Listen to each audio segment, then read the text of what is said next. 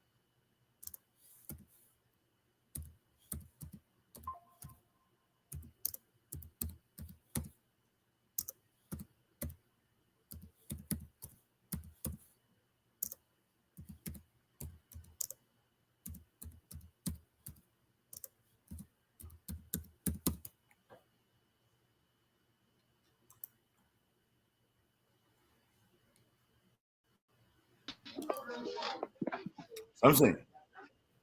Yes, Something. you see me now. But then I need to rotate my camera. I'm not seeing myself on the main stage. I'm still. No, but yeah, I want to see you. But where's mine? Mine is currently in Tapeta. He the one taking care of the Tapeta bill, and I'm taking care of Sonic Way, Yeah, but Complete, and Cantor. I wanted to see what I need help, man. I don't know how to bring people. I don't know how to really think. I can see you guys, but I can't. I'm trying to bring you on, but you when I put you on, you're not coming on. So, but I'm Wow. hearing. Wait, I'm hearing that there's a low turn out. Oh, I'm hearing. Yeah, there is a low turn up uh, to upper Nimat, especially upper Nimat 1C. I'm live to from where the vice president voted. 1C school where there is a low turn up for them. The process is kind of peaceful here in upper Nimat. There is no tension unless at the Nutri School to encounter to where one of the observer raised some concern concerning his staff not having access to the FRR, and then we cover it live this morning. But apart from that scene, we are not seeing any scene of disruption or noise. But you guys got some video that you guys got some video we can play. Yes, so we did a live coverage of it. The video is on the page where we got to 40,000 view on it. So I want to see that. How do I put up? What my put that video on? I want to play that video. Trying to get in touch with. I think so. So you see, this is the place. Yeah, trying to get in touch with Maya. So I this have a is the problem. outside of the place. I see the chairman. The chairman around, so he'll help. He will help me to know how to do this stuff because Who I Chairman tried. Bear? Yeah, Chairman Ben. I see he trying to. But I need to see the. So you can put Chairman Bear on let it help if you got myself. I need to get on the stage. Hey, you Okay, on I'm now? on. Yeah, how you on now? Okay, but I need. So where are you right now? So I'm currently at 1CA to where the vice president voted not too long. Oh, you got a vice president voting on video? Yes, the video we get a video for it, but unfortunately when he was voting at that time was Insani Kwede. Oh, so Yeah. but my information, what I'm getting, maybe you can confirm it, is that the voter turnout is very low. What I'm hearing from other media outlets. So it's very low, not it's not a gossip, it's very, very low. So in And which era? Which era? So which in the Gil or Manon Belt? so So this is a that's man of bill. there's a police station there, Yeah, this is a police station, 1CA. and they put out. And I see somebody. How they see somebody there? it's a police station, and I think they have 5 polling rooms. Oh, but can Yeah. you talk to some of the net workers, the net people to ask when how's the process proceeding? Network since this morning they're not allowed to talk to the press. Who told them? Who told them? So What about me? the only people who can talk to are those who are voted. Wow, but if that's a police station there, that's very discouraging. The turnout is Yeah, really, they really. play a sport. They play a sport, and this is where the VP registered to vote. And this is where he voted. So, Tommy, thank you. Yeah. Sorry, guys, I'm driving, so I don't want Okay. to. Traditionally, Samson, how is it? How's the place over there? Actually, by the way. Not bad, Chairman Ben. Okay. Traditionally, we did anticipate that there was probably going to be a low turnout. These things do happen during by-elections, but I do understand where you're coming from, Tommy, especially knowing that this election has a lot. It had a lot of. It had a lot of excitement to it as far as the the interest. That's the word I was trying to find. The interest that was around this election. What from your analysis, Samson, what will you think? Who do you think this low voter turnout benefits? Because whether either way, it benefits someone, right? A get out the vote campaign is it either benefits the incumbent or it benefits the opposition. I'll tell you from my experience though, generally low voter turnout benefits the incumbent. It benefits the establishment because if a voter turnout is very high, it means that the people are voting, they're excited, they're voting for change. They want to come out to either do a protest vote or to do or to do something. But you can never tell what has happened. You can never tell what will happen, because it could mean a couple of things. But generally during by-elections, you have low voter turnout. You will not have the high voter turnout that you would traditionally have during a presidential election, which all the excitement will be around. So from your conversations on the ground, Samson, who do you think this may benefit? Do you think it benefits Koga or do you think it benefits Eden? Because I think virtually we can all acknowledge that this is possibly a two-horse race. So so what I observed, I've been up since 6 o'clock this morning. What I observe is the upper Nimad people are not showing up when that's the man on bill. They are not showing up when it comes to this election. But when I visited Complete, I was in Complete. I also went Yekepa this morning. The turn up in Yekepa is impressive as compared to Upper Nimad. So and another observation is most of this area does not have Washoe representing the opposition, Mala Indef. And For real? yeah, most of the area does not have Puwashos for and especially to lower Nimad and Cantor. If I Cantor to Messiah Public School, I was to Messiah Public School when they were doing the breaking of the seal and everything. We didn't see Puwasho there. I also went to Hope School. We didn't also see Puwasho there. And I entered Sanikwede New Public School. We didn't also see Puwasho there. So I think they need to double up on their game when it comes to Puwashos. Oh, but I thought I listened to the campaign chairman Yato. He said they exceeded the poll watchers. They had over 1,500 persons that they were going to deploy. And what I'm hearing is surprising, shocking that you witness you on the ground live. So you witness and then You didn't see no one from the Edith Gunpowder's camp there. So let me just say this. From Tishkwe 3, I did a live video of one of Edith's one of the observer for Mala Edith. I think that video is in 40,000 views now, where he was raising some concern as it relates to the FFR, that their staff are not having access to the FFR. And another thing is in Tishkwe 3 too, he raised concern that most of the staff there, the observer there, were rejected by the NEC staff because they are now registered voter for Nimba County. NEC staff requesting that they have a registered voting card for Nimba County before they could allow them in the hall to vote. So the entire territory, there is a serious problem there. They don't have pool washer in most of the area. And this morning, because normally the important part about the seal, the opening of this ballot, the seal and the closing of it is you have to get the serial number to know exactly when they are about to close the bus, so you can know exactly the serial that was there. If it does not correspond, then you can raise an issue.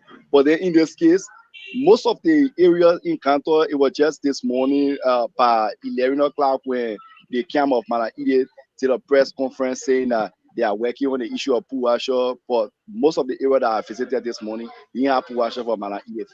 Even here to where I am, currently there is a shortage of pool washer. But Chairman, this is serious though, because if my memory get me right, I heard the Emmanuel Yato saying that they had over top 1,000. They needed 700. I think 700, but they have over 1,005 poll watchers that are coming. There, from what I'm hearing from something, he's on the ground live and he's there right now at one of the polling station and saying that there's no sign of a observer from the Edith's camp. I mean, that's concerning though. Yeah, it's very concerning. I'll tell you, the thing about these elections, is Senate elections is always challenging because it's a Senate, it's a county-wide election. It's not normally your district elections where you just have a handful of polling centers. So you're right. I know the Edith campaign has been very deliberate and intentional in them trying to figure out how they could be able to get a lot of poll watchers.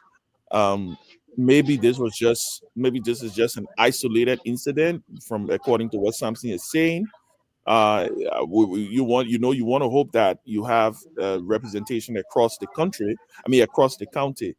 So, but clearly, if you do not have poll watchers at these different locations, it's not a good sign, because I can tell you one of the things that I've always insisted on the part of the opposition is you want to make sure that you have your folks on the ground to be able to protect the vote. You're running against a ruling party candidate. I'm not insinuating here that any cheating or anything will go on, but you're running against the ruling party candidate. You're running against the establishment. The establishment have all of the resources. The establishment have all of that is in place, right? And so the least you can do is to make sure that you have representation at these polling centers, and especially in populated and major cities like what Samson is talking about. Samson, where you say, where are you? You're in Tapita? Is that you said Tapita, right? I'm live in Cantor. It's one of the most populated areas One in of the Nimba. most populated places in Nimba, and there's no poll watcher. Then I don't want to know what happens to the rural parts of the county. And If this was the place that Mala Edith poor, huge crowd. This place having to be a stronghold. yeah, we got to listen. Maybe Tommy, maybe you need to maybe you see if you can reach out to maybe Yato and Yeah, I just sent you a message. live I just sent you a message, and and I hope. inquire. But I can tell you, if you do not have poll watchers in the center of the city, it's not a good sign. It's two things that are happening here. Either your poll watchers have decided not to show up, or two, you probably don't have the capacity to be able to get poll watchers. But like I say, normally you want to man those major cities, you want to man those major polling centers in the center of town before you start, even when you start looking into the if you start looking into the rural parts of the county. But something I want to ask you a question. I know the vice president voted this morning. Did he vote in Ganta, or where is he voting? He voted to where I am currently. Okay, To so one that's seat. where you are. Okay. any other major opposition leader in the county? Any other major opposition leader? If any major opposition leader in the country, Yeah. no. Okay. All the opposition leaders left the country on Sunday. Okay. And I'm heading to the next polling center. But Chairman, you've been in elections before. You've been a chairman of a major party. So at this time, Ben, I mean, right now it's about 11, 12, 1, 2, about 2 o'clock in Liberia. At this time, what are you guys? What the candidates will be doing in the war room? What's happening right now? What's going on? What are you guys? Well, I can tell you, but listen, by 2, 3, 4 o'clock, you start to get a feel of where the election of where things are headed, right? You know your campaign manager is practically reaching out to the field coordinators, trying to get a sense of where things are. That's why I say it is very disturbing for you to hear for a major polling center, like the one that Samson is at, for them not to have representation at that polling center. I can tell you clearly, we already know that this is going to be a very, very, very, very low turnout. Very, very, very low. It's not going to just be low. It's going to be very, very, very, very low based on the numbers that we are seeing. Some of the places I'm getting text messages as I speak right now, some of the things that I'm hearing, it doesn't look like this is going to be an exciting turnout. And it speaks volume. And Tommy, it could speak it's two-way, right? It could speak that the people are just tired. People just don't have confidence in the system as far as the process of electing leaders, because they think, right, it's just going to be the same thing over and over. Or it also shows that, what, people just feel that, listen, it's not worth my while, but I can tell you this is clearly not a good sign. When you have an election where you have an excitement, even if you don't have major turnout, you want to see excitement. You want to see the opposition representation at these different polling centers. You want to see, you want to see the chairperson of the campaign giving hourly updates, right? You want to see them giving hourly updates. You want to see them moving around. You want to see what you will probably be looking at. You asked about experience. Staffs from the campaign will be moving around the different polling center, providing lunch for the poll watchers, getting reports on the current trends in the election. But if you're not seeing any of those things, I don't know what to make of it. Yeah. Wow. I'm wow. But and by this time, but Saros, welcome. Saros, what are you hearing from the ground? What are you hearing?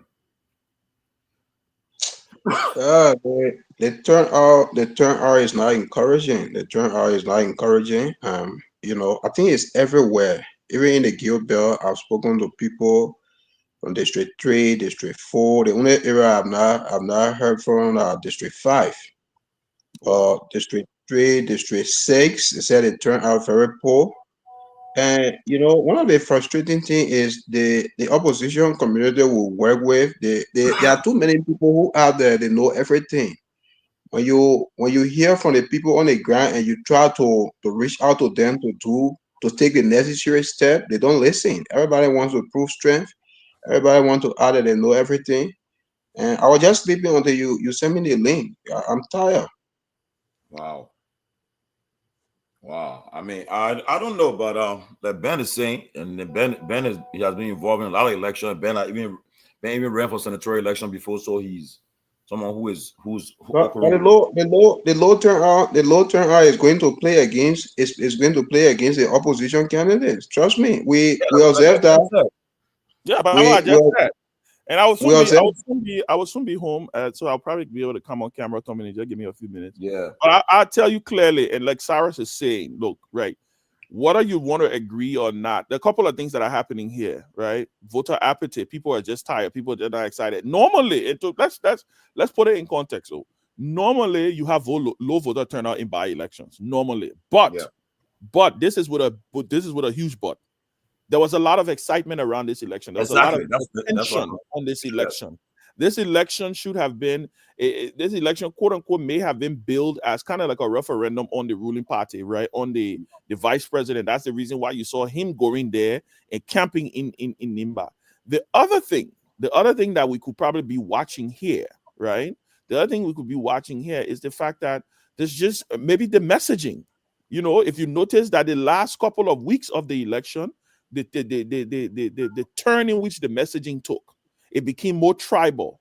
I don't remember any issues being discussed. I don't remember any issues being discussed. It became about, oh, this seat that the down people seat, or that the man people seat, or two man cannot have this seat, or so you want to encourage, you want to give people the excitement and encouragement to be able to get up and to go and vote. You want them to feel like they're going to go and vote, and it's something that's going to impact their lives. But I see something is at a new location, so maybe let's get him to say something about where he currently is. Samson, you want to go ahead? Yeah, so I'm currently to another location, to New Canton, where I'm posted. But the tenor here too is the same thing. And to the pool washing area, I'm seeing 2%. So because there's an open area, so let me just put the camera through, because Yeah. camera is not allowed in the Can you cohort. can So you can you something? Can we talk to somebody over there? Is there an observer over there that you can reach out to ask some questions to see how the process is going? Whether it's the ruling party or the opposition observer, that's fine. Can you ask if they can talk? Is they allowed? all right, so I have to engage them to find out whether they will permit me to do that. Yeah, just walk there and see if you can ask. I mean, you can be live and do it. Ain't no You big got deal. your tag on, right? Yeah, and you got Yeah, your yeah, tag. Yeah, just yeah. ask them. Identify yourself. This is not, you just want to know we are live. The people are watching. Want to know what's the feel on the ground. Yeah. So Tony, as he goes, again, like I say, clearly. Let's speak to our sister Kadi Coleman Port, our big sister. Oh, She's monitoring. Daddy Kuma Uh, Put, our rescue sister, is rescued big watching sister live is from monitoring. Liberia. We made. Cause Kadi, I'm gonna call you. Yeah, I need to talk to you. You said about something. Sis Daddy, what's up? Yeah. But Tommy, like I said, look, couple of things. Either there's no excitement, right? Wow. The messaging has been out of whack. I don't know. Maybe Cyrus can speak more on this. He's probably more. He's on the ground there. He can tell you.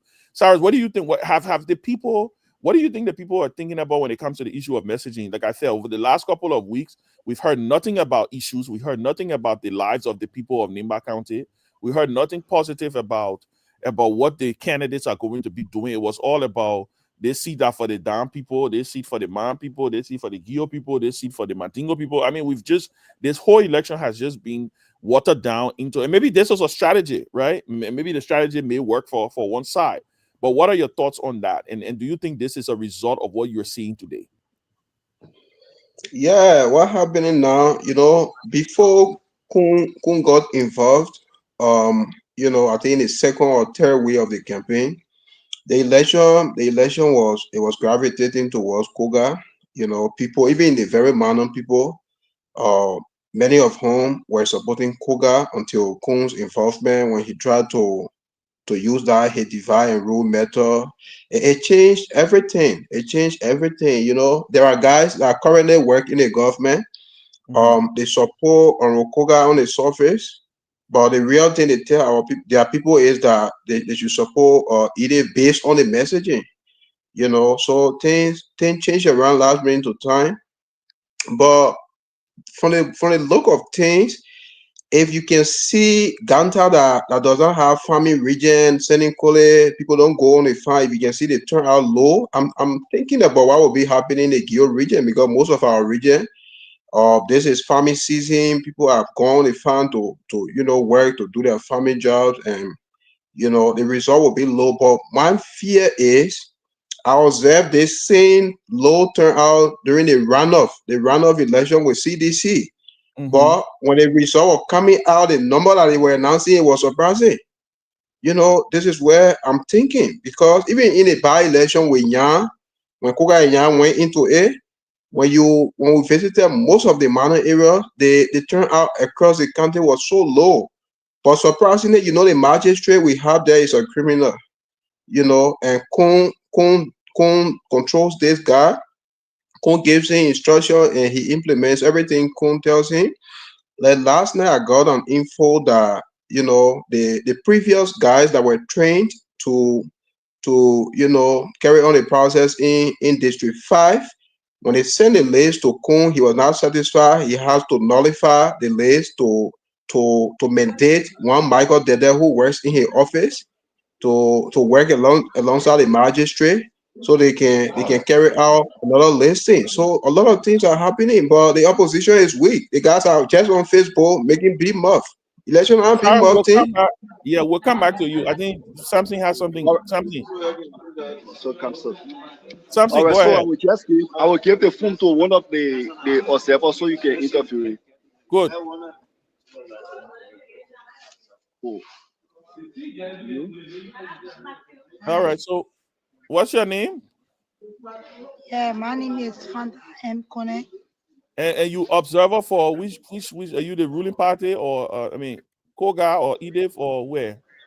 Or do you work for Uh, NEC? Ide. So you are Edith observer. We want to know? You say what your name Fanta? You say Fanta? Yeah. Fanta, what do you what? First of all, it look like plenty of people not voting today. What do you think the reason why? Why you think people not voting? Um, I myself, I don't really know because since this morning we came here, people just acting weak to come vote, but the workers that are here, they are working. The staff that are here, they are doing extremely well. But we don't see people. Yeah. Okay, let's talk about. I wanted to talk to you. Let me ask you something quick. What are you? What will you say? If everything going smooth, right? Like you say, everything going smooth, no issue, Yes. no issue, right? No Okay, issue, no violence, no violence. everything. Okay, but Yeah. the problem you are seeing is that people are not voting. People are not coming to vote, right? Yes. Okay. Dominic, you got questions for her? So let me ask you, your folks, the chairman, the campaign chairman, are you in touch with them? What? The chairman of your campaign, Mr. Yato, others that are in the area, are you in touch with them from Edith campaign? The chairman for the campaign, you talking with them? Oh, oh no. I'm not really talking about them. Also, Because just doing my job, observing. That's Okay. all. Yeah. wow. So So so far, far so far so yeah, far go the ahead. number of people that have voted, you think it can reach 100 so far? What? The number of people that have voted, they Eh, reach 100 so far. yeah. Okay. So let me ask one question, one last question, Fanta. That way we can let you go back to your work. What's the? Can you tell us? I beg you, tell us how your work going. Do you when somebody go vote? Do you verify? Do you look at the list to make sure the person is on the list? Do you see them? What is the process like?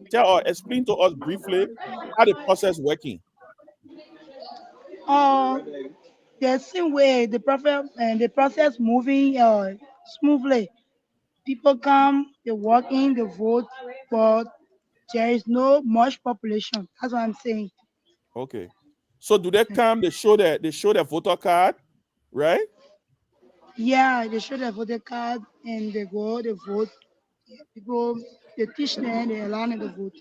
The Okay. same Do way, you yeah. do you have a copy? You as an observer, do you have a copy of the list, the voter list, The FRR the FRR? that get the people picture in the book. Oh, yeah. I think, You got it there. Yeah, she Okay. has one. I'm yeah. Okay. seeing No one. problem. All right. Thank you, Yafata. Well, you not vote. You just said you not vote.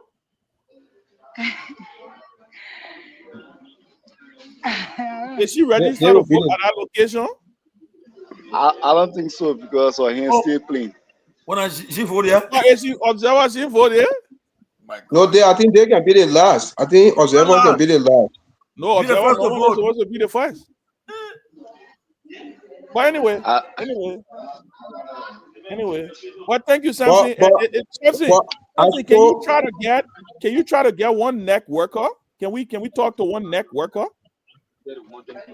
Unless I ask the PO. Yeah, take up break and ask to see if we get that interview one networker quick. That's all. Nothing more than that. Yeah, Joman Jala, breaking news. Representative Gua is in a significant lead. and I today, hear significantly. today his birthday, he lying, he don't have birthday. Today his birthday, Today, Jamal, today birthday. I bet birthday, Jamal. And he start lying on his birthday. Joman, that ain't good or that bad. Start lying on your birthday. All right, I think we got the networker. How are you, Hello. sir? How are you? I'm okay. And you? Good. Well, thank you. This is Ben Sanvi. Thank you for the work. We thank you for your service to our country. You are doing a patriotic work there. So I want to know. This is the closing argument. The voter turnout seems to be low. First of all, how's the process going? How is the process going? Can you give us a little overview of how the process is going? The process is okay. Since we started this morning, the process is smooth. Everything is going on fine. Everything is going on fine. And what do you think as far as the turnout? The turnout seems to be very low, though. Do you anticipate more people coming to vote, or do you think it will stay this way? The turnout is not that bad because the only thing people are not in a queue that will be long. But since we started the prayer, not been job. People coming, going. People coming So and going. voting. Yeah. Okay. And all the camps have observers at your location currently. Yeah. Everybody have the observer. Okay. All the polling places have observers. Okay. And are you from Nimba yourself? Are you from Monrovia, or are you from another part of the country working? Coming tomorrow? No, I say, are you from Nimba? Are you based in Nimba as a net worker? Yeah. I hear from Nimba. Oh, you from Nimba? Okay. And I hear from Ganda here. From Ganta, and that's where you are going to vote also, right? Huh? I say you will be voting also at that location, right? What I'm voting to the location? Yeah. Yes. Yeah. I'm voting to the location. Okay. Yeah. My other colleagues asked a question. Maybe they want to ask you something. Yes. Thank you. Good morning, sir. Good afternoon. What time your police station open this morning? I'm not actually getting you. The people getting lost a little bit.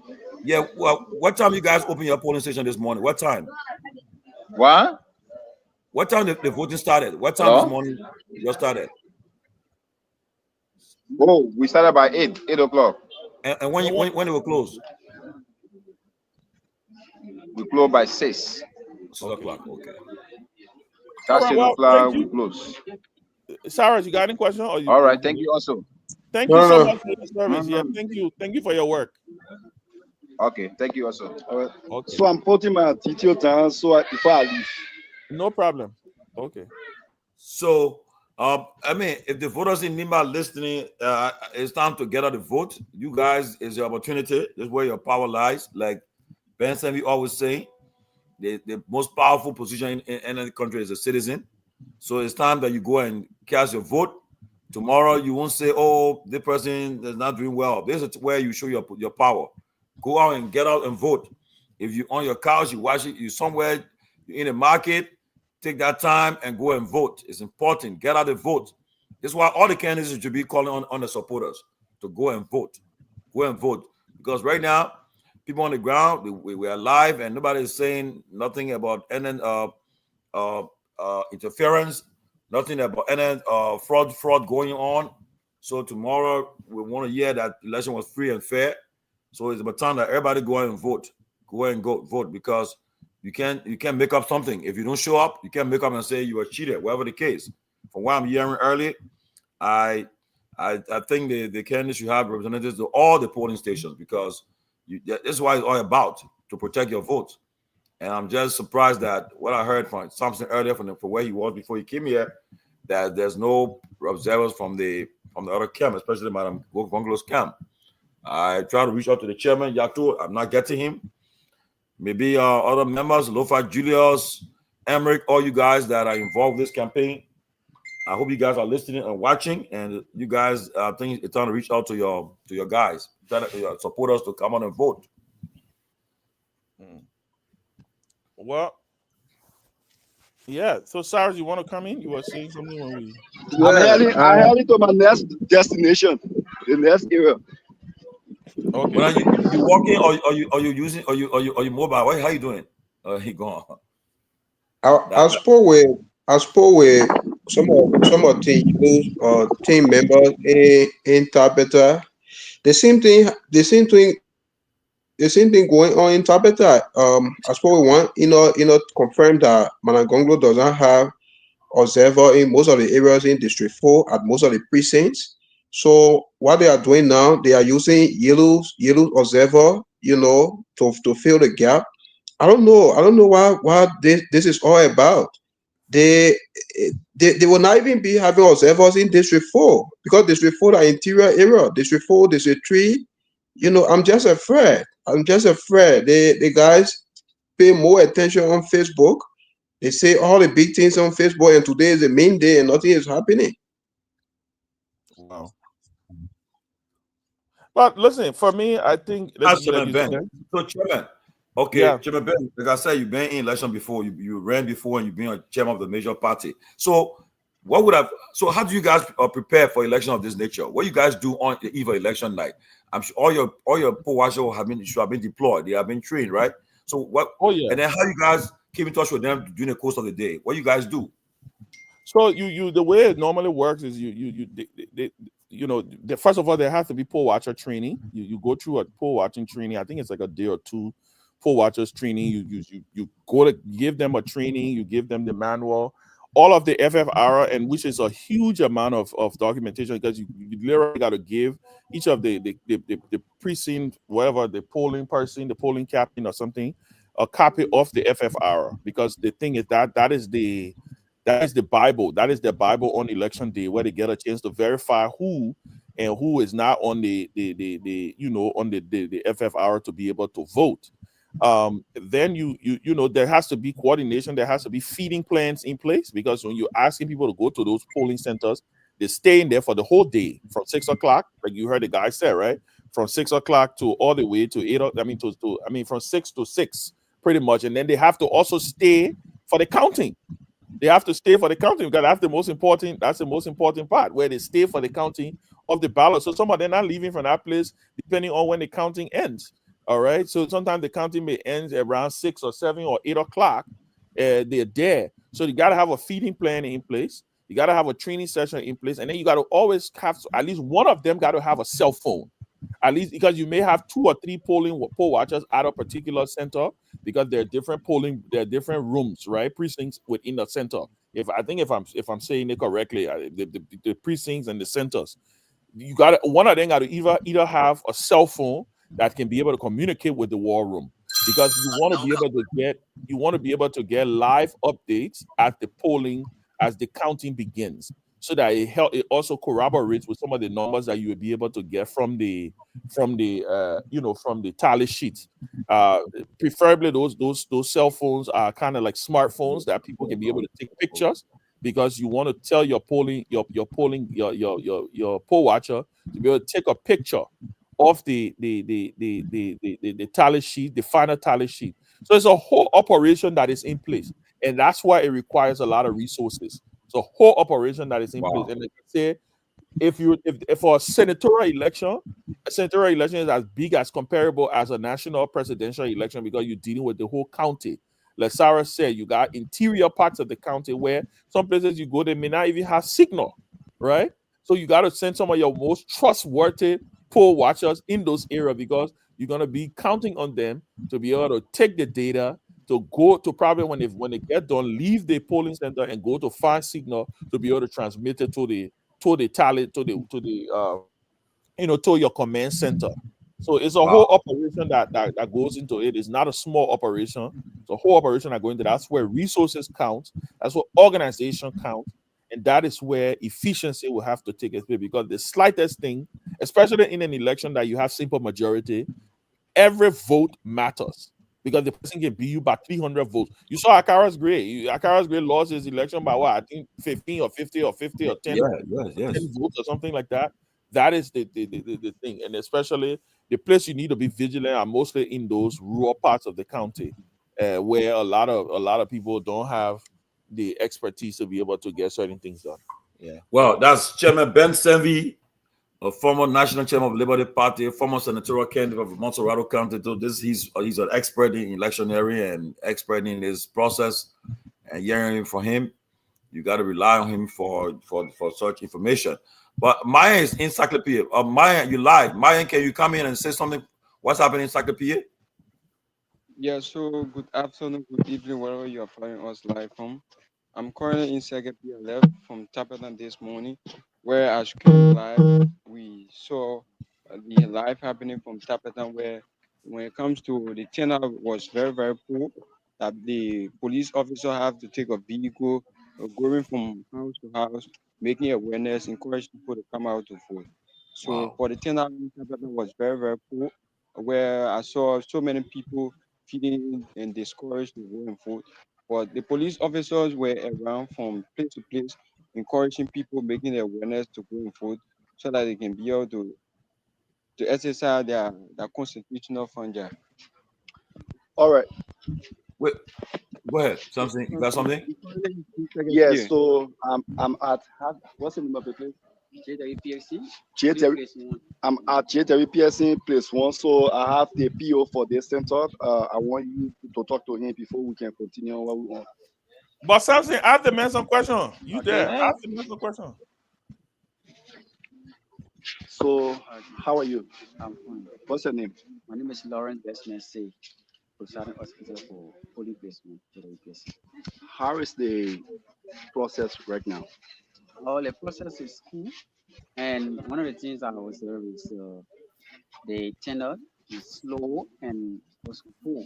What do you think the cost of the turnout? Uh, what I think the citizen, some, because we know in Liberia every time people voting and for change. And I believe that people they are not coming because every time they catch vote and the thing they want to see from the viewers, they are not seeing it. For me, that's a thing. All right. So how long you been with NEC? I've been working from 2017. From your experience, from by-election, I guess you've been covering by-election. I've been working throughout the by-election. All right. So from your experience, is this the first poorest by-election? Very good. The Yeah. What I've been observing because other places I've been working, yes, the by-election sometimes the turnout can be more than they can be higher. People can turn out, but this is very very this is the first poorest by-election for your yeah observation. from my observation. Maybe other places, yeah, like other three places around downtown here, the people are turning out for this side. It's very cool. All right. For my Samson, end, I think I've told a Samson, question. Yeah. Samson, are there any? Can you ask him? Are there representation from both sides or the opposition and the ruling establishment as far as observers at his center? Yes, I have 7 observers from the both parties. Yeah, Represented here we are fully. representing for those candidates. All the candidates are represented there. Are represented there. Yes. Yeah. Okay. All right. And you rightly said that so when did they start? Did they start on time at that center? Yeah, I opened by 8 o'clock because we were told to start sharp 8 o'clock 8 o'clock. a.m. We started this morning, and we are Okay. anticipating to close by 6 o'clock. Okay. Yes. What are the other reports you are getting from other parts of the county? Are you talking to your other colleagues around the county? Yeah, but for now, I don't have chance of going around because I'm just like started to replace. Oh, okay. So you're Maybe not we talking. have to, yeah, because we cannot go around all over. We just replace it. All right. Anybody else got a question for him? Well, I mean, he updated us already, and so I think we can. That's good. Thank you so much, and thank you for your service to the country, my friend. So Okay, thank you. Mayan, you still on, right? So Mayan, give us Yeah, some I'm sure. updates about encyclopedia, where you are. Okay, so since I entered here like almost 10 to 15 minutes ago, I've seen the place to be like quiet. Everyone are making their way, but it's not like Am where I you need to sounding see. low? I'm not getting you. It's sounding low. You get hello. I mean, we can hear the man, Abu. That your internet MPA. That Okay. don't mind. Go ahead, man. Yeah, so for the attendance, we see the attendance is very, very cool. where you cannot see over 15 or 10 person here. So I would like to speak to one of the networkers who will give us some detail. Let me try to put it on the main screen. Where so how you doing, sir? What's your name? I'm okay. My own is still loving. Do want the PO, a son at the side, working this letting room full. Okay, so how is the election process today? Well, my brother, as the elite that we just saying, the appearance, the attendance, very, very cool. We are ourselves in a way, we be telling people to go and encourage people to come. You can see the queue, nobody in the queue as one come, just go in and vote. Okay, so people would like to know how many person with if you zoom in, how many person you think have voted? For me, in my room, I am there with about 100% for now. When I started the month. 100%. Yep. So all of the candidates they have that representation there. Of course. Okay, so you can take it from their studio. Who's Wait a minute, in my room, mhm. some kind didn't have somebody there. Okay, so what's about Manakite Congo West? Yeah, not independent. Yeah. Someone is Okay, what's about CMC? there. TMC, someone is there. Okay, With me. Koga. Yeah, someone is there. Okay. MDR. All right. So you can take it from there. Any of you have question? Abu Sidiki. So does Garrison Yellow have observer there? Yeah. What? Who? Garrison, you independent. Independent, no. So is there any concern? Is there any concern with regard to the pools, security, everything? Our basic concern here is because we are an Nimbardians and therefore we want a leader that will take care of us.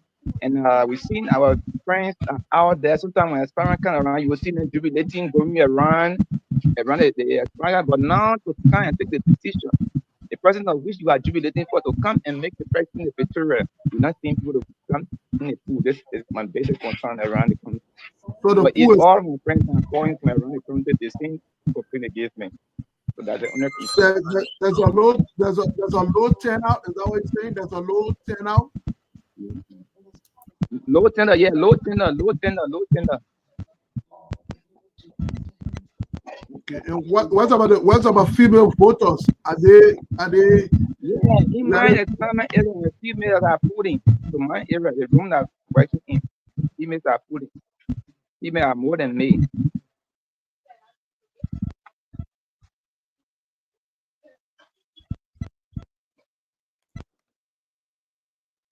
Okay. Let me ask you, sir. Yeah, You have been a PO in the past, right? yeah. Okay, we want to compare the last election, the last by-election we had for Senator Yantuan, the one he won. They want to replace the vice president. What can you do the comparison? Was it more people voting in that one than this one? Of course. Wow. Of course. Wow. Okay. So We not we got information that the Upper Nimba Electoral Magistrate Milton Pay gave instruction to you networkers that common interest must prevail. Are you one of those that the instruction was given? Probably I'm not on that magistrate, but I'm not come across that information. Okay. I had Well, to find lower demand. thank you very much, Pio. Thank you for your service to our country. Thank you for what you're doing. You're doing a patriotic work for your country. So we want to thank you again, okay? Thank you. And y'all keep the peace. Thank you too for passing back. No problem. So, Brian, where are you? You say you're in Saclay, right? Yeah, I'm currently in Saclay. Let's talk about the CMC for a little bit. Are there representation for the CMC? I mean, that's their stronghold when you think about it. Okay, so I would like to read there and see where I can get the TMC representation to speak to he or she. But I think I can. Well, Sidiki, it's good to see you, my brother. I will soon be on camera. Don't worry. I know you. I know you will see my face. So, it's good to see you. But what? Sidiki, you got experience. We got experience in this thing. So, what are your thoughts? Let's talk about it a little bit. Let's talk about who this potentially hurts and who this potentially helps. From my experience, low turnout normally helps the government. It normally helps the establishment. High turnout opposition, it helps the opposition because there is a high anxiety, right? There's an appetite for change. So you get a high turnout for people who are not happy with the status quo.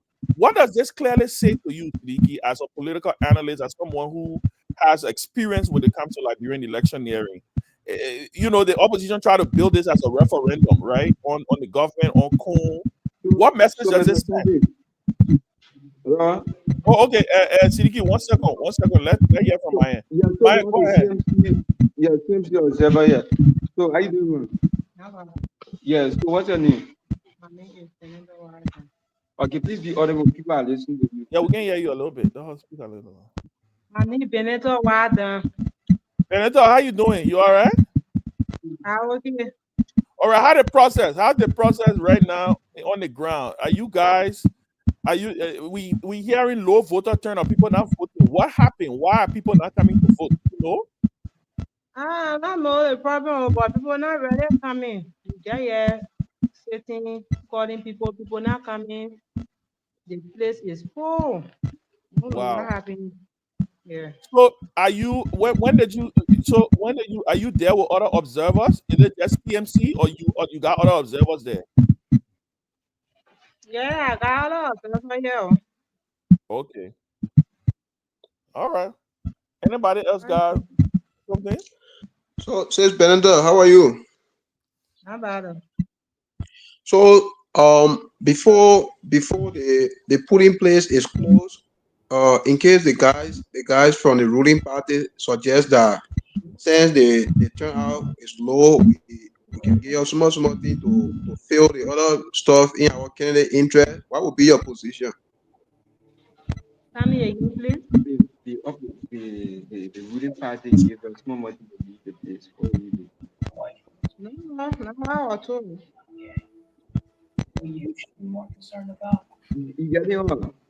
Okay, so Loretta, thank you for what you're doing. I just want to know, since this morning, since the process started as an observer, is there anything you have observed for which you may be concerned about that you think is a load has the potential to affect the elections in your observation? Anything that you have observed is not right. No. Everything is not cool. Okay, so the process started on time, right? Yes. So what will you actually be observing for as an observer? What will you actually be looking for? What your party ask you to open your eyes to, all of that?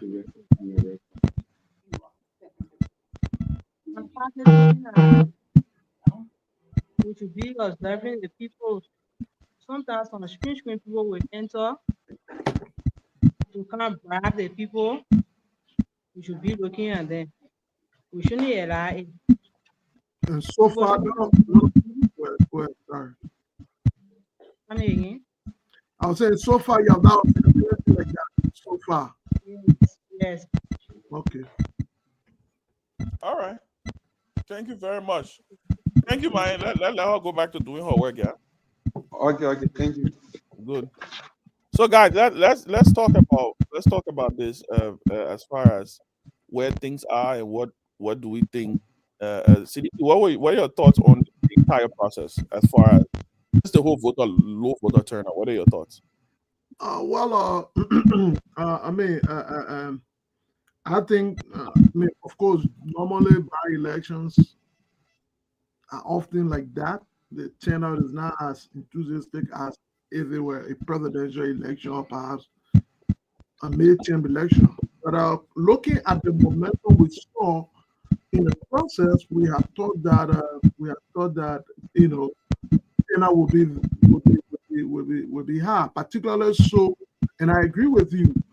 Oftentimes, when turnout is low, the establishment tend to benefit from that because it is the source in the turnout, new voters, let's say, or new voter or the anger to show change tend to often be the push for the opposition. So I mean, while it is a little too early to call that, but I think it's not a good sign to see lack of voter at this point, because I mean we are taught that the opposition will angrily come up. But then again, let's be honest with you, the opposition strategy to go in splinter groups and stuff like that, but that gave a clear picture as to an opposition against the ruling party. Most of the guys there represent independent candidates, not I mean, with the exception against TMC in the MDR, no other political party in there. So sometimes the process, because the political party being there, popular base structure already there, and then finally, ultimately, as we have said all along the process, these elections, any elections for that matter, boil down to the ranking, the end game. Time like this, the ability to mobilize the people that turn out to vote become one of the most important things. Sometimes I think we tend to forget that. We focus more on perhaps the people that go on the days of the country. We want to carry the highest all of those things, but The closing argument. that crowd, that huge step into the vote become what will ultimately decide the election. Those who are able to turn that crowd, that's So some of the people that came out in the actual voters is where. So, Chairman Ben, I'm at another police station and Okay, go ahead. about to put a PO on. Yeah, go ahead. Ask us some question too. Yeah. All right. How are you, ma? I'm fine. Your name? I'm a Lincoln Wake commander. The PO for this sector. Yeah, PO for this. All right. So, how is the process like for you? But here the process is smooth. No problems since we came this morning. No issues have been raised yet. Do you have representative of all of the 7 candidates? I only have 5 representatives from them. 5 representatives. And among the 5, do you have Honorable Kokat representative? Yeah, we have Cuba representatives. What about you? Any representatives? CMC. CMC is here. All right. So, you said the process is smooth, no noise. Well, how do you look at the turn up? The turnout is not bad, but they are very slow in coming. Since we came in the morning, we are met there with 2 ballet people, 600. 2 ballet people, which is 100 in total. Yeah, coming gradually, very slow. Right after 2. Okay, now we are only there with 150. So when you started? Started around 8. And when you intend to close? For the putting law, it's 6 o'clock. So it means when it reaches 6 o'clock, you will shut down. At 6 we have to not seeing it. So I think that's all for my end, Chairman Ben. Anybody get a question? Samson, we as we're speaking, we're listening to them doing something in the background there. Can you show us the process that's going on there? So we're hearing somebody talking. It's time for you to let people pack. So Okay, you have good. to read the series number on it so that the observers can hear it. Very good. That's why he is reading. All right, yeah. Can we monitor that for a little bit? Is that okay?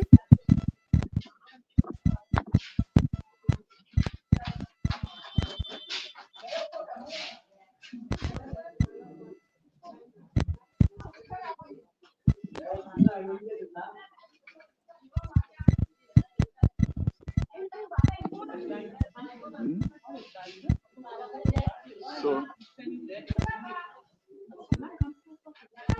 okay. So it is not supposed to happen. Okay. Well, thank you. Thank you.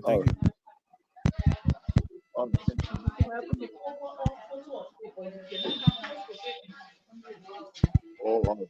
That's fine. We thought if it's something that they can't do, that's fine. Don't worry about it. All right, guys. So I'm going to the next destination. Okay, thank you. So that's in Saclay, what district of town is This is the highway. This is the Sunny Quiddy Highway. All right, thank you. Yeah, so Ben, as you were saying, and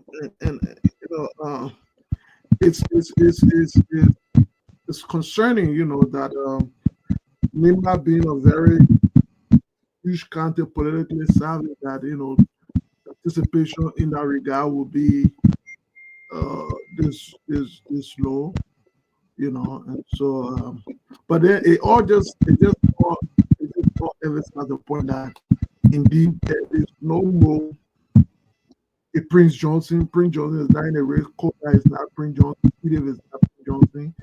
And clearly, it seems as though for a very long time there may not be any other person, because upon doing this, people of Nimba would take upon himself to ensure that he wins, or perhaps he influence the outcome of the election in huge number to the people. They also see a lot as to the influence of the different political actors and the effect of the different endorsement by election.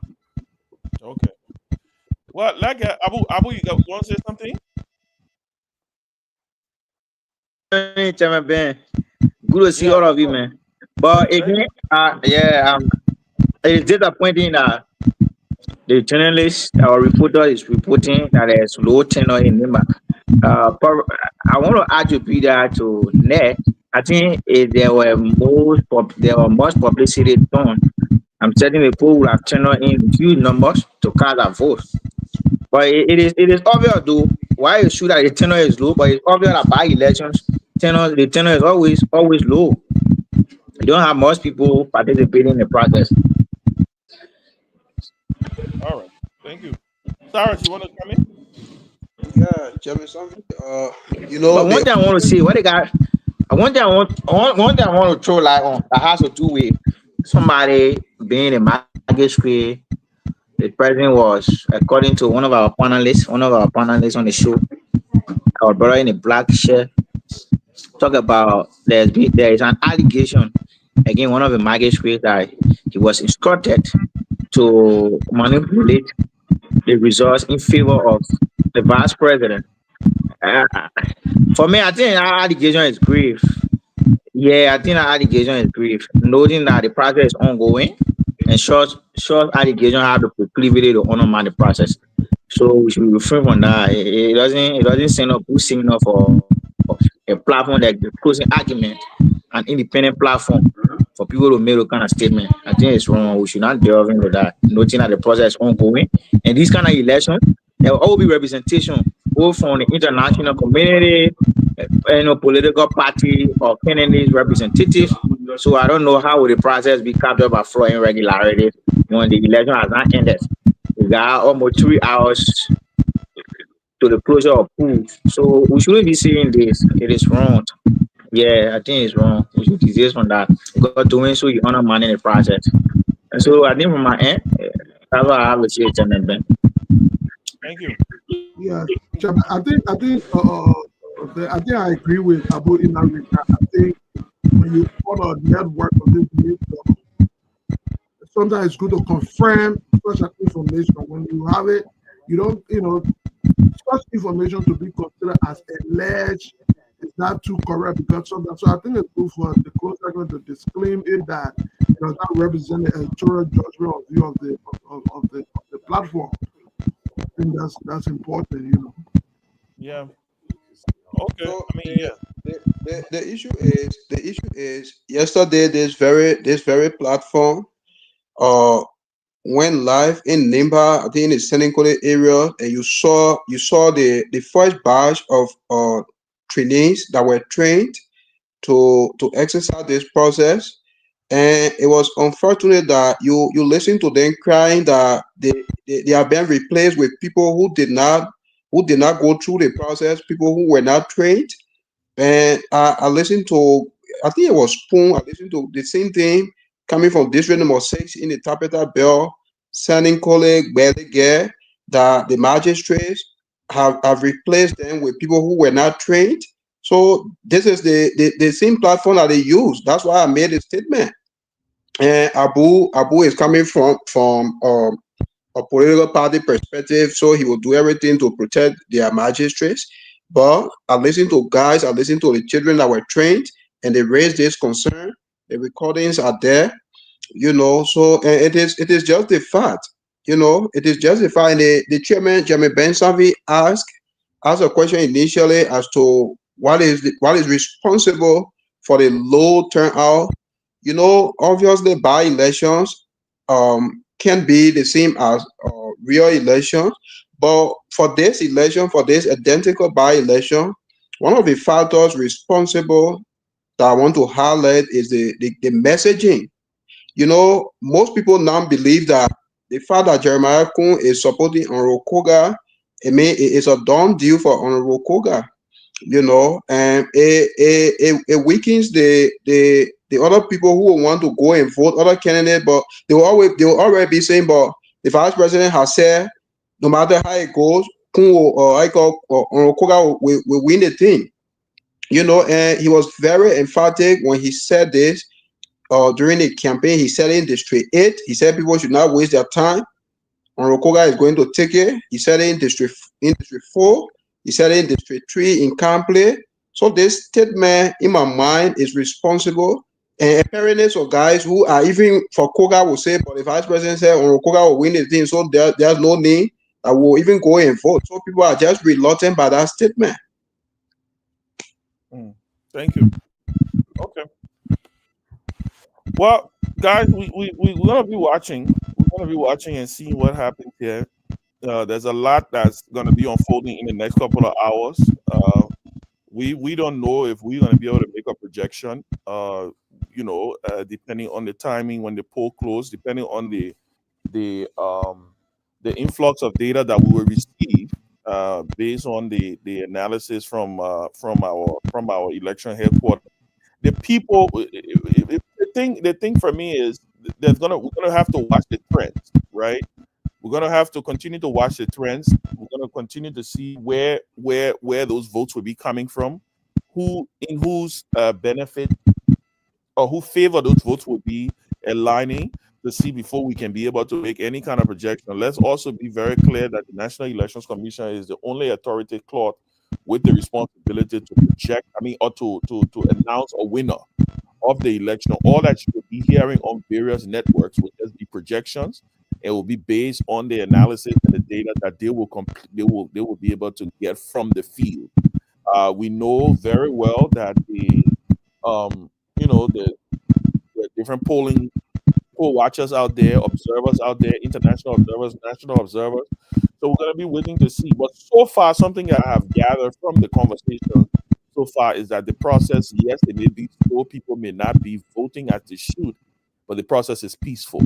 That's a huge plus. That the process is peaceful. The process is going on at least on the conversations that we've had so far. This is not a total representation of what's going on across the county, but we also have not heard any major issues from across the county. So that's a plus to the people of Nimba, to those who have decided to go out there to exercise their exercise. Now, I will say this though, Sidike, maybe you can come in later from that angle. This notion about voter apathy, this notion that people are tired of voting, people are not happy with maybe they feel disenfranchised. I think that okay, yeah, they think that people are feeling disenfranchised. The thing is, and this is about electioneering, right? You gotta keep voting. You gotta keep voting. You can't say, listen, whether you like it or not, somebody will win tonight, and that person will represent all of your collective interest. So if you don't vote, it means that you're actually voting for the person that you don't want to see get elected. And that person will make decisions for the rest for your life for the next 8 years. Let's not forget that our senatorial term are 9 years. I always tell people, if somebody gets like Prince Johnson, there are some children who were born in Nimba. They don't know no other senator but Prince Johnson. They're adults, right? Prince Johnson had terms as senator. He had just won his third term. So that's 18 years, going on 19 years. That's a child being born and becoming a grown man or woman. They only knew one senator. That's how important these positions are. That's why, as we engage, we look forward to constitutional changes. We look forward to referendum to see if we can bring this tenure down so that people can not feel like they are holding or they're attached to one elected official for a lifetime. But with that being said, I don't know what your thoughts are, but again, like I said, we are happy that things are going smooth. That there's no violence, even though there seems to be voter now. Samson, do you Hello, have something to Jonathan. say? Yeah, so I came to Hope Community School, Hope Christian School in Hope Community, somewhere around the highway. But then the PO is saying that I'm not allowed to do a live recording from here. I don't know. It's strange. Oh wow. Why Yeah, is he this is saying that you're not allowed to do live recording? myself. I kind of confused because all of the areas we visited, they allow us within doing coverage. But then he's saying, yeah, we cannot do it to his place. Are there observers there? Yes, I'm seeing yourself. I see all of the rooms, and I have to off my camera, but then you will Yeah, hear me talking. okay, take a break, go and get one of the observers to come on, and then let's ask the observers what their thought process and why are they not allowing people to have cameras there. All right. Yeah, that's a little strange, but Sidiki, so like I was saying, man, I mean, we sense that it's peaceful. We sense that people, yes, the turnout is low, but that's most important is peaceful. But again, whether two people show up to vote or whether five people show up to vote, whether 100% show up to vote, a senator will get elected tonight, and that senator will represent all of the people of Nimba County, right? So I don't know the strategy of not voting. If it's the best strategy, I think we need to focus on reducing the terms of our senators, of our elected officials, to be able to get them to be a little more competitive and to want to do the work of the people a little bit more. Because somebody like Koga, think about Koga. Koga has been senator for 13 years. I mean, representative for 13 years.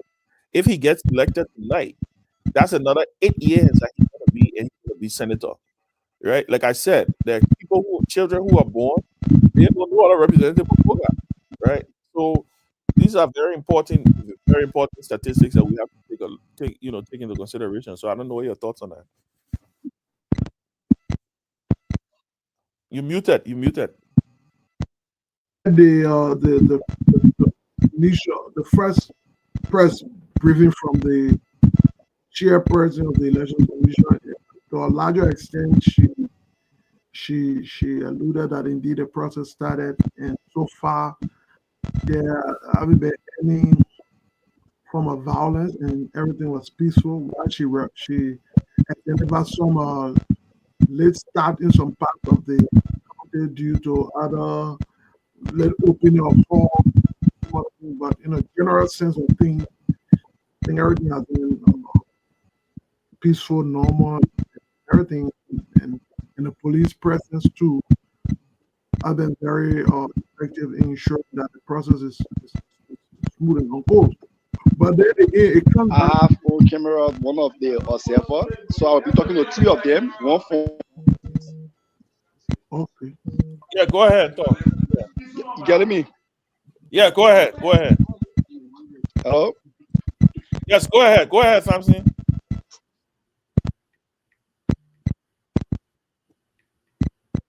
Dominic George, you want to take it from here? Yeah. Samson, you live? Well, I just spoke to the campaign manager for Madam Conglo, Mr. Yato. He said he's gonna call for one of his. He's making his round. He's gonna call, but I told him what our reporter observed, and apparently I don't know, but I think he was shocked to hear what I told him. So he said he'd be making rounds at the various polling stations. I told him, he said, well, it was live, and he was at the station at the polling point, and when he said that there's nobody from either Conglo's camp that was there, and it's live, so it's not like he'll be making it up. So I think he's concerned. I think he's making his round, but he said they are everywhere covered by the gate. I can't say isolated because out of 681 polling stations, I think, like Ben said, you should have prepared long before that time. Have logistics, everything in place the day before, and get everybody deployed. And whether they have the per diem or the lunch, everything should have been there, and so forth. Like when is the Dillon campaign, Dillon election? It was so organized and it was so prepared to the extent that the people have food carrying it around to the various stations for all the poll watchers and so forth, observers. And at the time, the government, the CDC government, I think they surrendered before the result come out. They surrendered and said that they conceded because the campaign was a united opposition. That's the difference as compared to this one. You have split three, about 4 or 5% running against the ruling establishment candidate. So, but that's it. Well, let me ask a question though. Somebody just told me said there will be a lot of ghost voters. I mean, I don't know why you mean by ghost voters. Can you explain that? You say what cause voters? Yeah. Well, what do you call ghost voters? Yeah, but if somebody tells you there will be ghost voters, then the person is telling you that the process will not be free or will not be transparent. That is to say, the process will be carried out by foreign irregularities, which in my mind not possible because you have representation of all of the candidates, polling centers. So how can it be ghost voters? All right, How would the so I person have or representative for all of the I'm not candidates sure. here, and we can talk Okay, to let me them. All the from see. When we representatives. talk to them. Huh? This is Something, go for ahead. CMC. How are you? What's your name? Which party you represent? CMC. Since when you been here? Since when you been here this morning? Oh, I came here by 8 o'clock. 8 o'clock. And how was the process? Oh, to be fine. The process is fine. Fine. Fine. Were your opinion treated fairly? Yeah, the country is fairly accepted. And All right. So, and how do you observe the process on being slow? Is it slow or fast? people are not following, so the process is okay because you can see the center following the photos, so it's fine. So you mentioned that people not putting in. Yeah, the center is So no. So since today, do you think the people have cast up to 100+ vote? oh, I'm not article in depth that being record or working with it. So I don't actually know how to put it. I know that the people that have voted, they are over 200. The people that have voted over 200-300. Yeah. All right. I think that's it for my end. If anybody get a question for him, so we can leave him.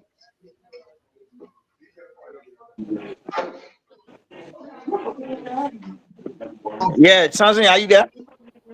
Yeah, yeah. Okay, my brother, greetings. This is Kamara, Abu Kamara. Let me extol you for so far, executing aspect, whatever candidate, you representing their instruction. What have you observed so far? Because there's an allegation of folks who believe that elections will not be free and fair. Given your presence there, have you monitored anything fishy? No, the money, no, nothing. Huh? Nothing like that. Oh, okay. So thank you. Like, only question I got from my end. So anyone else? That's the So only question something, I got. you have other candidates representatives there. Where are they? Yeah. Who you represented? CMC. I wanted to talk to the EDF guy. The EDF guy. All right, says the EDF guy is in there. I think having his lunch. Let me talk to the guy from Coca. Also, when having lunch, let me- then who can be watching for him? They got somebody representing him too. So he's sitting in a room eating. I think they don't have replacement, so he's forced to sit in a room to eat. Wow. When you take Yeah, half on that, then what happened? So let me talk to the Coca guy. How are you? What's your name? Obida Pikeswa. Who you representing? Coca. Since when you been here today? Since 6 o'clock this morning. Since 6 o'clock this morning. How the process been going? Well, I've been going smoothly. No noise. Satisfied with it? For now. Why for now? Because I'm not yet. All right. So, have some of your suggestions been accepted or rejected? Majority have been accepted. Majority of your suggestions been accepted. All right. So, how do you observe the process? Is it slow or fast? For now, it's slow because majority of people are putting up. Yeah. So they're supporting up. Do you think people have voted up to 300% have voted? Yeah. Yeah. Because even more than 300%. All right. So I think that's it for my end. Anybody got a question for you? No, not really. So go to the next person. So I actually want to talk to the guy from representing the Elif camp. Okay, you from the Elif camp. Yes. All right. So this is the supervisor for the Elif camp from this place. How are you? Okay. What's your name? Rufus and Kuna. Rufus Kuna. You the supervisor for this place? Yes. How is the process going? The process is going good. We're not getting complaint. We're not getting complaint from the other people. Okay. Do you think this election will be free and fair? Yes. You think so? Yes. From your observation? Yes. And is the process slow or fast? Really? The process slow. It's slow. Yeah, because we're not getting.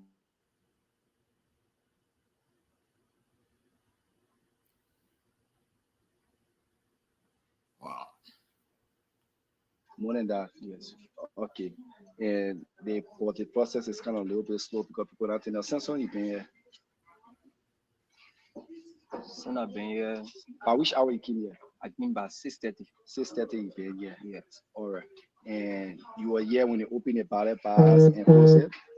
Yes.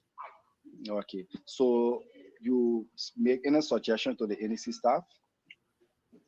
The NEC staff, the problem I get with them is they can call the ballot for people, then they stand it behind it, and they put it down before when somebody enter inside, before they can go to the person. They will not solve that. When the person enter, while you going to go vote, before you can call it, you stand it. But the woman from putting place 2, she put it to now 4, then she stand it before she send it. And I told the people, I told my observer that inside there, to tell her to put stop to it.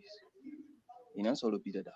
All right, so I think you listen to him. He just makes some serious point here that the next staff that are responsible for cutting the ballot paper can cut up to 4 ballot paper and just stamp it, and waiting for photo to come in. So I think if you have question for him, you can ask. Yeah. So, what you raised just now, I mean, you told have you contacted your campaign officials about it to tell them what's happening? No, not kind of that just now other people bring food for us, we were eating, and other people from on the radio station, they were interviewing me, but I told them, but I never tell them about it, but I was waiting for the NDC staff from the general staff to come and interview us before I can raise a point. But you got cell phone. I thought you guys should be in contact with your headquarters or your party office. You guys are in touch with nobody there? Most of them they are busy. Busy? Yeah, I can say since this morning that only I can say 3 or 4 person are busy off. But when I went there, the police place 2 men when we were trying to go urinate, when I decided to go replacing inside, I saw the woman who doing the NEC job. She called almost about 3 to 4 people. She standing behind it because somebody can come inside to give it to the person to food. So I was not really wanted to put resistance to do something because I wanted for the polling center for Robert Kennedy campus to be free and fair. So for that reason, I wanted to put resistance. So for that reason, I wait for my district coordinator to come, and the district coordinator I remain mute for the district coordinator to not know about it. Then from there, the person who I was replacing, when the person come on urinating, I had to tell him, I say, you must raise the points that when somebody want to come vote, call the people, you stand it behind you, give it to the person. But you will not sort of call the people, then you stand it behind you before you give it to the person, it will begin serious problem. Because now all the net people, they are people, they candidate. Yes. So we know how the net people can operate, and we know how other people can operate. So for that reason, I told him, but he saying work on it. He finished working on it already. Wow, you're raising some serious issues, and I think if I were you, you elevate it to you elevate your concern to your bosses or whoever in charge of you guys. Let them be aware, but then also and something. Yes. The NSC person he talking about. Can you find that person so you can talk to that person? Find out what he said. So this center have been a hostile to media coverage. The first thing when I came, I asked for the PO. I met the PO. The PO said I can interview. I can talk to the people, the observer there, but I'm not allowed to take camera to pull it among the place that people will be passing to 240. I won't talk to them. I think it's in the place I talk to them. No voting taking place today, particular place, so I have to draw them away from the building to talk to them. You're a journalist.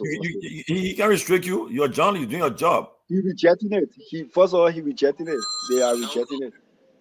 Oh, you are clear. But she says, I recall my man who inside who observing, I already talked to him when he come outside to eat. I tell him, I say, oh, you finish addressing the issue. I tell you, he say yes. You finish with it already, so it's not a point again for her to do one or two things. Something when post somebody do nothing, you put it on camera. Let us see that. Let the world see what the person is doing. Put that person on camera next time. Expose that person who's trying to restrict you. Yeah. He said the observers who are here, if you want to talk to many majority thing, and also I was kind of shocked because all the places are there. I interview the observers and next staff. But only these places being hostile to media. I think they did it to spoon, they did it to focus on Liberia too. Not too long. They got from focus on Liberia, just informing too that they did it to him. Yeah, you sort of get the person name, the person who do not get a name and the information, so that we'll call them out. We'll call that person out. You know, get the person's full name and we'll call them out. If possible, you get a picture that will point out for what he's trying to do. You know. All right. Yeah, where Maya is Maya on? No, Maya is not with me. I have somewhere around the highway. Maya, I think is Sake PA. It's not with me. Oh, okay. Yeah, my Do you have any news as to what's unfolding in Ganta? What? Do you have any information as to what's how's the process going on in Ganta? As it relates to turnout, as it relates to turnout, as it relates to peace. So the turn up in Canton is poor. I think our life to few centers in Canton is very poor, but the turn up in lower Nimba is impressive as compared to upper Nimba. So lower Nimba, who are the people that dominate that area? Lower Nimba is Complete, is Sanikwele, is Yekepa, and Pucho. That's all the power to hold it. Who's one of the candidates strong in that area? So Ileveshkon in Sanikwele, but when it comes to Complete, Yekepa, and Pucho, La Koga.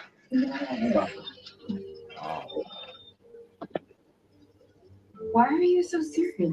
So, do you know where the candidates are right now?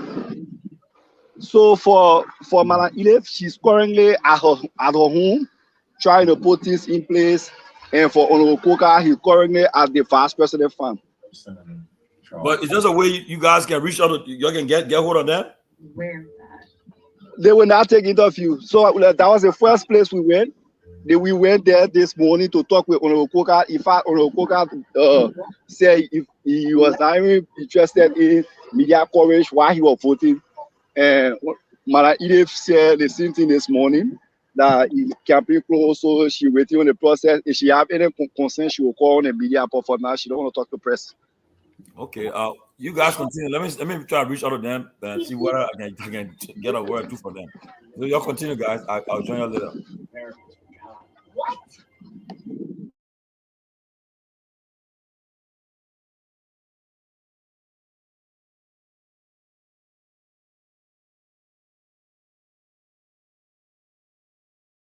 You guys, y'all talk about election. Y'all discuss. I come right back.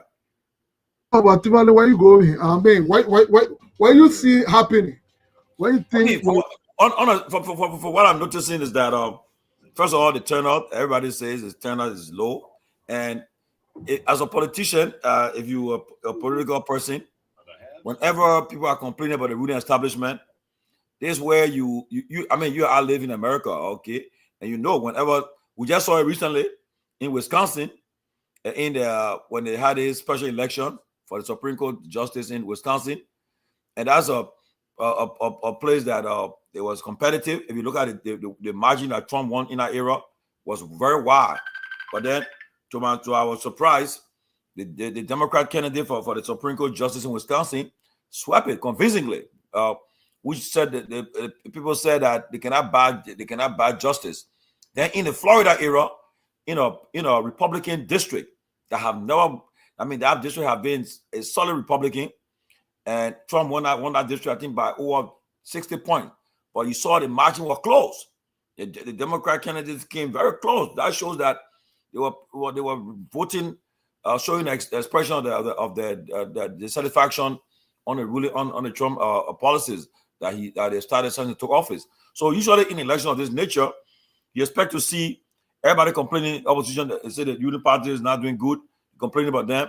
But then you would think that they will come out to come and show the support and say, well, we want to send a message to them that we're not happy since they took over. We're not happy. But from what we're hearing, if our advisor opposition, I'll be discouraged right now. For the first, they turn out, and number two, the enthusiasm is not there, the momentum is not there. So I'll be very discouraged. You know, Siddiqui, you've been the thing before. You know, you have been involved in almost all the elections of that CDC participated in, and you somebody who I mean, you and I know come way back. So I mean, you can give your perspective, but what you're hearing and what you're seeing, it shows that opposition, I mean, is worrisome. You know, it's worrisome. Yeah. But another thing, let me ask you, what do you think could be the issues that voter will be looking at when they go to the polls to vote? What do you think will influence their vote? Well, you know, like I think Sarah or somebody said earlier, and Ben also alluded to it too. You would think that the candidates would have focused their message on the bread and butter issues. You know, like you get distracted by when you go personal and you make it a personal stuff. But if they are like, for instance, you're telling people, well, 2 years ago by this time, what were the price of rice? What were the price of this in Nimba? You know, something of that nature. You pinpointing something. Say, I mean, you compare and contrasting what have happened in the last 2 years as compared to the present day. This is why you should be talking about, you know. And then issue about Mittal Steel. Say these people been there for how many years? How many Nibayans can they show that they are working? What have they done? What is on the issue of the social corporate responsibility, the priorities? What have they done for the county? You should be raising, and I think election was more personal and became a tribal feel going on, and then I think people lost the message. So perhaps the message did not resonate with the people, and like somebody said earlier, a few days ago, they said, don't forget today is Tuesday. People go to market. People will tell you, say, well, people then when they finish voting for Unvo, then they go, they ain't seen it. I gotta go to my market. I gotta go on my farm. So and I think one of the things people will do, right? You have if you show your voters Make sure you get into the poll. Take that you have prepared logistics to carry into the poll. 2 things you want to fight for. Make sure you get the elderly, those who you know cannot, they won't walk distance to go to the poll. You should arrange like get into the poll to go and vote. You need a vote, so you carry them. You get a buzzer, get some vehicle, get into the poll to go and vote. Make sure that once your voters are there, you show your voters that what matters, and you know, and you should organize. Well, we organize ourselves. Make sure that all our voters will be able to go to the polls, will carry into the polls to vote, and then at the same time too, like if you watch the during election, it was organized, coordinated, where the people have food. Even those who are voting, they could eat, they could even drink water. Everything, they were organized, and the poll watchers were there. They were on time, everything, you know. But from what I'm seeing and hearing so far, I mean, if I were in the opposition camp now, I would be like, oh my God, you know. But it's concerning though. What do you think? Like, let me hear how, like, what somebody said. Man, okay, the person said, Mom Mary Congason. He said today that market day there, so that people are doing their business. You see what I'm saying? Yeah, so let me ask you, do you think the outside influence and the participation of non-Nimba people who endorse people who came from outside, do you think that they will have any impact in the elections? I mean, considering the low turnout, do you think it will be a factor? It will help any of the candidates one way or other? Yeah, Sidiki, you know, I think you raised the issue the other day. You know, in the politics too, you got to be, I mean, as a political strategist, first you would have done, perhaps, you will send your people on the ground to check, to test the temperature of the atmosphere, temperature on the ground. Let me see what are the people, if they talk, if I'm from a party A, whether when we come on the ground, whether our presence here will be helpful to the candidate or not, or I mean, whether our presence here will motivate people, will inspire people. You want to check all of that before you move in that area, because you can endorse somebody and support them from a distance. Like in America, again, they watch it right next year, November, by this the midterm elections. What you're gonna observe is that depending on the president poll numbers, if Trump is polling in the low 30s by November next year, no candidate Republicans are want him on a campaign near them. They want him to keep far away from them. You know, we saw it during George Bush, saw it during Obama, we saw it again Trump, and so forth. Once the person, the ruling party, if their numbers are not, the numbers are tanking, you want to keep them far from you. If I'm a toxic person and I say I'm going to campaign for you, and if I'm not accepted, if I'm not accepted there, I don't want you. I want your support. I want your endorsement, but keep away, you know, because I don't want you to come and upset the people there. Like your example, I won't call Nimba during the last election, 2020 election. Somebody they told me, say, I asked them, I said, but what's the person not here? He said, look, if I try that thing right now, I will not win the election. Let me tell you right now, I try it. He said, but the person said, look, Georgie, it don't happen. At least the name that I carry, that part. But if I try it, what are you telling me to do? If I try it, the result will be poor for me. It will be very sad for me. So the person, I know, yeah, the idea is supporting me from a distance. That's what happened. And I think the same thing may be happening. So I hope they did their homework to check whether the people were welcoming to them, accepting them, or so forth. But you either help the candidate or hurt the candidate, or turn people off. Well, I mean, one of the things we had thought that the opposition would have done was to make the conversation about the election as a referendum on the broadcast government policies and programs. You think they were able to effectively do that, or you think that was an opportunity they missed along the way? Let me let Sidiki answer that question. Sidiki, say you come in. Sidiki, answer that question, please. Help me. Yeah, hello. You getting me? Yeah. So basically, I think the opposition made a mistake, especially now with all coming up that poll turnout for the by-election. And usually I think I made this statement a few weeks ago on the platform. The opposition should have collaborated, sent Ile as the only opposition candidate, but they failed to do that. And also, I can understand they said Mark from CMC, uh, Garrison Yellow, they are from the same tribe as Koga, so they are trying to kind of reduce his vote. So maybe that's the politics they are trying to play. But this low turnout, I think, is more in favor of Koga than the opposition. That's a mistake to the opposition made to kind of allow three different candidates to go into the race. Knowing fully well the government, they have the resources, and especially the vice president support. He's from the county. He's a senator there. He's a current vice president, being representative.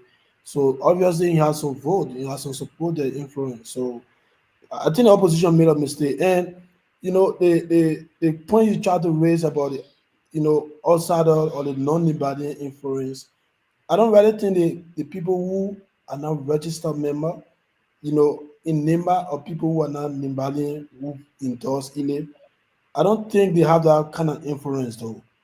Apart from the political leaders or the different political parties leaders who endorse, because obviously those parties have a structure in Nimba County.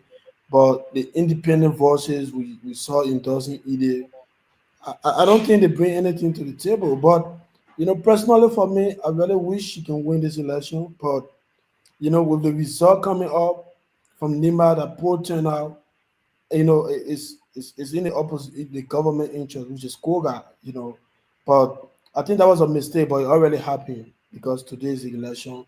There's no way again they can go to say, look, you do this, you do that. But I think that was a mistake from the opposition end to not, you know, support one candidate. And I listened to Brother Timolin trying to kind of compare, you know, the Nimba by-election to the Masurado with Senator Dillon. Masurado is a most populated county in the country. That's a fact. And also you have people there that are so engaged with politics in Masurado than Nimba. You see, so even there's a by-election today, the kind of turnout you see in Masurado, you don't see that in Nimba. That's these are things that we should consider because you have people, the intellectual class, they stay in Maserati, they are involved, they know what it means if you don't go to vote, the implication you have when you are suppressing all of that. But people in Nima, somebody in Nima, like someone who made a comment saying that today's market day, some of them they don't really care because they've been voting for these people that life have not been able to change. So they just say, you know what, I'm going to the market, I'm going to do my business, I don't have time for voting and all of that. So for them, whether they vote, they don't vote, they are okay with the kind of life they are living. They don't know the implication, that has to do with them if they don't participate in the process. But for Maserado, people will kind of, even though not everybody will want to vote, but the percentage or the turnout will be more than what we're seeing today in Nimba.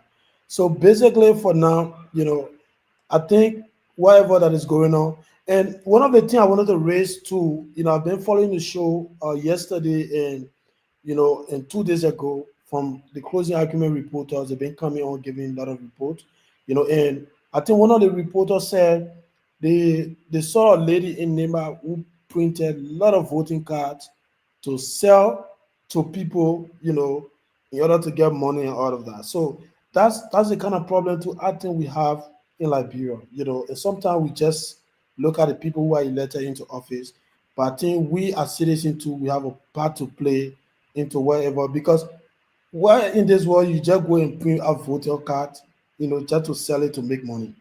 That money they gave you, whether $20, $100, whatever it is, right after election in a month, and that money will finish.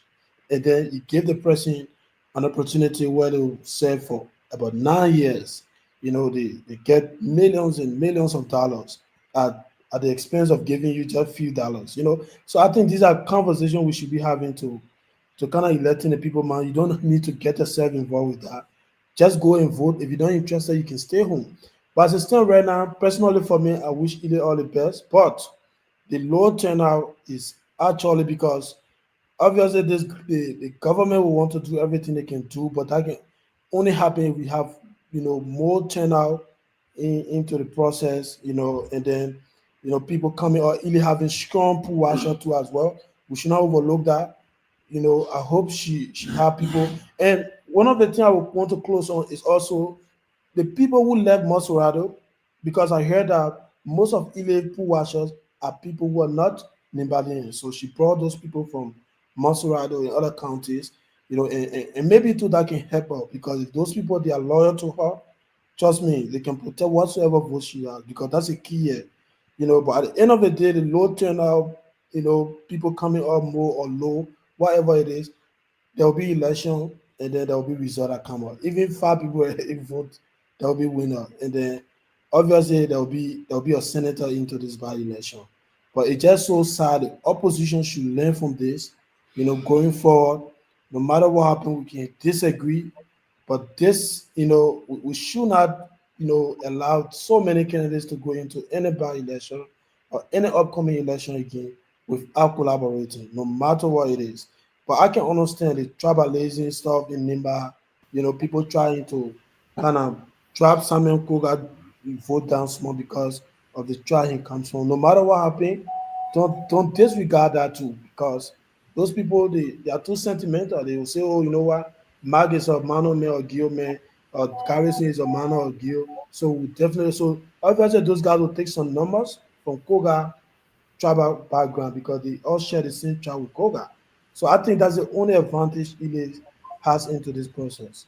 Yeah. Okay, But so but Hamed, I'm gonna ask you the question, Hamed, quickly. yeah.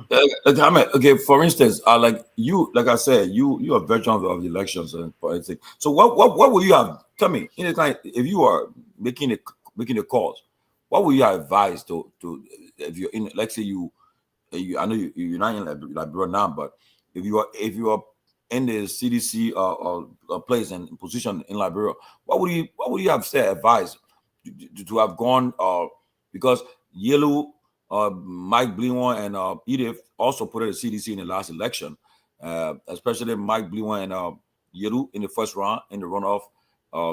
Madam Ware joined. How you would have solved the problem? Bring the three of them together and then come together or advise that put him more in the race to cut down the Geo votes or so. You think what would the best thing you think would have happened? Well, I think as I indicated and suggested that CDC should have been a little more definite in terms of where it stood in these elections, because in that case, there's no losing aspect where if even you didn't put up a candidate, but if you were clear in the process, what happens is that you gain experience from there. So, for example, if CDC come and say, look, we think we'll put our egg behind this candidate, it means that you reactivate your own political base in the country to know how much responsive they are since after the 2023 elections, to know how much more influence and popularity you get in there. But more than anything else, it gives you valuable lessons after the process if your base did not respond the way you want to respond. Like right now, you cannot really claim a lot of things from there in terms of where the base went, how the base responded to your call, whether the base is still in tune with you. So I would have advised from the initial stage to something. Either you go in 100% in terms of giving a clear endorsement if you don't want to put a candidate, or you completely set off the process and just be neutral. Because I mean, the essence of these by-elections sometimes is also to reawaken your political machinery in the county. It gives you a chance to see it, whether the grassroots are still in tune with you, to what extent they can go, and all of these things are really critical because especially when the thing became on a tribal All base, right. you want to know what level of influence you still have on your base. So I thought that was a chance missed to know those things, even if you did not win the election. Siliki, I All think right. something want to say something. All right. So I'm at another polling center, and I will be talking to the CFOs who are here. Yeah, go ahead. How are you, Chief? I'm okay. What's your name? My name is Marcus. No, Marcus Norm. Who are you representing? I'm representing the party MDR. NTR. Yeah. Since when you been here? I've been here since 6 o'clock this morning. 6 o'clock. And how is the process? The process here is very well, going on very well. The voters are coming in slowly, bit by bit, and they're going out in peace. So the voters can put you experience your voting up?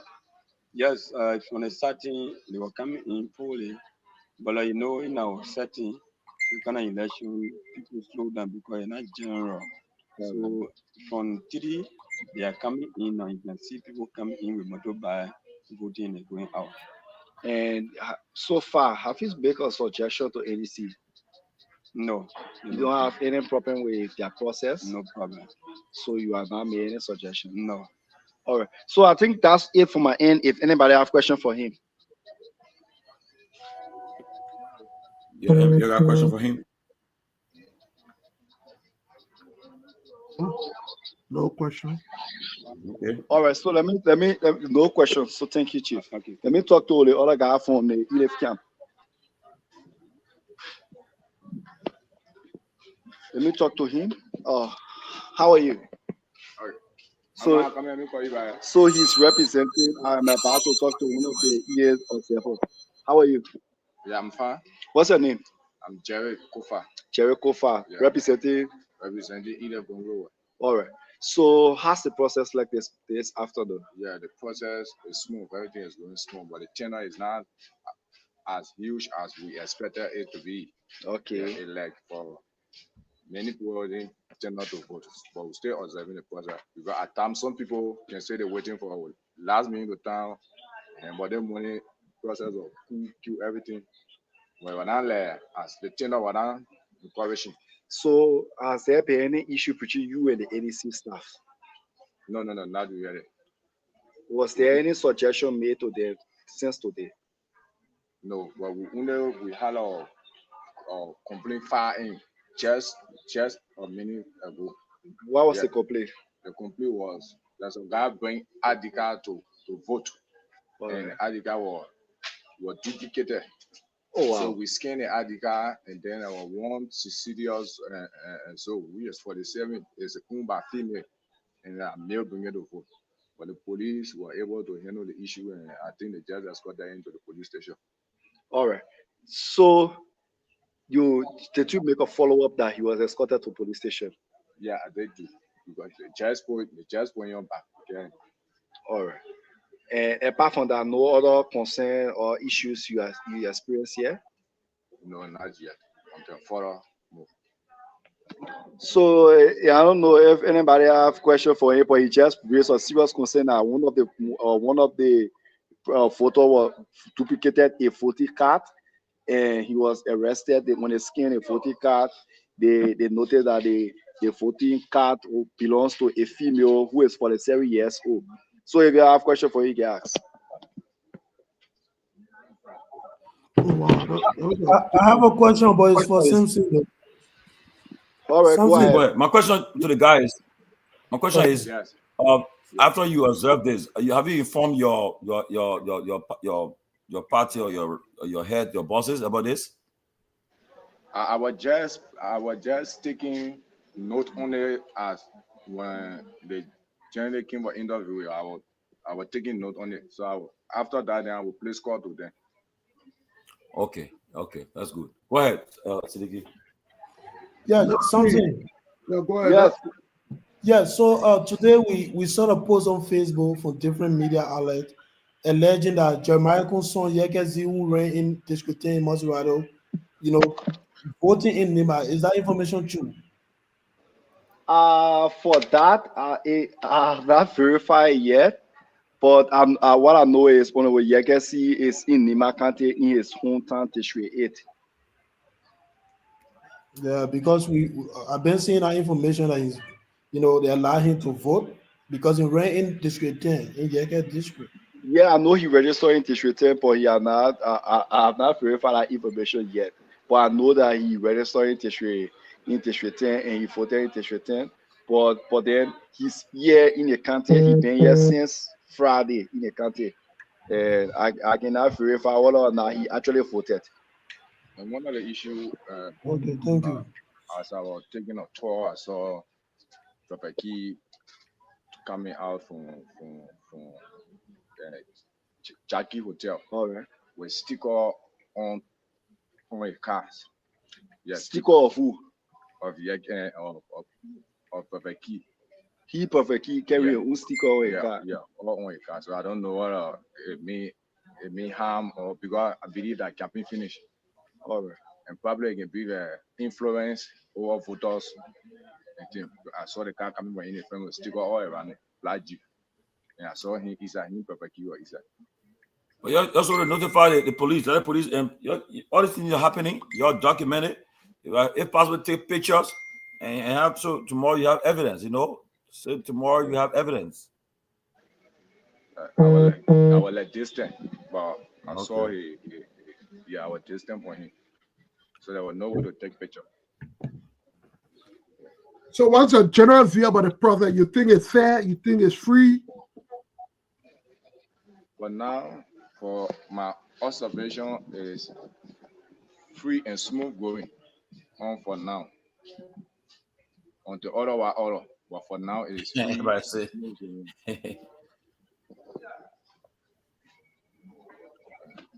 Thank you. Okay, thank you so much. All right, so let me see whether I can talk to the police officers about what he just reported to us. Let me see who is in charge of the police here to talk to one of them concerning it. If possible, I will make my way to the Cantor police station to make further inquiry on it.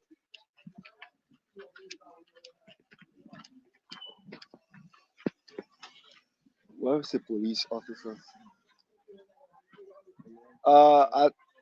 I think the police officer left the scene. I think they took the car to the police station, but I have to go there to make further inquiry on it. Well, once the guy not vote, he's not allowed to vote. That what matters. Since he was taken from the line, escorted, that what matters. Since you're trying to be a fraud, that's what matters. So that's a good news at least. All right.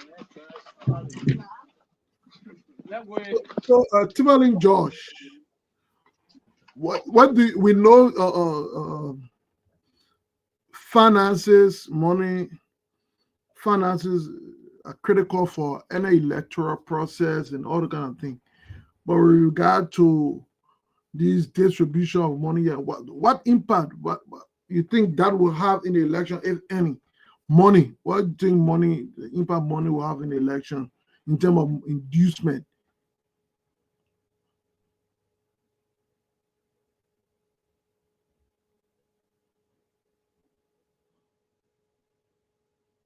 Ahmed, people are vulnerable and they gullible too.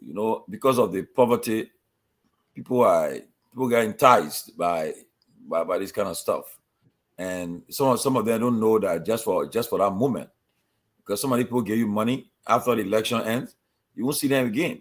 You will only see them in an SUV passing by you, waiting for the next election cycle to come and play you. So, but like somebody said, Mr. Comey said, you keep doing the same thing over and over, expecting different results. That's exactly this. Because if I'm a voter and like I'm trying to put a video up, I hope Mine can put that video for me. I see some young people in Nimba complaining about one of the district representative that since he took over, they're showing the place, they know the school campus, they did everything that's being left destitute, and nothing's happening there. It shows the example. You elect these people thinking that you're receiving the money they're receiving in the house and they send it there, but then nothing to show. So they're complaining now. But instead of complaining, Obama will say, go vote. When Obama is campaigning, when they start booing, he said, don't boo, go vote. Instead of complaining, go vote. Don't wait. You complain about this, that representative you have voted. He's not doing nothing for you guys. He's a banner y'all, but yet and still, you guys are complaining. It's the time to go and vote and send a message to him, to guy he support, depending whose side he supports. So it's very I'm against it. People sharing money openly, giving to people is wrong. You don't see it happening in America yet. People giving, I think, besides what that man was doing, but he was doing it a different way. But there's people openly sharing money to people. I mean, if I'm a voter and I see you giving money, you're not giving to me before, only because I come to your campaign, election rally, I will not take you serious. I will take that money and go and buy food for my children and do something with it. I won't take part. I won't. I will not. Do you know the sign? Yeah, I won't go and vote for you because I know you want to do it because you want me to vote for you now. You're candidate at that time, but I won't take you serious. But there's something you're doing regularly, like you are always giving people loans, helping people with. You have a fund foundation that paying people school fees and doing other stuff. And when I see you there, I know you're serious because I know you're not in office, but you're doing these things. Now you get in office, you do more. But when I see that money, giving money to people, again, Siddiqui, it's all about the people, man, the people mindset. If Liberian people continue to vote this way they vote, they all will feel it. I tell some people, I say, some of us want to tell you guys, come on the platform and tell you guys what we observe and tell you guys, give you guys some guidance. It left for you guys. And so now you guys are me insulting us, or you somebody in America insulting the person. That person got a job, everything going for them good. Whether you vote for Peter or Paul, it doesn't matter to that person. That person go Liberia, they will live there, they will enjoy themselves, they will live their life, they build their homes there, they ride their car, they enjoy themselves. Then you will be going back to them and complaining every day, but they won't complain. The only job is to guide you. Say, look, instead of voting this way, vote the right way. You people continue to use you guys. So Siddiqui, I'm against that money into politics. Welcome, Mr. Russell.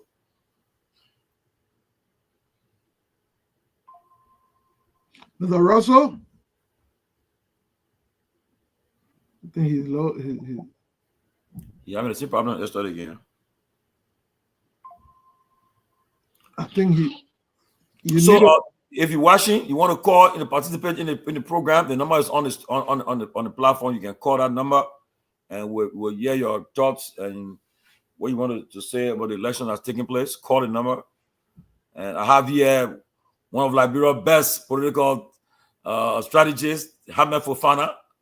I always tell people this man was one of the founders of the idea CDC, and today he serves as the national vice chairman of the CDC. And the first youth, long before Coach King came on the stage, you were the first youth chairman of CDC. So the man have gone through the ranks and files. So he have participated in every election CDC I've been involved with. So yeah, I got to right people with him. Mr. Russell, he understands election. He won the council seat before. He tried the other time for mayor or representative. He have not been successful, but he understands the whole process. He knows how it works. He knows about campaigning and so forth. And they'll give you guys the best. You got the best on the platform now to help you. So Timberlake, you see why?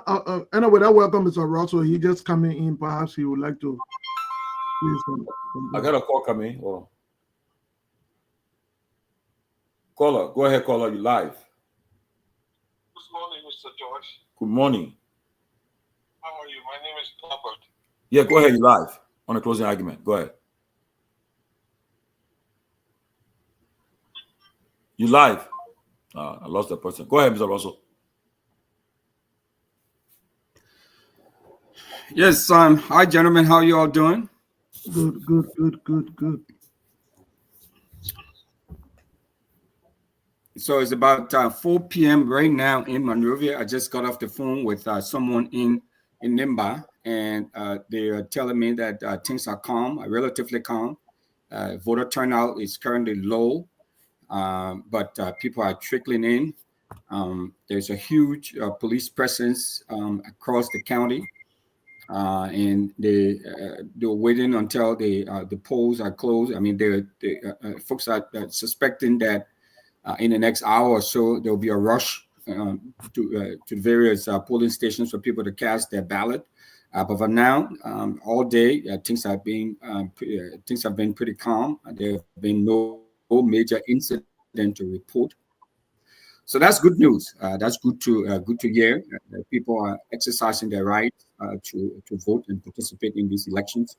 And we are hopeful that at the end of it, this will show that this was a pretty fair and transparent process.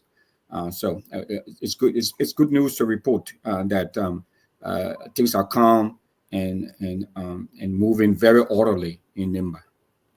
So Mr. Russell, let me ask you, as far from the security standpoint, I don't know. Do you think the presence of huge police or deployment within the county, do you think it would have had any reason of creating fear for which people would say, look, we don't know why police here so much, but we think to be on the safe side, I'm not going to go outside, I'm not going to participate in it. My family, I just want to stay indoors to be safe. Or do you think it provided some assurance that look, you can come up, you can you can vote? So what do you think it says? The police presence. No, I don't think. I mean, yes, we do have police presence there, but it's not an intimidating presence. It's a presence that reassures the people that the government is working, that the National Elections Commission have put together a pretty robust process, and for some people, for sure, there's the presence of the police there. The presence reassures them that things are going fine.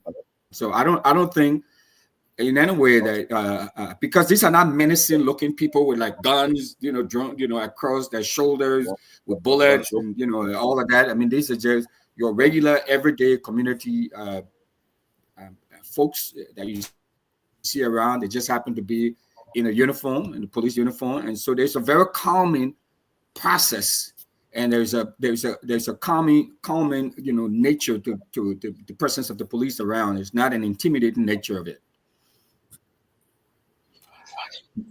Yeah, I think. I mean, what Russell said. I think yesterday the Inspector General was on the ground and trying to give confidence to the community, the voters, that things will be safe and fine.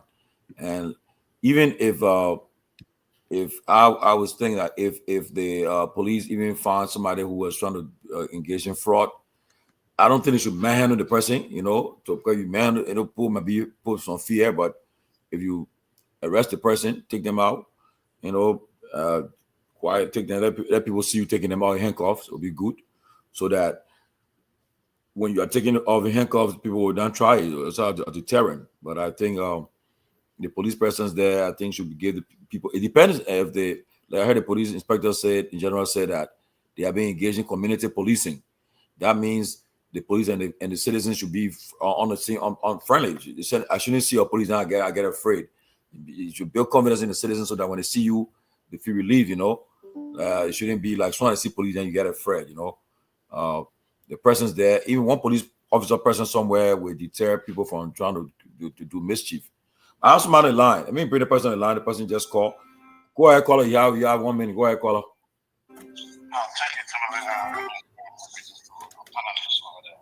Can you hear me? Yeah, talk a little louder. Yeah, okay. Here's the thing. My concern here is What's your name and where you calling from, please? My name is Sai. I'm calling from Atlanta, Georgia. Okay, go ahead. Okay. My concern is that the low turnout, people are suggesting most often the low turnout tend to affect the opposition than the government in power. But for Nimba, I don't see it as such. And the second thing, again, I want to raise, people are suggesting that the decision by the opposition, more especially the biggest opposition, the CDC, by supporting three candidates in a race was not a good thing. But here what it is, the Nimba County is being structured in a regional section. The Booyah, Kizom area and that of the complex belt, these are the highest view, which is a down group of voting sites. And seeing Garrison coming from over there, it would be a great help. And seeing Mike Graham coming from the other side, which goes down towards the Capitan side too as well, would be a great help. Removing them from there, giving them the support to eat it, it would have triggered all of the guys from the Guild Belt not to vote in that direction, but rather take all of the vote and give it. And there, that was a safe strategy as well. So, take for example, the poll turnout in that region of the Guild Belt. Who you think staying away? Who you think coming to vote? The other way, the other Garrison who is suggesting that he's going to be the one that will win. He won District 3 the last time. He came neck to neck in some of the other districts with the incumbent vice president. So let nobody rule him out. All we hope for is that to see the minor towns carrying more people to the polling site. And what I see happening for Ganta, so that should be you guys' next chance to look well what the turnout, compare the turnout from the Q and the minor side. The minor side does not have the number as such. So if that turnout on that side is that poor, then it's a loss. It's a lose for it. But if the turnout is huge as compared to the turnout on the Q side, something might happen different. So it's a two-way street. So let's look at it from that standpoint. But I don't think Fury Garrison and that of Mike was a wrong decision. That was the right decision, and it will take away a lot of votes. We only hope that the minor side carry more voters to the polling station on today. If not, then there will be a change. That's my own take. Well, thank you. In the next 4 hours, we're gonna see whether he's right. We're gonna see in the next 4 hours whether he's right when the poll should have closed. We'll see whether he's right. But the way he's talking is like, it's like you're fighting war. So you attack from this side, attack from that side. Then like, okay, you attack from this end, attack from that end. Then we'll corner the other guys. But politics, I mean, again, maybe if that strategy was right, we'll see in the next 4 hours when the results start coming in. We'll find out whether it was the right strategy. But again, somebody just told me just done that people are going to do business. People will start coming in. Like right now, it's 4 o'clock in Liberia. People believe that the people will start going to the polls maybe by 5 o'clock, 6 o'clock when they're coming from the market. The people going to hustle first, go sell the market first because the people saying plenty in the town. I mean, look at this way. The town right now need my park. So if I get a shop, I get a business, and my business can ball. You think I'll go for right now? But I need people to come and go with some people voting today. They're gonna sit down somewhere and chill. And I've been in before, so a lot of spots there, people now buy drinks, they're chilling, and the people from in town, they all there chilling. So I want to make money. So some people say, well, that goes there because the people come in, people want to buy food, they want to buy this one. So that's it. When the pool go, somebody will say, Sonny, that make money, we're not going to the pool. So again, that's why it's important to transport your voters. If you show your voters, get them to the poll, drive them there, because you want to make sure that, especially the vulnerable ones, the elderly, those who cannot and walk distance, you take them and say, Sonny, we can pick up your suck out the money. Look, you get them breakfast and all. Politics, that's not joke. You get them breakfast. Get them breakfast. From there, you put them in a bus or in a car. You take them to the polling booth to vote. When you finish voting, you get them lunch. Then I go home. You drop them back. I mean, all the things part of the game. You won't win. You gotta be intentional. Be desperate. Like you really want it. I mean, you put everything to it.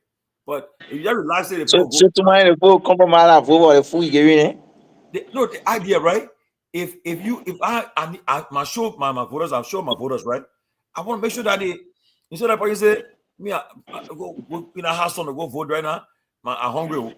Take care of them. Then they go. When there's somebody for to go and vote, you bring them back. But man, the politician and the distance and far right now.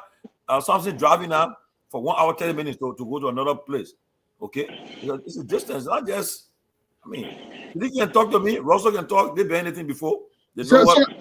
So yeah, I want to ask this on Russell. I want to ask this on Russell because he has been on both sides of the process. He has been a candidate and he also been an organizer.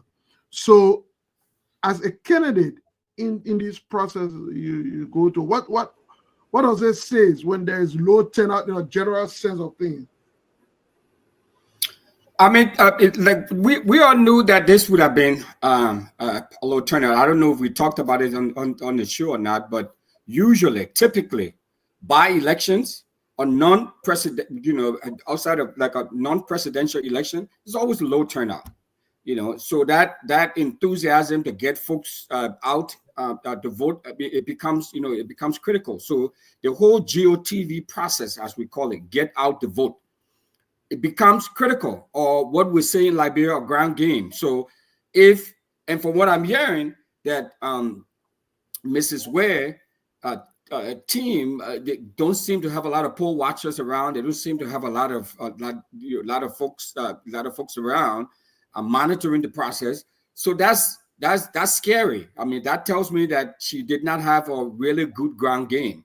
So so you going into any by-election, any midterm election, you can expect it to be very low turnout. So you have to excite your base. You have to get people out. And like Tomlin said, I mean, that's part of what we do. You provide transportation for folks. You have breakfast. You have other little incentives and stuff to get people out. But all of those things had to be done prior to today. So that's all part and parcel of having an effective ground game. So having the transportation in place, having poll watchers in place, having people who are calling and checking on the different poll watchers and ensuring that there was a constant flow of new poll watchers, because you can only be there for a certain length of time because you get tired. Folks go out there. You have what we like to call a war room, set up somewhere, some incident command center set up somewhere where you have drinks, you have food. It's very hot. And today, I mean, the weather is it's very hot. So like Tomlin said, you got to have water. You got to have all of those things there. That's all part and parcel of an effective ground game. In the absence of that, when naturally by-election, it doesn't matter where. I mean, usually have low turnout. So, I mean, this is to be expected. I talked about this on the show the last time. I mentioned this, that it's going to be a get out the vote, race. So whoever can get the vote out, whoever can excite their base and get them out, they're going to win. I couldn't agree more than what you just said, Mr. Russell. Whoever going to excite a base, automatically that person will emerge as a winner. By elections in La bro, and Sidiki knows about it. He has been around for a while. What happened is the National Election Commission don't really do much publicity. They don't really sensitize the public regarding by elections, because there are many things that create by elections: death, incapacitation, and are reasons that create by elections. So the electors at the moment are already aware of what causes by elections. So instead of wasting their time to go and carry on sensitization, they rather capacitate their workers to go and conduct the elections. So that while I was annoyed when one of our friends that was on the show, he left, though he's not here, when he said the elections. He heard that instruction was given to a magistrate by the vice president. I'm kind of wondering where did he get information from? Because you have political party candidates who are represented by people. At most of those polling places, sometimes you have 2 or 3 persons. You have two. Got other person here. You have. You have two or three persons assigned to a single candidate. So if somebody leaving to use a bathroom, another person going there. So that's how it works. And so, like you said, Mr. Russell, there is still time. Okay, my clock, we got 1 hour 45 minutes to the closure of pools. So people can go and assign a base. You can dispatch a team even across the county. Go and talk to the people that these elections are about you. Go and vote. Your vote counts. Why it's true, maybe previous leadership did not serve as they should do. It is also your responsibility as a patriotic citizen to cast a vote for whosoever you want the president to win. Because these elections is not about, let's say, it's not about a targeted number, single majority. one voter can declare you as a winner. Abu, Too many stuff like you kind of comment, man. Somebody say you are working behind a brother. So like election day can't be wasting your time on that person. And I even know on leave. On the phone, smiley line. Go ahead. Another thing I wanted, another thing they show. 1 minute, smiley line. That person. 1 minute. Go ahead. Yeah, Sarah Doko here. I want to just chip in. I've been following a lot of. Hey, CDC more. Hey, CDC will more pass you. Well, that's Let me do one more. Stop it. Go ahead, Sarah. Make me forget my thoughts. So I've been following some of the things that are going on in Nimba since this morning, looking at some videos coming from there. The process overall is smooth, low turnout. I noticed there are some rumors of video. I mean, I saw a video of one of the EDM's observers complaining that they denied them of entering the police station to observe the votes. I think in district number 9. If that is true, that is very concerning because every district is supposed to from every party in the race to be able to observe, So if that is true, then that is a problem right there. And I think at the end of the day, it's going to create a problem. And also the concern about Prophet Keith voting is also a concern when he voted registered in district number 10. So at the end of the day, I just wish the people of Nimba all the best. Prophet Q, as I did number 10. No, not Prophet Keith. Sarah, It's a Prophet Keith that you get. See, a cool brother, but I don't know whether he voting. I think they say he just in the county. Whatever. But anyway, thank you for the correction. Well, at the end of the day, I pray that the people of Nimba, have a free and fair, transparent election. I'm seeing right now it seems to be the way, but we'll wait and see the results. Thank you. Okay, thank you, Sarah. Timothy, you see, in terms of what Mr. Russell said, he could also comment on that. On this issue of ground game, you see, those are some of the advantages political party brings along. For example, when you're an independent candidate, it takes you I think they got close to 720 polling stations. It means that in the minimum, if you are doing even one per polling station, you talk about 720 person, and it means people you have vetted people you can trust and all of those things.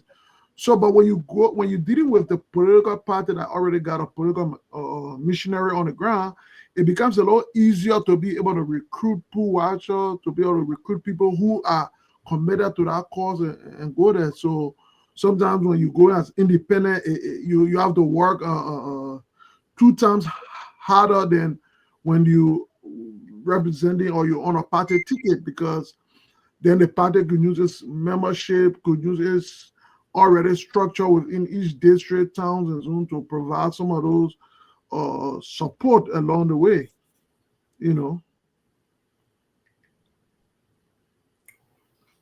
Yeah, but Mr. Russell, share your thoughts with us, man. If you think about, if you are advising any of these candidates, whether on the ruling side or the opposition, what advice you will give the ruling party? What advice you will give the opposition? If you are advising them how to proceed in this process, in order to, because for me, I felt that some people said that the messaging was very important for the resonate with the people. Instead of spend most of the time on this tribal issue, they divide. I thought we were getting to the bread and butter issue, the core issues, compare and contrast and say, well, by this time 2 years ago, what were the price of rice? What the price of this thing in the county? You bring the issue up, let them discuss things that they feel every day, that affect their lives every day, instead of just going through what they were doing. But I don't know. What do you think? Every election, folks look at it as, what is in it for me? How would the election make my life better? How is my life going to be different from what it was yesterday? So you have to be able to articulate those points, to the voter, to convince them, and to tell them why your policy or the policies that you're going to be pushing, why those policies are going to advance their lives, improve their lives. Mr. Russell, yes, please give me a few minutes. I got it. The chairman of Mr. Yato from the EDF campaign on live. Go ahead, Mr. Yato. Tomani George. Yeah. We were prepared for months, knowing that NEC will join the government in denying us the right to put forth our case to Nimba County. NEC has illegally instructed. I told you, oh man, for months we prepared for this. We have deployed over 1,400 people. For what NEC has done against the rules, there is absolutely, and I will challenge them to show me that you only need a voter card. You need identification, a driver's license, or national ID will suffice. So what NEC is doing is that they're telling our people that if you don't have a voting card, especially when you know that our folks are from outside of Nimba County, we will not allow you to be a poll observer. There is absolutely nothing in the rule that says that. We are going to be, look, I'm going to Charles Elementary School right now. I will go around Ganta and I will show you that we do have pool washers. No other organization has produced what we produce. But we know that the Vice President and NEC has instructed the folks. That is the reason why you're here. We don't have anybody. It's because NEC is depriving us. They are saying that our people must have a voting card. What rule says that? So just give me another 15, 20 minutes. I will go and I will challenge in front of you for you to see. Let them show me in the rule where it says that you must have only a voting card to be a pool washer. Wow. So is this happening to all the stations or only few? Everywhere you see where there's no pool washer, Tomali, is because they have deprived our people, and because I've been so busy with everybody calling me. Look, we worked hard. Just from Bon County alone, we brought 400 people from there. Nimba County produced almost 800 people. There are only about 262 polling centers and about 736 polling places. We do look in Ganta where we challenge the rules. We have 2-1. No one has better organization than we have. But what they have done, when nobody is there, they have told us, oh, by the way, you can't be a pool washer because you don't have a voting card. Is that what the rule says? Or the rule says you must have an ID to say that you are Tomali George. It didn't say voter registration is not even a valid ID.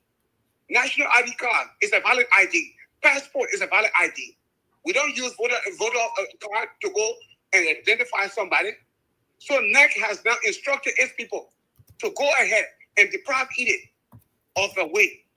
And we knew this all along. So we're going to protest. Wow. And it's good the county have not started. And that is what NEC have done.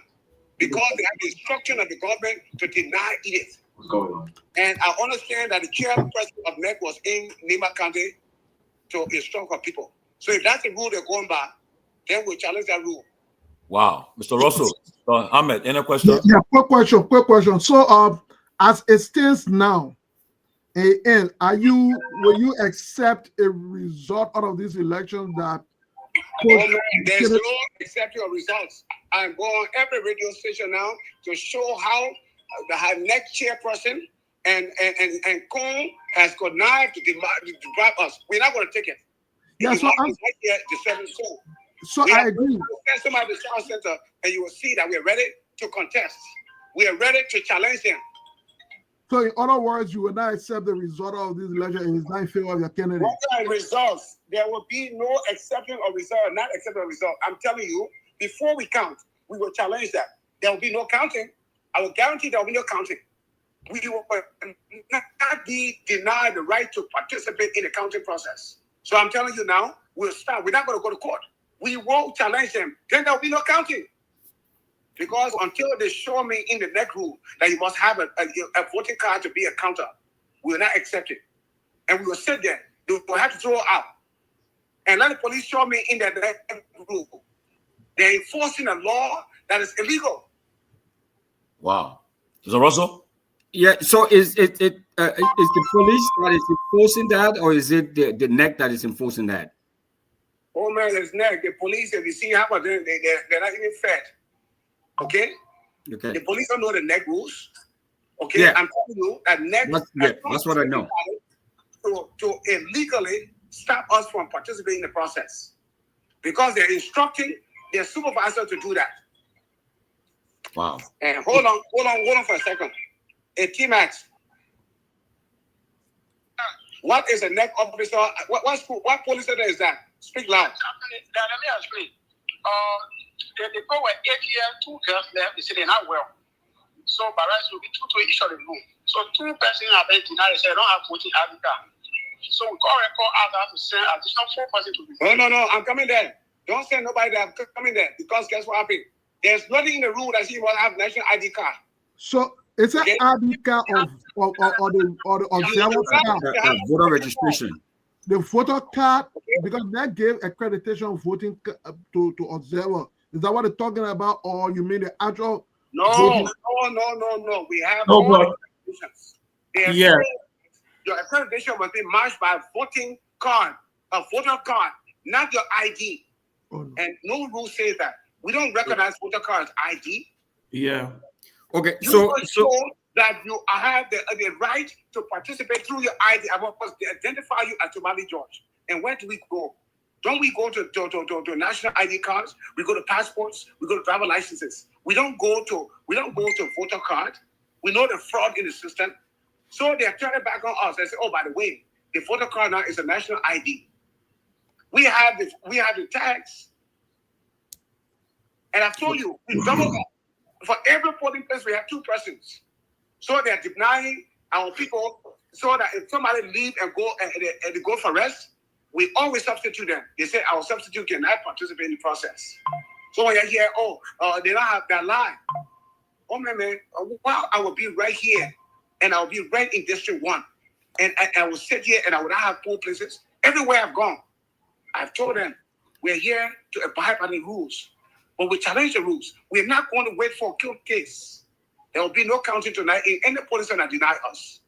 Okay, so let me ask you this now. So let us be clear. So you're saying that there are some voter suppression going on in Nimba that not allowing you. No. There's no voter suppression in our opinion. The voters are free to come and vote. Okay. Everywhere I've gone, nobody has told the voters. What they have suppressed is that you do not want us to be in the booth where if there's fraud going on, we won't know about it. Okay. They are denial of our rights to participate as a candidate. Okay. All right. Okay. I thanks for the. Nobody is suppressing voters. Okay. But they're denying us. Okay. So when you say, they don't have voter here, is because NEC has instructed its people and say, oh, by the way, we are going to say they must bring voter card. Well, we got people from out of the state that don't have voter card, but they got national ID. And NEC has the right. If you don't have an identification to identify that you're Jerome Gilman, then you have no right, because we don't know what is the voter, the credential is only a piece of paper that you write your name on, your candidate in a number, and they record that in NEC's office. Okay, let me. I understand. Let me ask you this though. Let me ask you this now. What do you say to those who will say, okay, now you already throwing in the towel. This is just you just already throwing in the towel. You know that you have not won, so you're coming up to try to raise an issue. To sort of rationalize why you didn't win this election, why you didn't do a good job to make Mrs. Ware win this election. So you're coming up with all of these things that have no basis. I mean, what do you say to that? People who obviously know nothing about voting or the process of voting. Have I said that the voter? I said there's no voter suppression. I understand. People decided, okay. But those are people who don't understand how voting process works. I'm saying to you, we are not going to allow them to count any ballot if we're not in there. We have a right. We have the tag that NEC gave us. If they want identification to say that you are Emmanuel Toe or you are Somali George, we will produce it.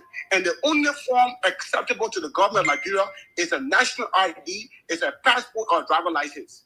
Okay. Now, have you told the NEC about it? Have you filed a formal complaint? I complained to you, and I'm physically going to the station now, and you will talk to the man. He will show me in the book where it says that to be a poll watcher, you must have a voting card. Can I will call back in, but I'm saying I will dispel the rumor that we do not have an organization. We have the best organization with no money. We have massively flooded the area with volunteers. The first time in the history, that we run election. Even the Taylor campaign, we had money. He didn't have absolutely no money. We had contributions from people we appreciate. But you know what? We got something they don't have. We have absolute commitment. Look, Ganta, I did my survey. I asked people after the vote, and I know how they vote. I will guarantee you in District 1, we'll beat them 2-1. I will also tell you that we will not win District 4 and 5. But I know that Garrison, you know what Garrison has? It's a leopard claw. He will scratch Coca in the face, and he will remember that position doesn't belong to him. All we got to do is win what we have to win. And the voter turnout will be 35%. Say, I say so. And it means nothing because guess what happened? In Montreal County, the highest turnout was 44%. When the president is out on the ballot, nobody votes. And they have a right. And you know the advantage we have over everybody else? The people that can walk within 30 minutes at the poll are voting. Nobody going to leave their village, their farm, and walk an hour or 2 hours to come to vote. Only when the representative and the senators and the president is on the ballot, where people will motivate them. So the low turnout will actually help us because our people who are committed for change. Madam Ide Kogluwe has been the best. She's put forth. Look, it's been an easy campaign. It's been made difficult because we don't have the money. But we have substituted that with enthusiasm. And the sacrifices that we have made is just unbelievable. If the people of Nimba County at the end says that they don't want her, they have a right to say that. But it's not going to be because they cheated us. That the government has calculated the way to cheat.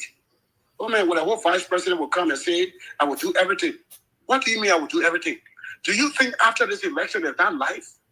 Do you think you're going to... I got question. I got question, Timani. I got question. Answer question. Mr. Yato, thank you for coming on the show. This is Abu Kamarat. I listen to you. And the reason for which you came on the show, you said that you feel the process is not going as it should be. Why it is true that I may not want to agree, why it's true I may not want to support anybody that will compromise the process because that the essence of democracy, people must have that will, the people will should prevail. But it's also fair to say that those who you did send to represent Mana Ile Gonglo, a senatorial candidate that you heavily supporting, that in order to be in a polling center, you must have had voter registration card. Because you that there representing that candidate, you have to vote. So that's what the law says. Are you aware of that?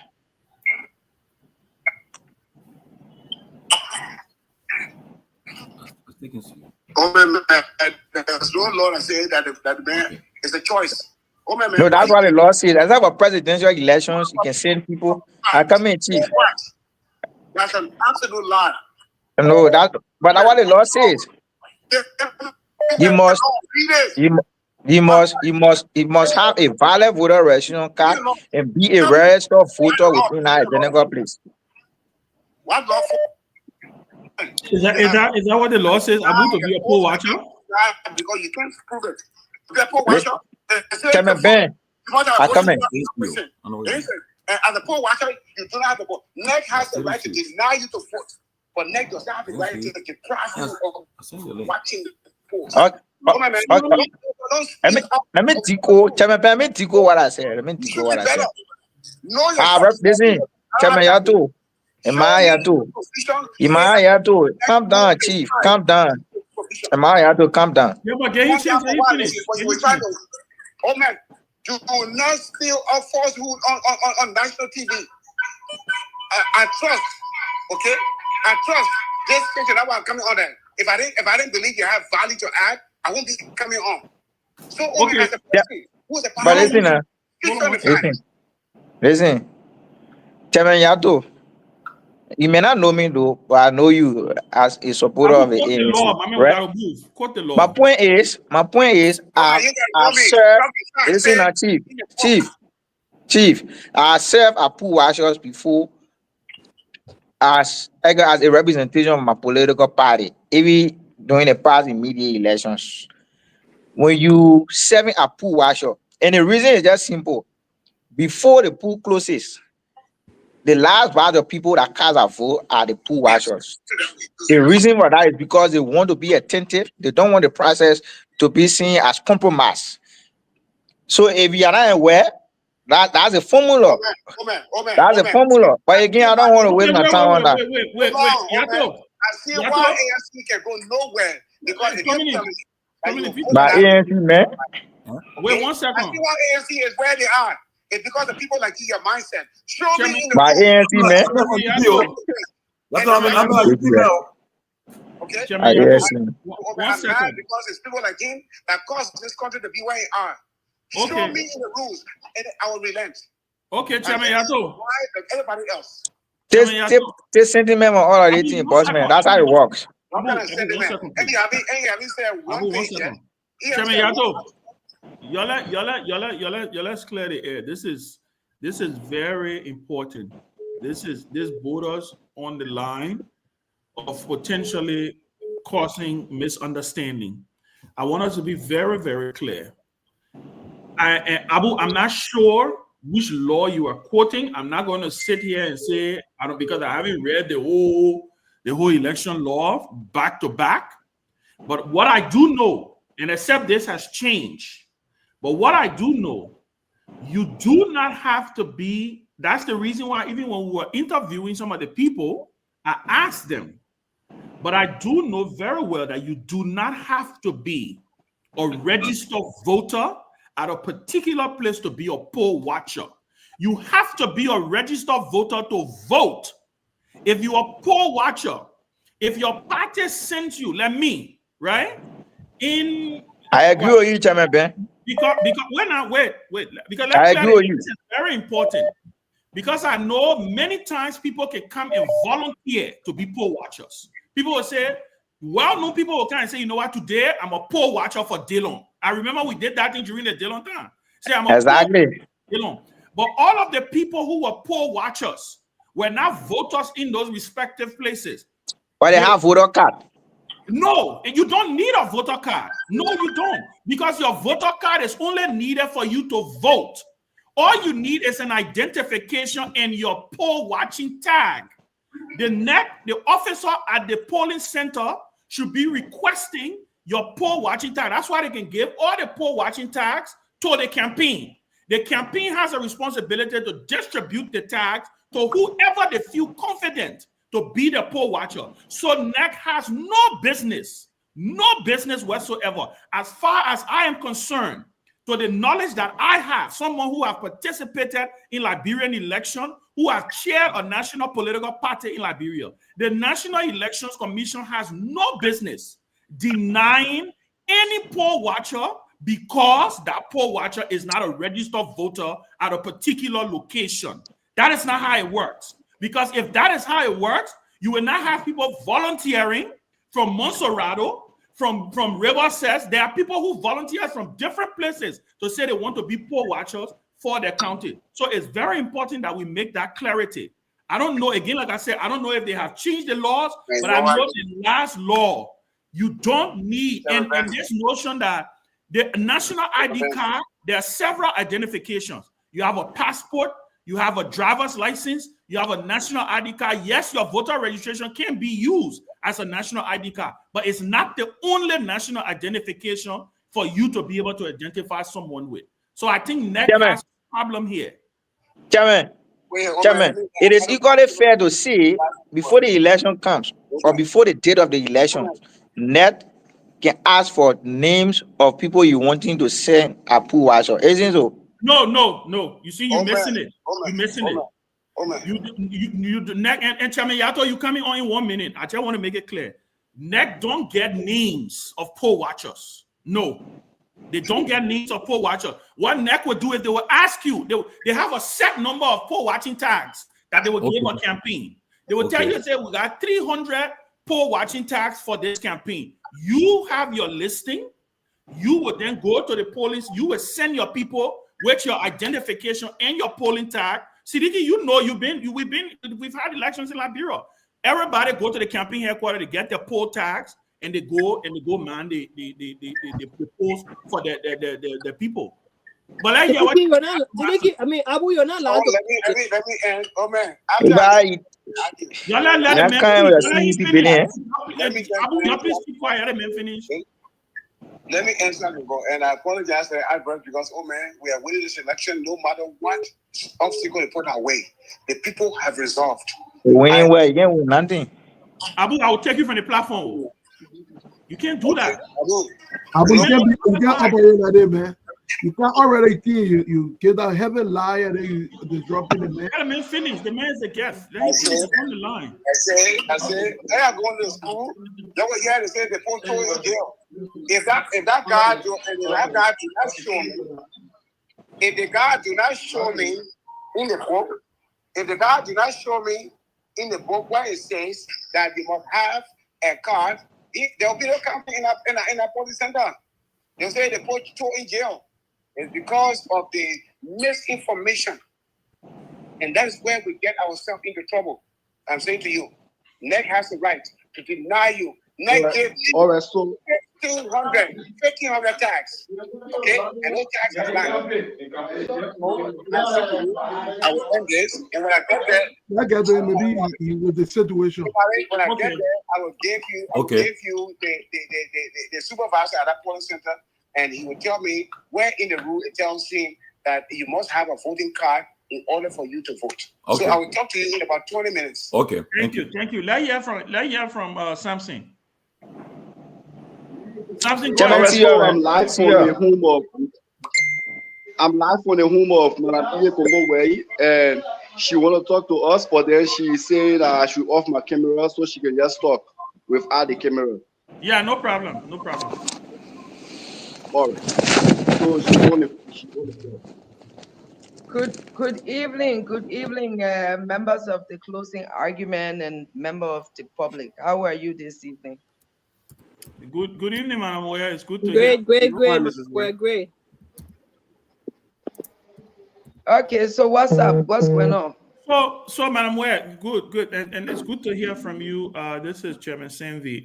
Let me ask you: we're receiving reports. We were just on the line with your chairperson, Chairman Yato, that NEC is denying some of your poll watchers the accreditation based on the fact that they are not registered voters at a particular polling center. I was just providing some clarity that as far as I am aware, that you don't have to be a registered voter at a particular location to be able to be a poll watcher. Can you speak to that and provide some clarity? Because you have participated in elections before. Maybe it's something I'm missing. Am I right that you don't need to be that and what NEC is doing is not correct? You are very right, Sampi. You don't have to be registered in a particular location in order to observe the polls. And so, but strangely, this particular election has all kinds of strange dynamics to it. And that is just one of them. Early this morning, when our poll watchers were deployed, there were a couple of places where they were denied on grounds that they are not registered in a particular community to vote, and therefore they cannot be given access. Several places, several locations in District 4, some parts of District 5, and then there was a situation in District 6. As we speak, it has not been resolved to my knowledge. So my poll watchers have been standing out the door, and then I've communicated with some individuals at the commission, and they've told me that that should not be, it has been resolved. But I tried to call my supervisor to know whether they've allowed them entry. So these are things that have happened. As far as us having our presence everywhere, we've done our best to have our presence at every poll. In fact, in District 4, that has one of the largest polling places, I think about 87. We've covered that, and we have supervisors everywhere. It's a difficult terrain, but we've done our best to do that. The same in District 5, we have our presence everywhere, and then we also have our supervisors. So we are everywhere. There is no election without, some logistical glitches and challenges. But we've done well to have our poll watchers present at every poll as I speak, as far as I'm concerned. But again, the propaganda too. So you have the Honorable Vice President and his propaganda machinery at work, seriously at work. So they've been carrying some false information that we don't have pool washers at certain location. And then I'll call the supervisor and they will say, oh no, our pool washers are here. And I'll say, I want to speak to them. And stuff like that. So we've had to deal with these kinds of propaganda. But it's not true. Our pool washers are everywhere. The latest was just a couple of minutes ago. There's a town called Blole, and it said that we didn't have pool washers. But what is strange is that Blole is where my biological sister lives, and she even hosted my pool washers. So when I heard that, I immediately called her. How come we don't have pool washers in Blole? She said, no, the pool slept with me last night. They are here. And so again, it's propaganda.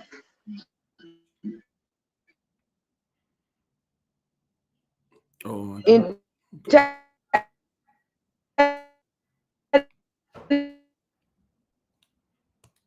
that maybe to breaking justify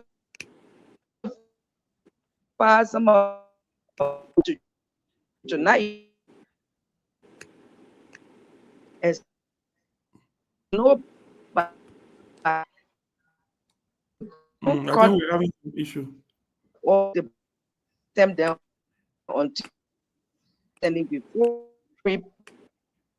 them. There's no you have that. The flag I just coordinate as this in a town lowly earlier I entry the election had called about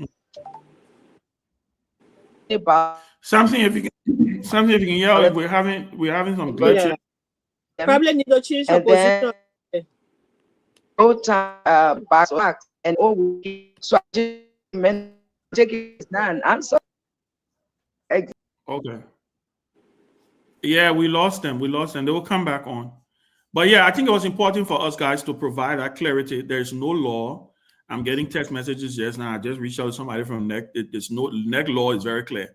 You don't have to be a registered voter at a particular polling place to be able to be a poll watcher there. If Winfred Russell wants to go and volunteer to do poll watching for a particular candidate, all he has to do is to let the candidate campaign know. The responsibility of the candidate's campaign will be to give him his NEC credentials, which is a tag that NEC provides for all poll watchers. And you will need to have an ID, something to identify yourself, to say that you are Winfred Russell to be able to, do the poll watching. I think we see Samson in the back. I just want to make sure that we get in so we can finish with Mrs. Ware. Samson, we broke up there from you. So let me give it back to her. Yes, please.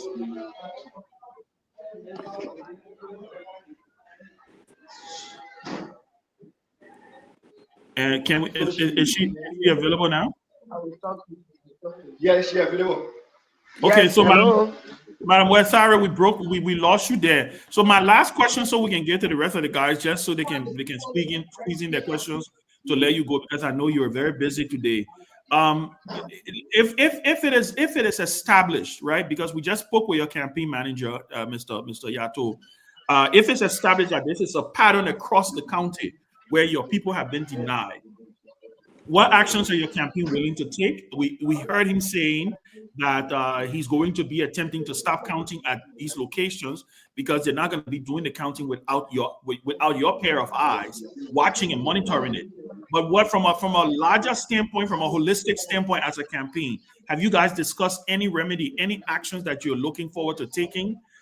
Are you looking to say that you will not deem these elections as credible? Can you speak to us about that? Well, before I even speak to that, I mean, this is becoming widespread as we go towards the end of the voting period. I have a paper in my hand right now where a PO in Campley was caught with ballot papers. And so they have halted the process at that center in Campley, which is District 3. So it's like they're not letting up. Just this afternoon, I also got a call that, two sitting officials of government again were caught in District 8 trying to manipulate votes. And one of the guys had to literally insult him. There was another one in Camp 4 where the guy was caught sitting and giving voters going to the pool $500, go and vote Koga, go and vote Koga.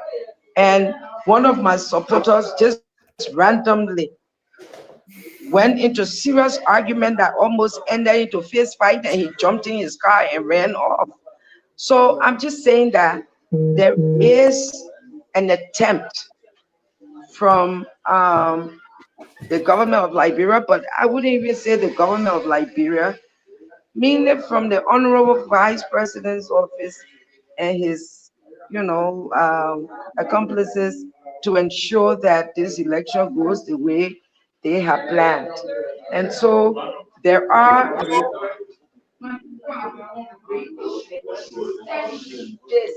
I'm on radio. Excuse me, guys. I'm on air. I'm on radio. Thank you. I'm sorry I had to scream It's because okay. it's like campaign headquarters. People coming in and just talking. Yeah. So I have to tell them I'm on air.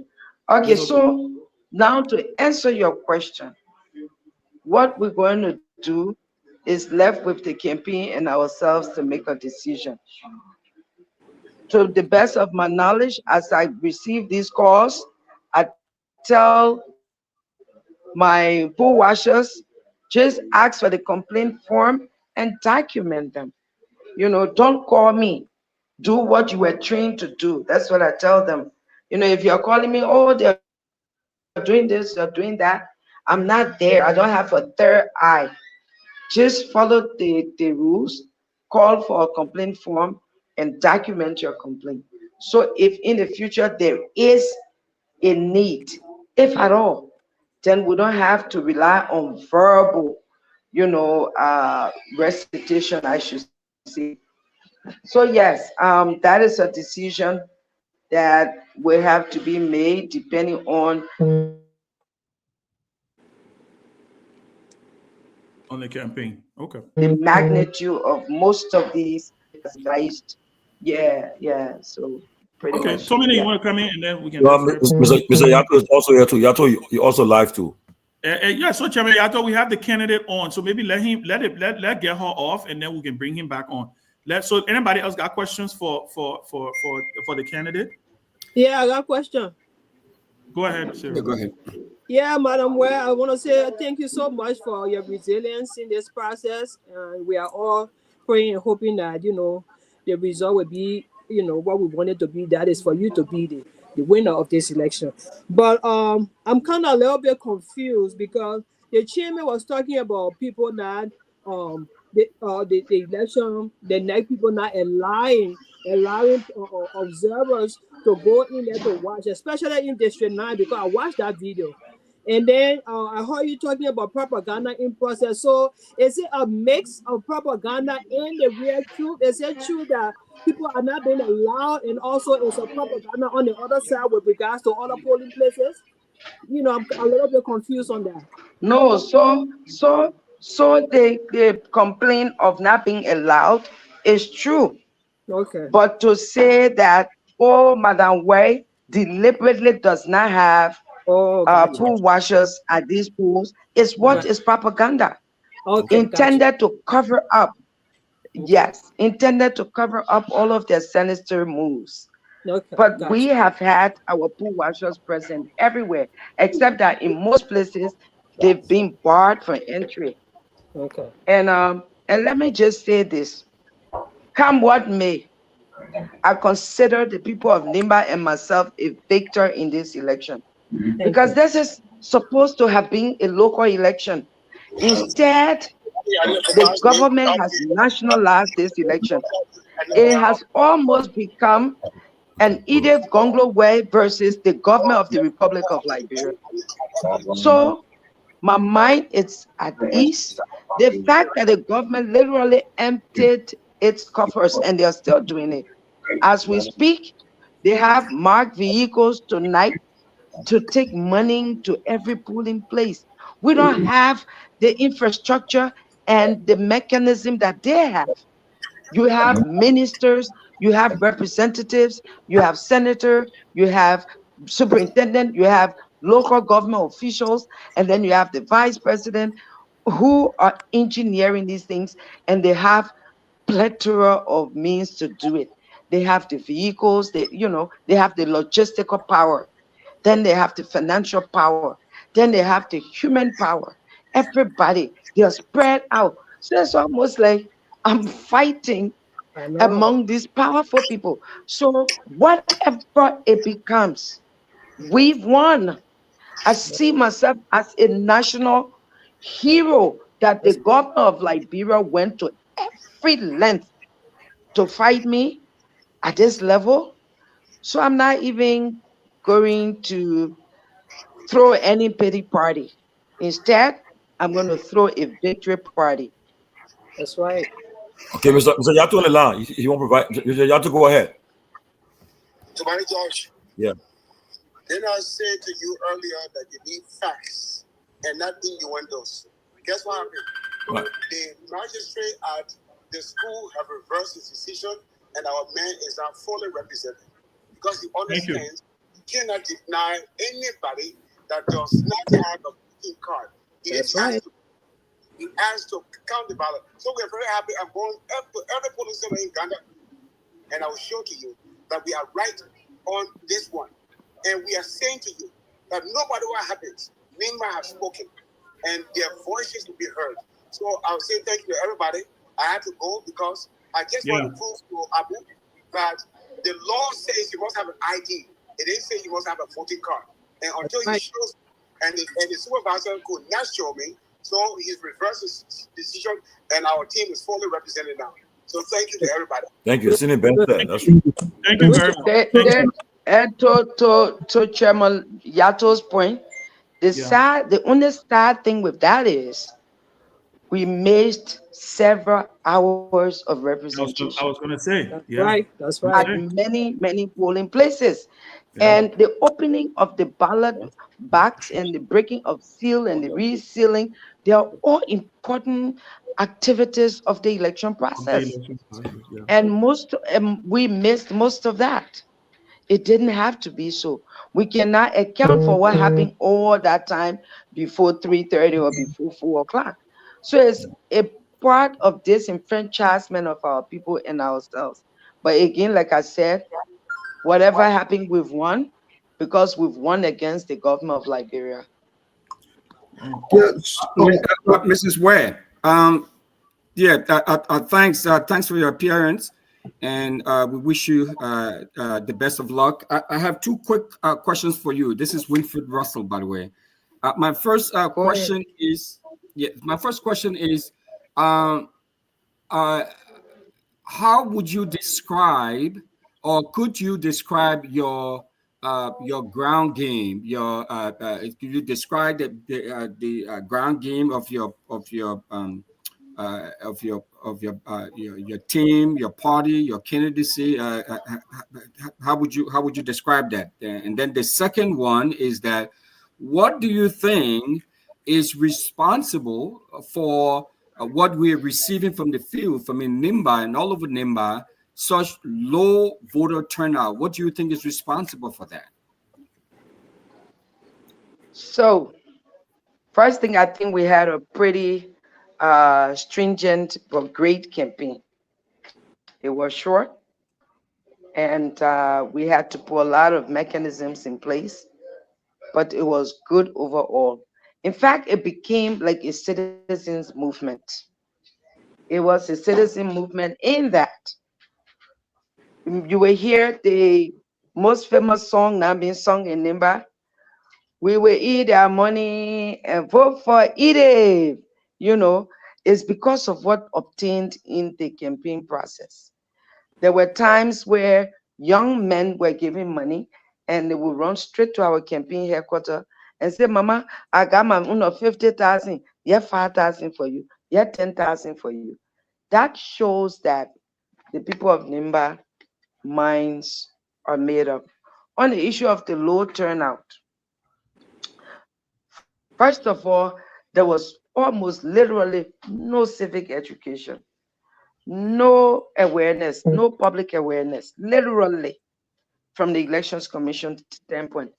I am telling you, on the day that I closed my campaign, on Saturday, that mammoth crowd that you saw, even after that, on Sunday, I was getting called, Mama, when are you coming to our village for our campaign? I had to tell them the campaign ended yesterday. That means that people were not even aware that today was election day. And it's not everyone who has privilege to a radio. So, though on radio we kept telling our people the election is next week, but what percentage of the population heard that? So that could be one of the reasons of the low turnout. Believe me or not, but tomorrow some people will be asking, when is this election? Because of the very poor and low publicity regarding this election. I believe in my mind that is the one significant thing that accounts for the low turnout. Mm. So even though you had those large rallies and you had the presence of a lot of national leaders there, there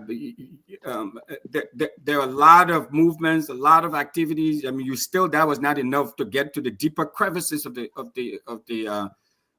county to get the message out there. So is that what you're saying? Yes, but so here's the thing. When was the rally? Saturday, the last day of campaign. And I just told you how people were calling me to go right after the rally, and I told them that campaign was over. A case in point, a town called Binding. It is in District 8. I know Binding. The chief elder of Binding called me on Sunday morning. Daddy, women are waiting for you. Oh. You coming to us today?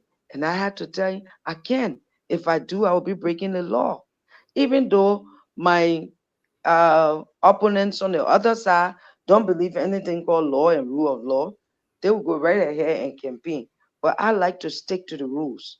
And so I'm just saying that hearing these kinds of calls makes me realize that people were unaware of the day of the election.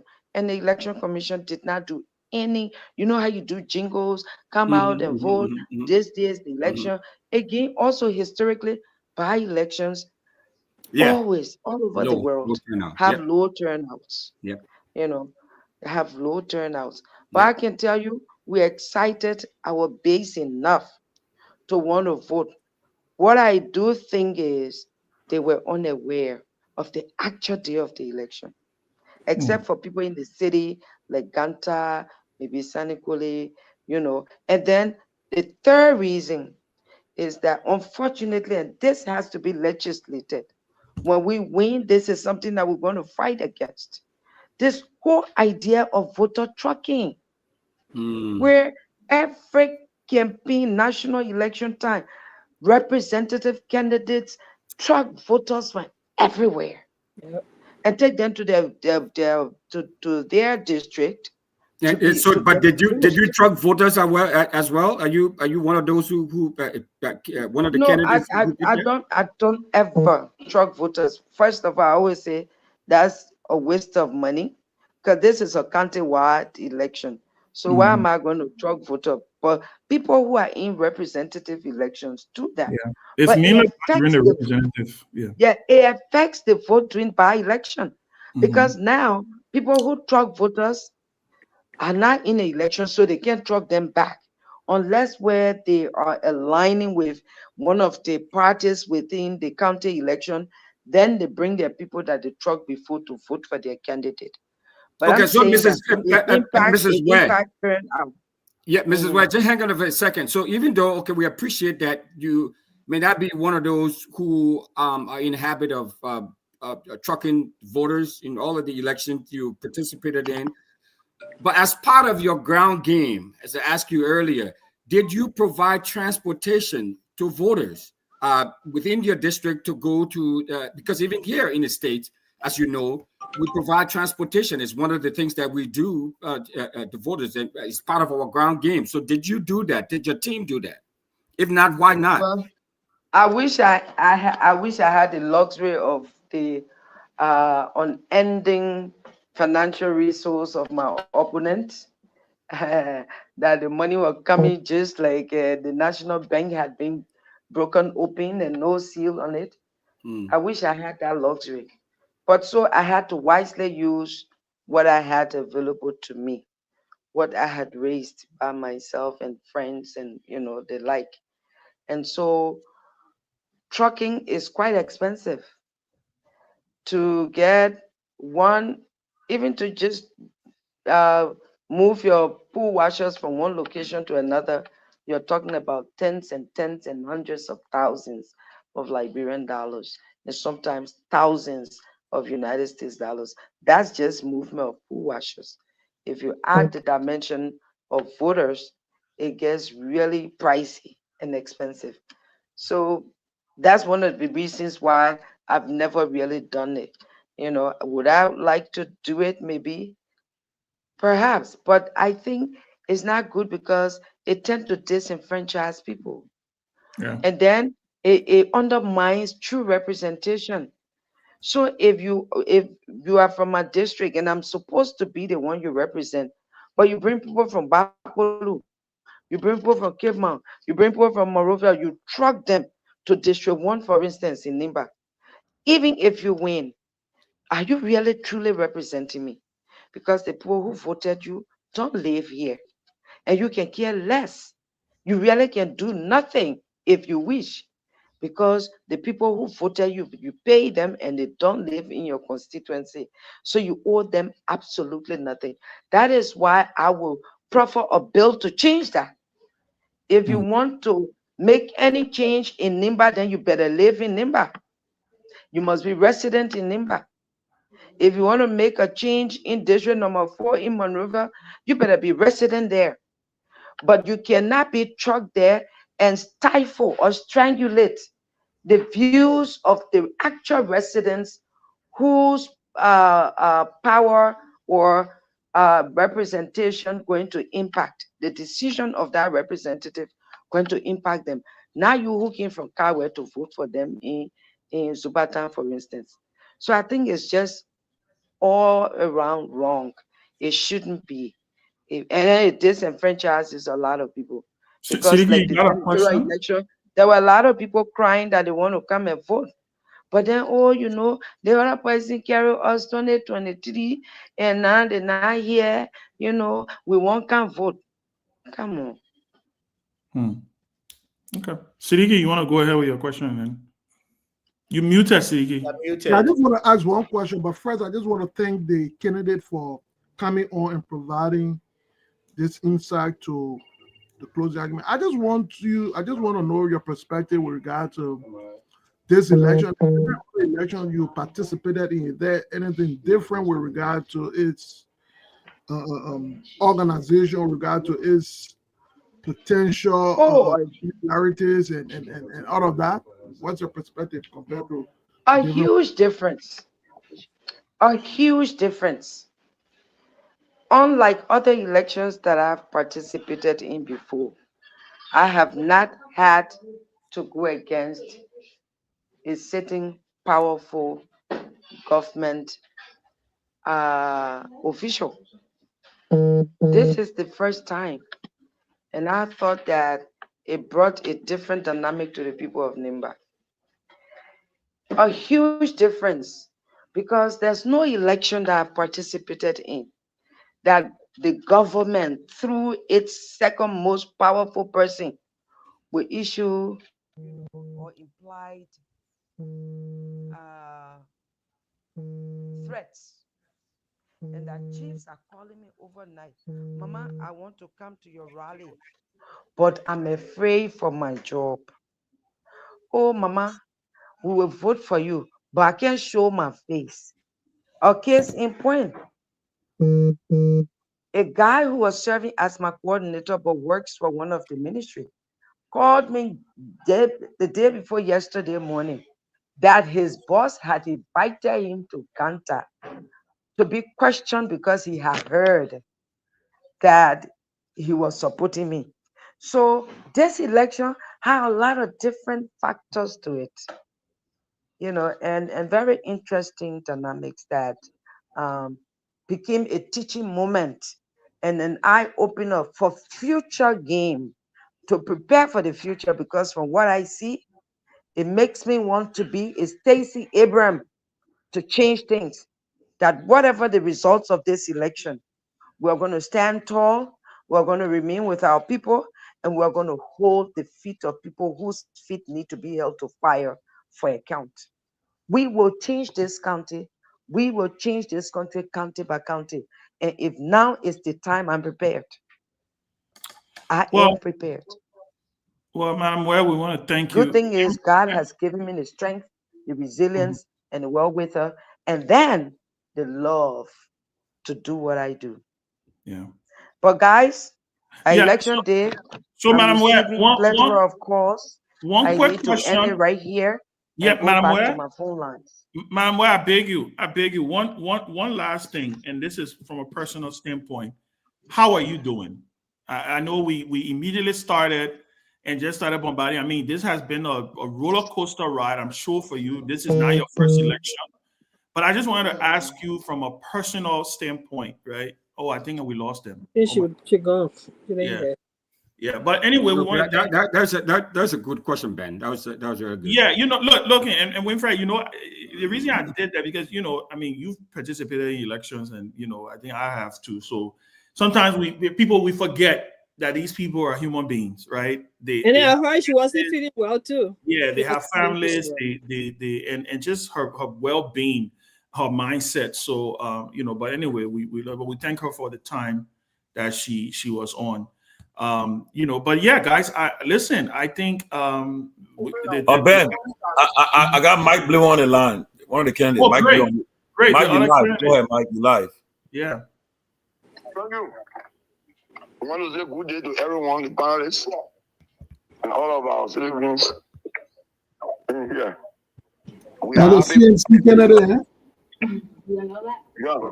My name is Mike Blimo. I'm from lovely Buenkuya, Tabedan District number 6. My mother is from Bo Kosen, Bo Administrative District number 4, and a resident of Gambia City, the Royal Community. A candidate on a CMC ticket. So, Mark, this is Ben Sanvi. Let me ask you a question. First of all, how do you feel? What are you? We have a few hours to go. What are you seeing? What's your feeling like? How do you feel overall? Do you think that you're going to pull this thing off? Do you think you're going to win this election? If not, what have you observed so far?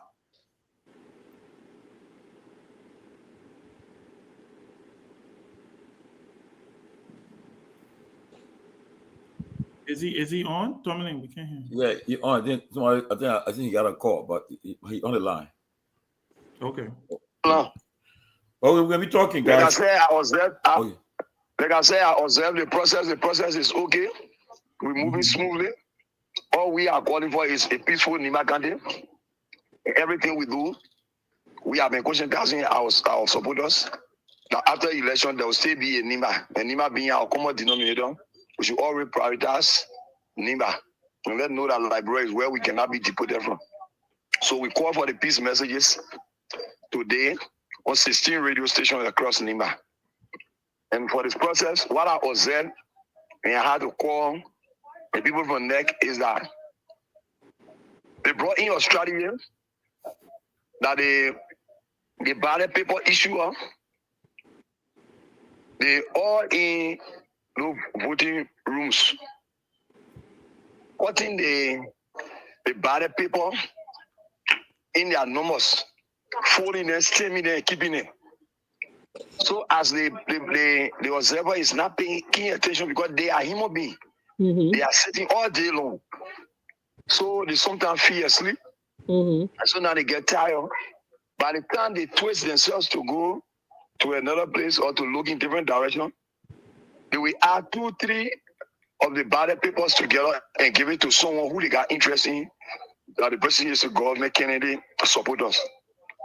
So we have to make that, but we're not everywhere. You know, Nimba got 736 polling rooms. So we are not everywhere. Where calls came from, because I tutor my pool washer with that, because I know income pass. These are things that they did in 2023. So we also told them that if you be able to check the waste of those who are coming to vote, because some of them had a pre-marked ballot paper already and been placed in their clothes.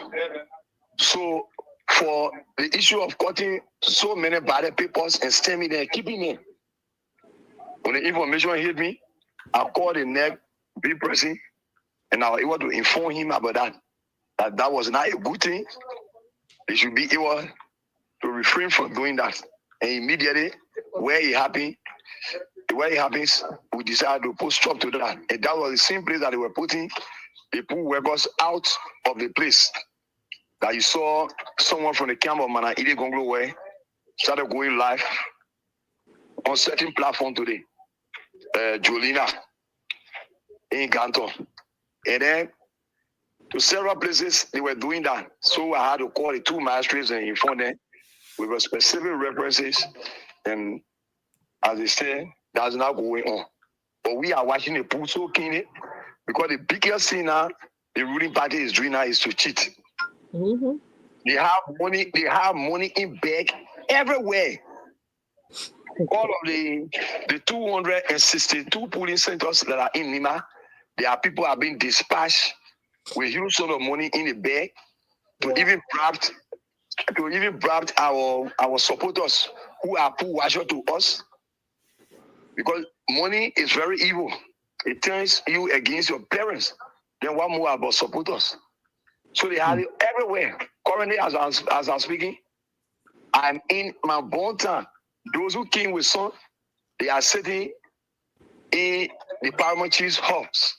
When I enter the temple, rush to me, they try to lodge a complaint. And I told them, all we can say is go to the pool and vote. And when it's time to check the ballot people, let those of you who are supporters stand a distance and just observe the process with your flashlight and thing. So these are things that are ongoing. Everywhere in Nimba, they have people with money in the bag, on their back. They have a backing bag with money in it, huge amount of money to be able to pay people so they can catch the remaining ballot papers for them. Thank you, Mark. Thank you. There's somebody asked another question. Okay, Mike, I got a question. Okay, go ahead. Go on. So, Mike, I just want to encourage you. I want to thank you so much for coming on. I want to encourage you to tell your voters or your observers to take pictures of these things, because in anything you do, you have to have evidence. So make sure let them have video cameras of pictures of some of the things that you're discussing, so that when you're telling people and you show those evidences, they will be able to believe it, because you know our community is full of a lot of propaganda and stuff like that. But I want to ask you one question. What was your strategy? What did you do to get your people out there to vote? Was it difficult for you? Because we've seen a lot of people did not turn out at the polling stations. So what was your ground game, your strategy to get people out to vote? Did you have any? What we did, we asked supporters. Wait. No, elections. We have almost close to 1,000 plus candidates from Nimba, from representative to senator, and from various districts, because we got 9 electoral districts in Nimba. Some had 20 persons, some had 17, some had 19 candidates, and they all went for people in Morovia and brought them to Nimba. Some took people from Gantor to the various villages. Some took people from Ban, because we got 6 cities in Nimba. They went for people and carried them to home. And some left and went to their homes. So now, as they said, what we were able to do is, those who came to us that they want to go vote, we didn't ask who you're voting for or who you want to vote for or where you're going. We were able to accommodate them with cars to be able to go out there to vote so that the pool cannot be totally empty. But we didn't ask them go and vote for us because campaign is over. All we were able to do is to ensure that people go to the pool. But those who are from the angle of the government, we also pull out the Kirobin bus, MTA buses, the yellow one that is called Kirobin or Kolokwa here. They put 100 outside from Morovia. Calling people from Morovia, transporting them to Lima. Okay. More than 100. Mark, can you come in? Mark, can you take a little break with us? We have a situation they say that's going on. Let Maya come in. Maya, you want to come in? Who you have? Yeah.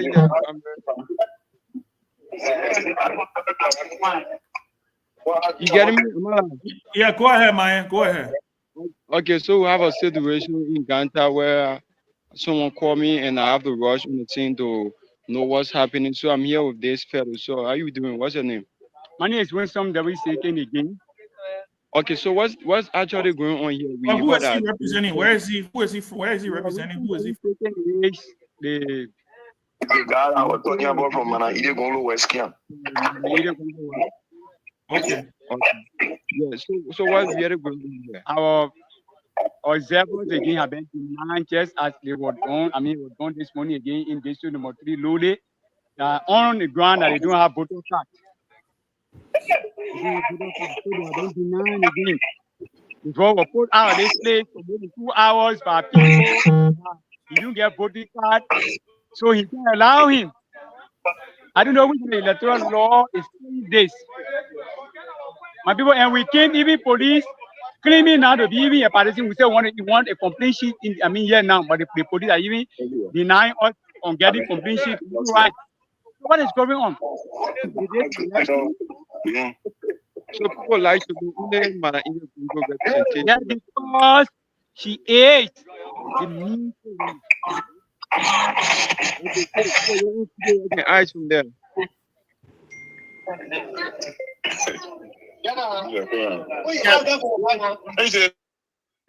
Ben, I think Ben, I can reinforce that. It's one of the reasons why I came on. I have been with the team from the get-go. Yeah, right? Emmerich, let's see it. They finish with him, then we can bring you. Mayan, y'all can hear us though? Mayan, you can hear us? Yeah, I'm hearing you. Okay, so are we done with the interview with him so we can get the other person? So yeah.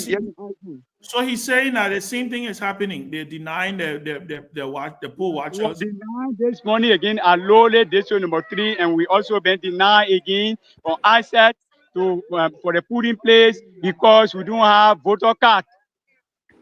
I don't know which one electoral law said this. We are putting again for complaint sheet. The police officers are here telling us we will get a complaint sheet after the election. That's why we are here. You can see all of my people that came who standing here. Can you turn the camera to them? Can you turn the camera to them? Yeah. With me. And somebody coming.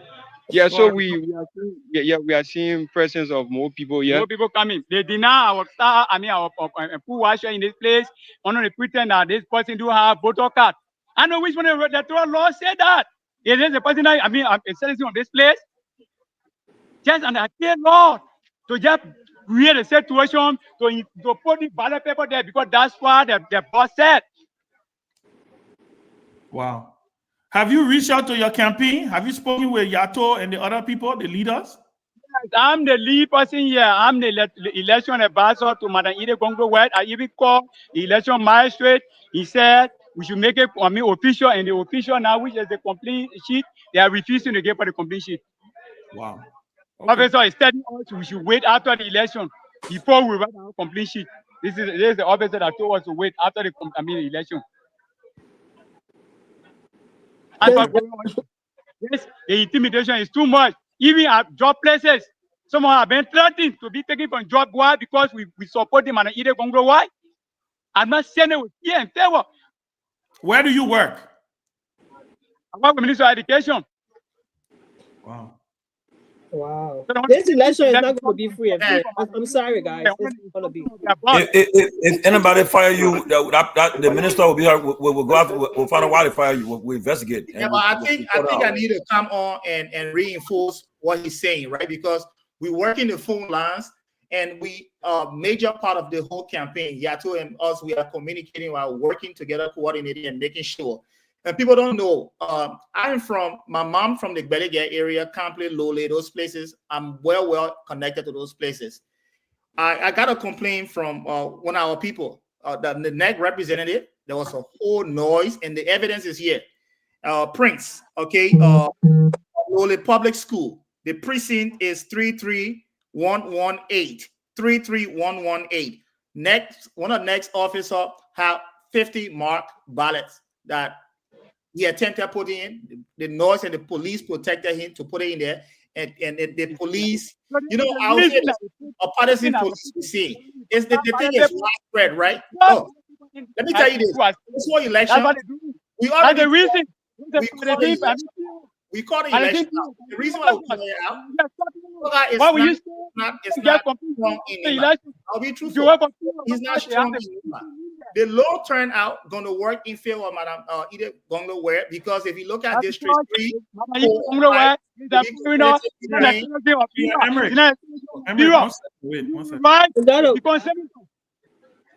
on that pass, right? All person that he or she favor should be senator in Nimba.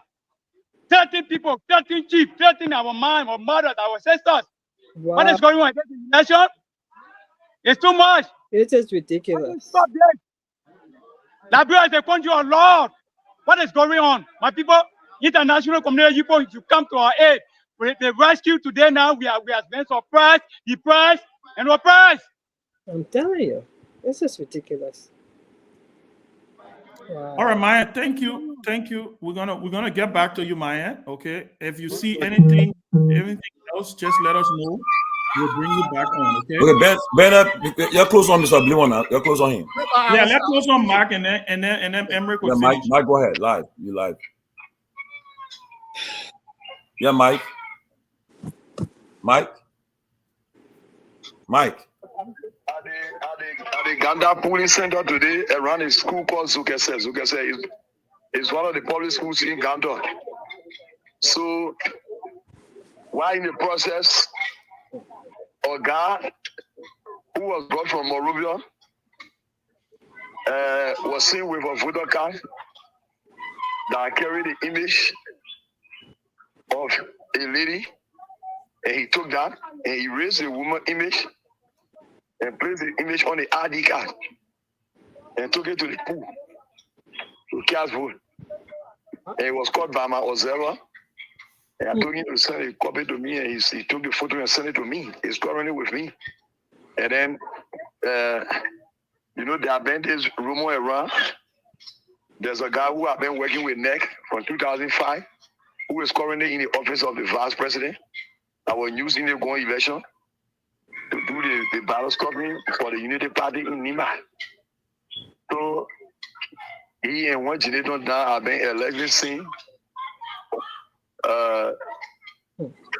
15 ID card for voters who don't have voters right in Nimba. Unknown caller. Okay. So Mark, having the authority to regulate every activity there. So this guy was seen with that. Like you see, even with the issue of Prophet Key, right? For Prophet Key to be having the photo card in Nimba, or in Liberia, and today nothing is happening to Prophet Key, and he's passing scot-free. So this guy was caught this afternoon and sent to the police station. He's currently in the custody of the police. So what happened next so that we can have real occurrence of such? What happened next? So that we can have real occurrence of such. Because these are things that happen, like I said, in the reaffirmation of our commitment to the Formation Declaration. We were saying today, those things that are happening in the past, while the declaration was signed, those that were caught with wrong acts or doing the things that are not good, what did they do to them? Because like the guy that was caught today, after the election, the men will be placed outside and they will say the men were placed on a bomb. And that investigation not going to continue. So by that, next time if you have election going on, someone will also come to repeat the same. Because when you are caught, you just being carried to jail, and after 1 or 2 days, the man is passing in the street free, going, and his mission are being accomplished. Right. So that was one of the things that happened in Ghana today. So we were asking the regulatory body of election, NEC, what are you doing so that those things can be continuing all of the times?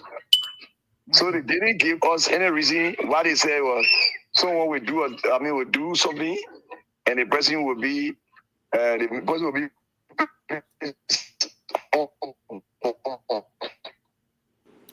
Okay. Well, Mr. Buyen, we want to thank you for the time. Well, we're going to stay in touch with you. Dominic, can you hear us? Yeah, I hear you. Yeah, so we're going to stay in touch with him. If there's anything does come up, we'll get back in touch with him so we can continue from where we start. But Mark, it's good hearing from you. General Alvin Garrison Smith. Good luck out there, and we'll stay in touch. Thank you. All right, so Emmerich, you want to come in, and then we'll take it. Yeah, I would just like to reinforce what my and the other people are saying. We working the phone lines. We having the factual evidence because we're seeing video. We're not seeing video recording. We're on live with them to get the facts right. If you look at precincts, district number 3, precinct 33118 that Mark just talked about in Lole. Lole is right behind my mother's town. They mark ballot, 50 ballot papers by next worker or officer. They try to stop him. And what already made it happen, the police pushed the other people, the other poll watchers away from the area because they saw the personnel putting the 50 marked ballot in the ballot box. Okay. Wow. And we said, when I said that Koga a weak. Okay, it's true. And they're seeing it. All they relied on because they knew that Madam Edith Gonglo where she did not have the personnel, the resources at that time, right? But this time around, we were a very small group of people, highly effective. In no time, we were able to dispatch poll watchers in almost all of the areas. The problems we are facing is this. We have the accreditation cards from NEC. That's all you need. You don't need voter registration. You don't need any of those things. When they go at the police stations, their frustration to the officers at the police stations turning them down at the different locations. It's one of the ways they try to find, because what's happening with a low turnout. I'm into statistics. I say if they have a low turnout, Koga going to have a serious problem because Garrison going to be competitive in districts number 3 and 4. 3 and 4. So Koga, where will he go to be able to make up for those areas when the turnout is low? Nowhere. District number 2, he can never beat Mada Ida Gonglo where in district number 1. He can never do it. Number 2, he can never do it. 3, he cannot do it. 7 and 8, he cannot. So where can he make up? And that's the reason why you see at this time, all of these things are happening because they see a level of desperation in them. Because we're a lot of sophisticated group of people, we handling the facts. We are in the middle, we dealing with the facts. We talking to people, we coordinating, we have motorcyclists all around the county. We're not just sleeping. People go on the internet oh, man, Edith Bungalow, where she does not have poll washers and so in all those places. No, there are some places that we will not have a lot, but more places we have a lot. A lot of people, we have poll washers, but what's happening? The frustration is for NEC. NEC is compromised. And I will say it for a fact that NEC is compromised. The whole system, we're not crying wolf, right? What we're saying, a lot of illegal stuff going on in the country, especially when it comes to this whole election. Is wrong. The government cannot weaponize the police department. The government cannot weaponize NEC. We see it. We have the evidence. I was on the phone for so long because I was dealing with all those different issues at the polling places. It's not that I'm waiting. I'm talking to them, talking to the officers, and all of those. They say they got a mandate that to get people from there because the mandate they're receiving. So they're going by what they're being told to do. And that's wrong. We knew that they could not beat this lady. We knew they could not beat this lady. I got a question for you, Emery. How many polling stations they have in Nimba? Is there how many polling stations? Like a polling station is 732, roughly 732 polling stations. Oh, that's a lot, though. That's a lot. So cheating can go on at any point in time, especially when you don't have your people on the ground. What's happening? We were covered, right? They are frustrated because we've been covered. The news on Facebook. You know the reason why they had that propaganda that we're not being covered? It's simple. The reason why they have, because they want to come up with that thing to stop our people. Later on, they didn't have people to cover them, but we were covered. It wasn't as perfect as expected, but yet still we are covered all over the county. We are covered. We have poll washers in all of those areas. Now we have poll washers in all of those areas. What's happening? The frustration, they cannot see our poll washers leaving, even though they're hungry, they are thirsty, they want to go and use their, go and ease themselves.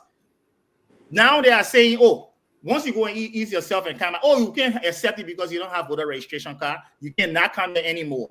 This is the problem we are having at some of those areas.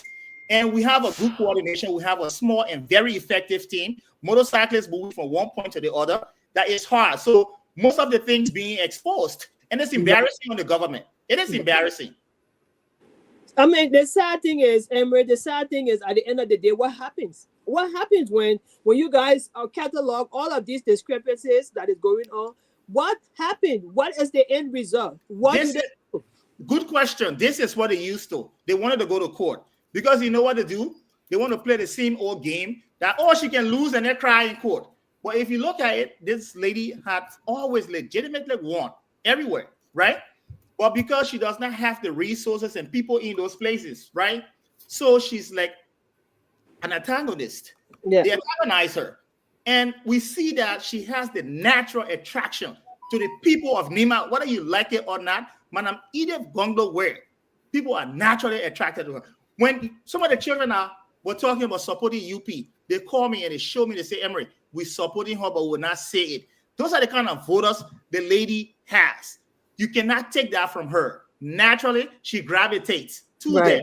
Because you know what? She has a lot of qualities that most leaders in our country just don't have. They don't have. That's true. The motherly feeling. If you read a beer, I mean, if you spend your time around her, right? She's not vindictive. She's a very, and they pin her like this demon in Nimba that she wants to stop the presidency. This is the politics they play. I don't like. My mom is from Nimba. My mom is from the down side, the Gio side. Trust me, if you see me support somebody who is minor, I don't see you as tribe. I see you as a person of competence. Right. She's competence. She's the best person for this. And I think we're in for a long ride because we're on top of our game, right? If you stop the ballot with 50 papers and so in one location, we will make up for it somewhere else. And this is what we're going to be doing for the whole night. And we're going to report the facts. The facts are there. We have footages. We have everything. We have videos, recordings, and so we have everything. But you know what? The same thing they do. They say the court system, we want her to go to court because she's known for it. That's the trick. Koga cannot win this election. Okay, so let me ask you this, Emerick. Did you guys expect this? I mean, know how polarized this election was, and I mean, even the campaigning and all of that. Did you guys anticipate this was going to happen, and what kind of mitigation strategy did you put in place, to prevent this from happening? Good question, Russell. You know, the rapid response. This is our advantage, where we have motorcyclists already hired to move, and we'll strategically put them in different locations, right? When something coming about, we'll move the personnel to those places to bring the evidence. This is what we have. This is the mechanism. But I will tell you this, to weaponize, to be weaponized, to fight against the weapon, it's not easy, right? But you have to be smart in doing it. And in every location we have, because we know what's going to happen in districts number 3, 4, and 5, this is where you find most of it going to happen. But now they're seeing their way not clear in those areas. So in Ganta now, you see them move to Ganta. And this is how they are. They have it spread out in the county in a way that if you close them out in the district that they should be winning more votes, if they're seeing the turnout is low, they cannot win there. Then they move their people to somewhere else that are more vulnerable. They're speaking Ganta now in some areas, Ganta, to stuff the ballots in those places. The ballots they've been pre-marked. We know it. Because if you're stopping our poll watchers from being there, our supervisors from being there, it been pre-marked. But what's going to happen? This is the catch to it, right? We already have the FRR. If we have the FRR, reconciliation purposes, if the FRR not going to match the FRR of other poll watchers and other, with the even, then we know there's a problem. Then we'll have to quarantine that area to have either a rerun, but you cannot come and think that you're going to sit and announce any winner in this when you have malpractices and you have fraudulent activities going on, you have criminal activities going on, they're being intimidated by even the police. It's not going to happen. We're in for a long, long, long run. So I have one question. With all of what is happening now, Emmerich, with all of what is happening now, are you guys getting any exit poll? Are you guys getting any number? Oh, yeah. This is where I come in. Good question. This is where I come in. The exit poll, I will tell you out of 10 people, they will tell you about 8 or 9 will tell you, say, I don't care, I voted for Edith Gongo where. And I'm serious because we interview people at the exit poll. Almost everywhere, districts 1, 2, 3, some part of 3. I will not say 3, some part of 3, because some part of 3 going heavily to Garrison Yelu. All right, Garrison Yelu. So if you see Garrison Yelu, it's taken away from Koga. And I knew it. I did the regression analysis on this long ago. I knew it. I knew that it was impossible to beat her, because if Garrison is in the race, then you found Mark around districts 8 or 7 and 6 and so. So where can Koga claim dominance? Where? How about his district in District 5? Is there a competition there? In District 5? Yeah. Up to this time, I have not had contact. I like to be truthful. I have not had contact with our observers and poll watchers and coordinators over there to start to speak to them. Is where I was going before I came on live. So if you find out what's happening, Koga got only a slim chance right now in District 5. That's it, and some part of 6. But Garrison will still be competitive in 3, 4, and 5. So my point, if Koga cannot be dominant in any one district, how can he make up for it when the turnout is very low? And I said, when the turnout is going to be low, Koga will have no chance of winning this. So then how does Edith have an edge over all of that? How does he have an edge? Because you see, she has unshakable of voters that no matter how long she stays out of the country, she stays away. She doesn't even campaign. She got good people in the Yaman area, in Yekepa area, in those places. They got certain places that she's beloved. All right, they vote for her.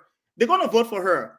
So those places are places that they know they can't beat her. So what happened in Yekepa? We had a news in Yekepa again, the same thing they attempted, but we dispatched people over there because we got motorcyclists all around the place with people with personnel waiting to be dispatched. So you see what's happening? We're ahead of the game. If we did not have mechanism in place, I will tell you this, long as it would have been a wrap, some of us would have given up. But we anticipated, we preempted this, and that's the reason why you see them. In fact, they're trying to catch up. They didn't know we took them by surprise overnight because they didn't know we're going to have the number of poll watchers, because Edith Gongo have always been around with our poll watchers, and so they actually did those fraudulent activity, manipulation, all of those things, places that she did not have people, but now she's representing all over the county. All over the county, so they are catching a hard time. You will allow me start celebrating here, I beg you. they will catch a hard time. They will do it, but I'm saying it will happen, but I don't think that will be enough, right?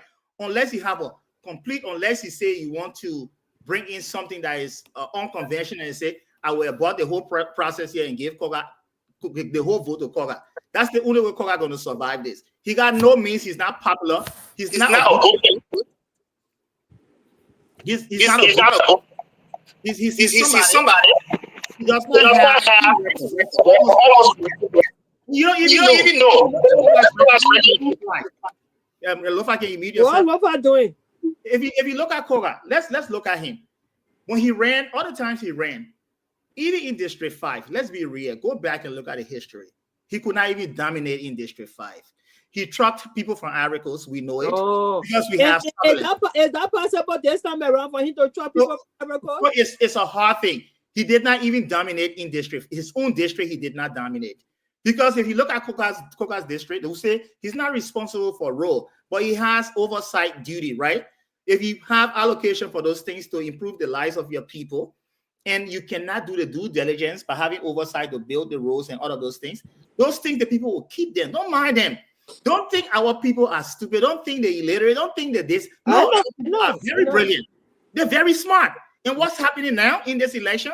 Our people that they overlook and think they're going to spread money in the communities, in the towns, in the villages, in the county. They think that spreading money going to make them to win. It will be a hard call to do. So thank you all for being on. If you have further questions, I will answer it, but I got to go back to work the lines, and we'll have our whole war room. We're going to start working the numbers to see.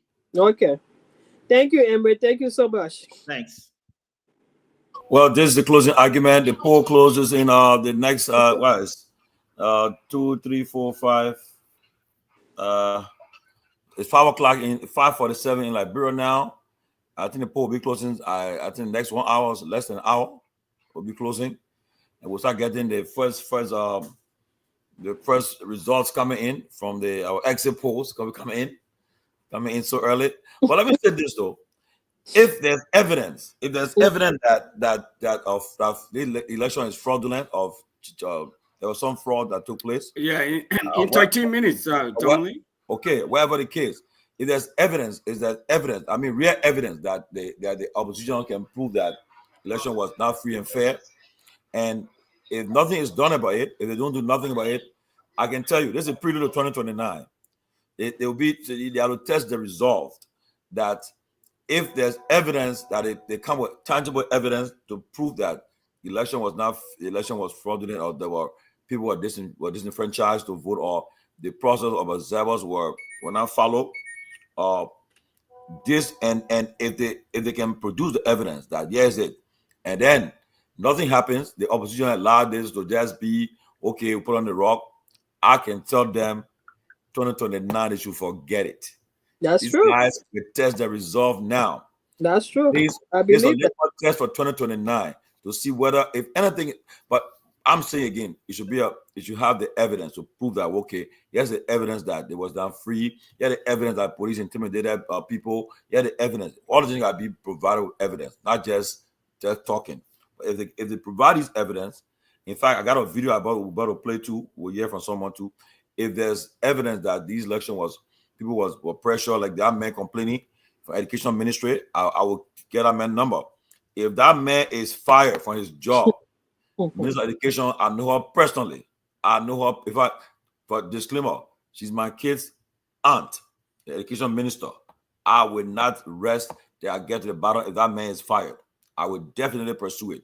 If that man is fired from his job because he took part in this process or put a candidate who is not favored by the government, if he's fired, it was proven. We're not gonna rest. We'll bring it on, and we'll give him the time, and we'll pursue it, because I don't think it's fair. Everybody should be having the freedom to associate and affiliate with any political institution they want to do it.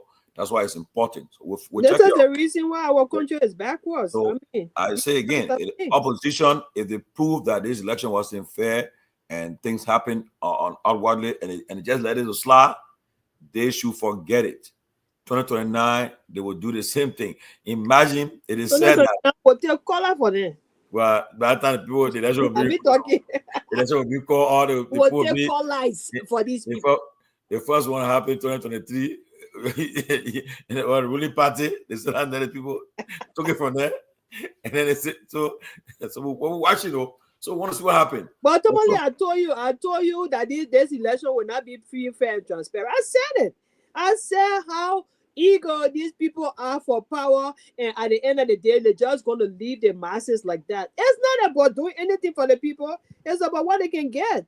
Just go vote. Look at the story you are talking about, the town and the people talking about, I don't know, they say what building, the roof came out and they told the representative to fix it. He said he was coming by, he never showed up. Now, election time, now, I bet you he went to the people to vote. To vote for him, Kennedy, or to vote for him, or whatsoever the case is. That's how they use our people. They use our people to get these votes, and at the end of the day, they turn their backs on them.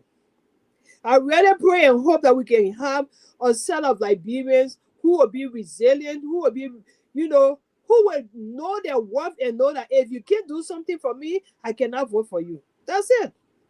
You cannot be voting for people at the end of the day. They turn their backs on you after they finish getting their votes. That's wrong. Leave these people in abject poverty and go by the business.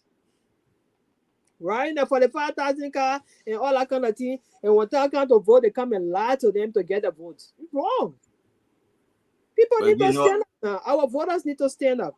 I'm getting message here. Somebody saying that the person saying that they hope somebody from the police school to address the issue, because people are just throwing this, and the person said the police they're doing their job, they're on top of things, they're providing. Well, what you expect them to say, Kimani? So, what you expect? But let them bring the evidence on the police, then we'll see it. But so now you're talking. Yeah, Show up the evidence. I'm alive. I was telling Mike to tell his people to take videos, take pictures of these things, because sometimes, you know, the pictures you show, the video you show, those are, you know, tangible evidence instead of just talking. Well, so let me bring someone on. Okay, go ahead, Maya. Yeah, so because of time, we're just going to do it like a voice, because you're not see the person because of time. We already have like 8 minutes left for the polling places to be closed. So, ma'am, welcome, your name. This is Leda Tida from India, party supervisor. Okay, so we'd like to know, since 3 o'clock of the person polling place, 3 people are not voting. What really the issue? What happened? Yeah, polling place 3, number 3, people are not turning now because of the violence from Ile Gonglo party or therefore and her hierarchy. They are all in, so the face stopping, they scrapping the whole process that no one want to vote. PO wanted to get on transparency concerning of voting ID card, where we're not physically proving to a PO. And the But mine should PO put them on video, because Mariam put on video. All the people they're on video. The people are claiming they're on video. Does she have any video to show? Yeah, that put on video, okay? Because other people that came on, they had their own video making a claim. Okay, so let me make it possible. Just in the video back.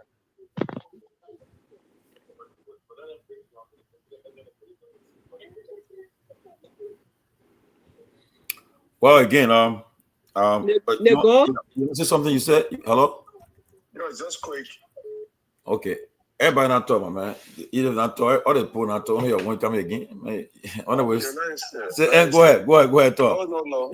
Talk, man. Talk, you might get Joe. You take it. Let's try to make it all right. That was that.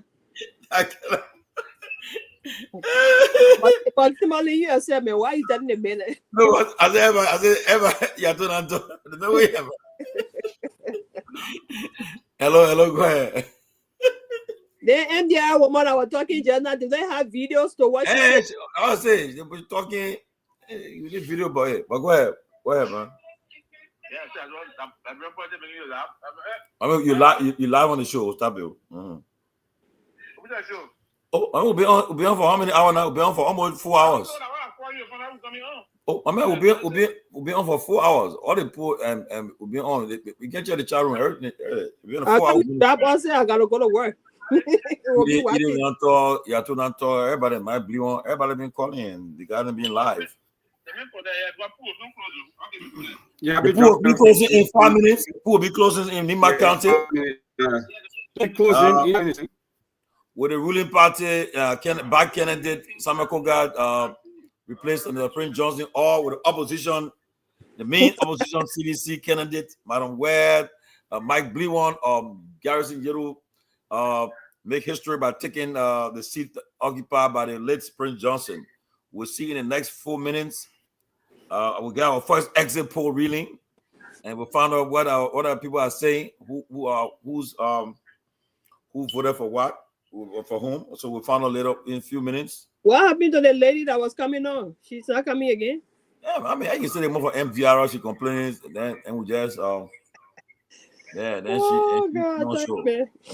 Now we see all the political gurus are appearing. These are guys who are very, very open electioneering. But Pee-wee, you know that we're on. The neo-progressive Sylvester Pee-wee from the You CMC. you muted. Yeah, I didn't know. You're on the line. I mean, that mean you're organizer because you should be having coordinated. No. Listen, No.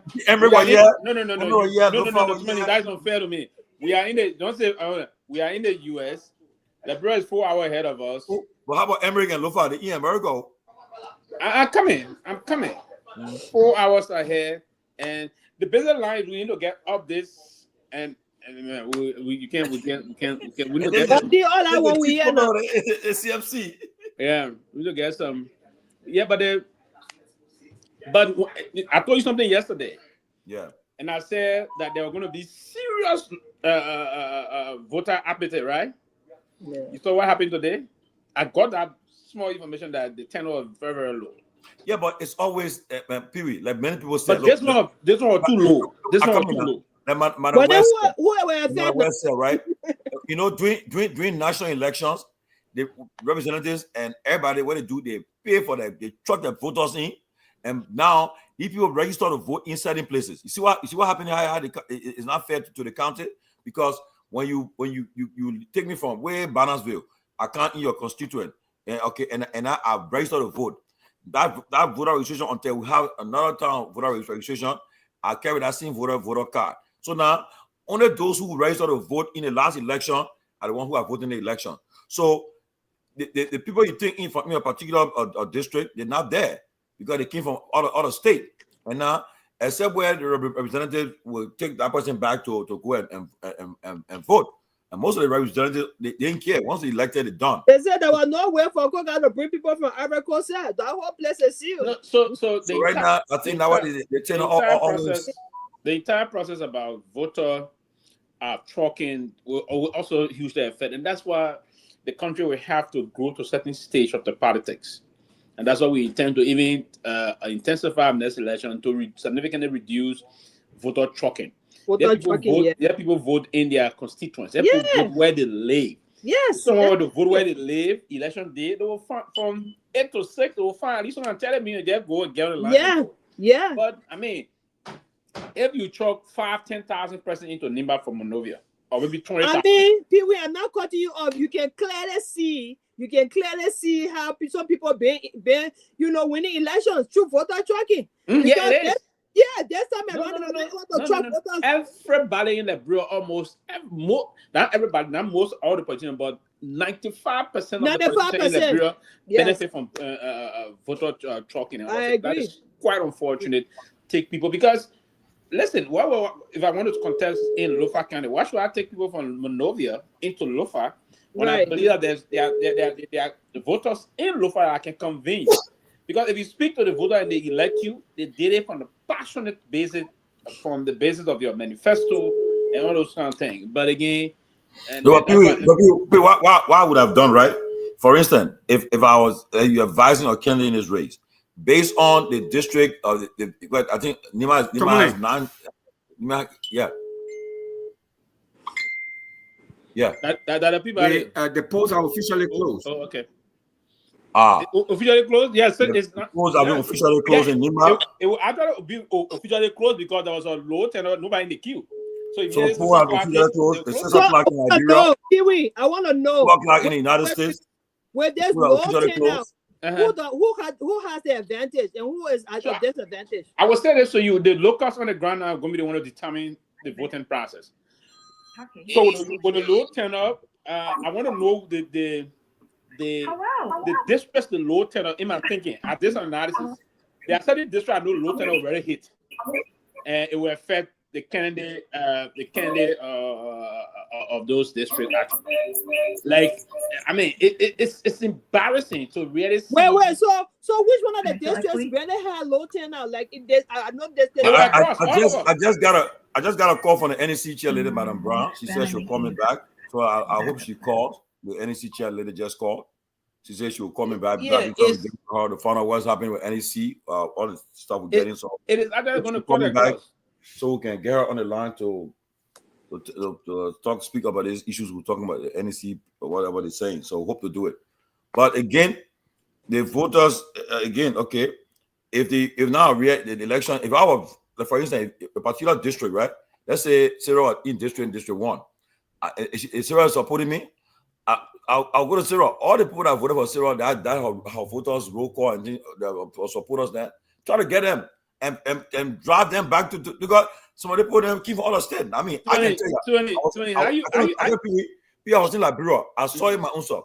People truck people. So we are going to they truck people. They truck people them and try to get them to come get my people. Let me ask you a question now. Yeah. To take them and carry them by, you going to take the money from the tree today? That's huge money. Yeah, but man, but it's huge money. But then I want to say because our election is that's why I have higher rich. Listen, but most of the candidates in the race got money. They don't have money. No, Koga got money because he got still resources. The only person that will get very good money, or that will be Koga, that is being hit and given money by the government of Liberia. Yeah, beyond that, the government of Liberia were not prepared. They were not prepared to do that to truck people back. They put our money in an election that the MTR and the CMC candidate. Because the guys are the CMC candidate. But even at that, do we have evidence that they did trucking during this time? Oh, but Sarah, the thing is this. There were few people would truck few people, but they were not doing the way they did it before. Let's say you live in Bannersville and you register in Ganta. So you can't vote in Bannersville, you're not voting in Ganta. So in order for me to get you to vote in that area, I'll try to get you. So if they didn't do their homework, it's up to them. That's why they didn't truck. And beyond they done trucking, there's increasing voter appetite also among the locals. There's this kind of analysis that we have to draw to. Now, there's this increasing disappointment from the voter, lack of voter trust in the politicians. Right. That also contributed a lot in terms of people are just disappointed. They don't want to show up. Folks are basically very disappointed in their political leaders, those that are representing them. So it's part of the reason why you see the turnout also very low. So it's a combination of a lot of different factors that are coming together to lead to these things we saw today. But again, this is a lesson learned for us. It's a lesson, and one of the things we can do is to increasingly provide awareness with the electorates. Again, were you to provide this kind of awareness, if for on deaf ear, I believe so. Yes, I really want to be on when that lady come on. I really want to be on. It may fall deaf ear because the people are destitute. The people are poor. We have some exit polling about when we start the show. We'll start exit polling from the polls that came out. We'll give you some early numbers that we'll get from the exit polls. Between now and 12 midnight, Liberian time tonight, or our time tonight, we will have known who won this election because the turnout is very low. We know soon because the turnout is very low. So imagine in some polling area they will finish the counting process in less than 30 minutes. Right. Yeah. So in Nimba, if they didn't do some stuff in ballots, and then if they stop, they kind of low turnout. They stop in the ballot. I mean that candidate is a weak candidate because if you need some representation, they can't trust that the place low. So if you got a representation there, but if they stop ballots, it will be exposed because of the low turnout. You're looking at just maybe 10 people in line, and you tell people that 50 people voted in that precinct. It's impossible. Yeah, exactly. So the turnout process is that way, and so people will just have to go with it, listen to what's going to happen. But between now and tonight, 12 midnight tonight or 8 p.m.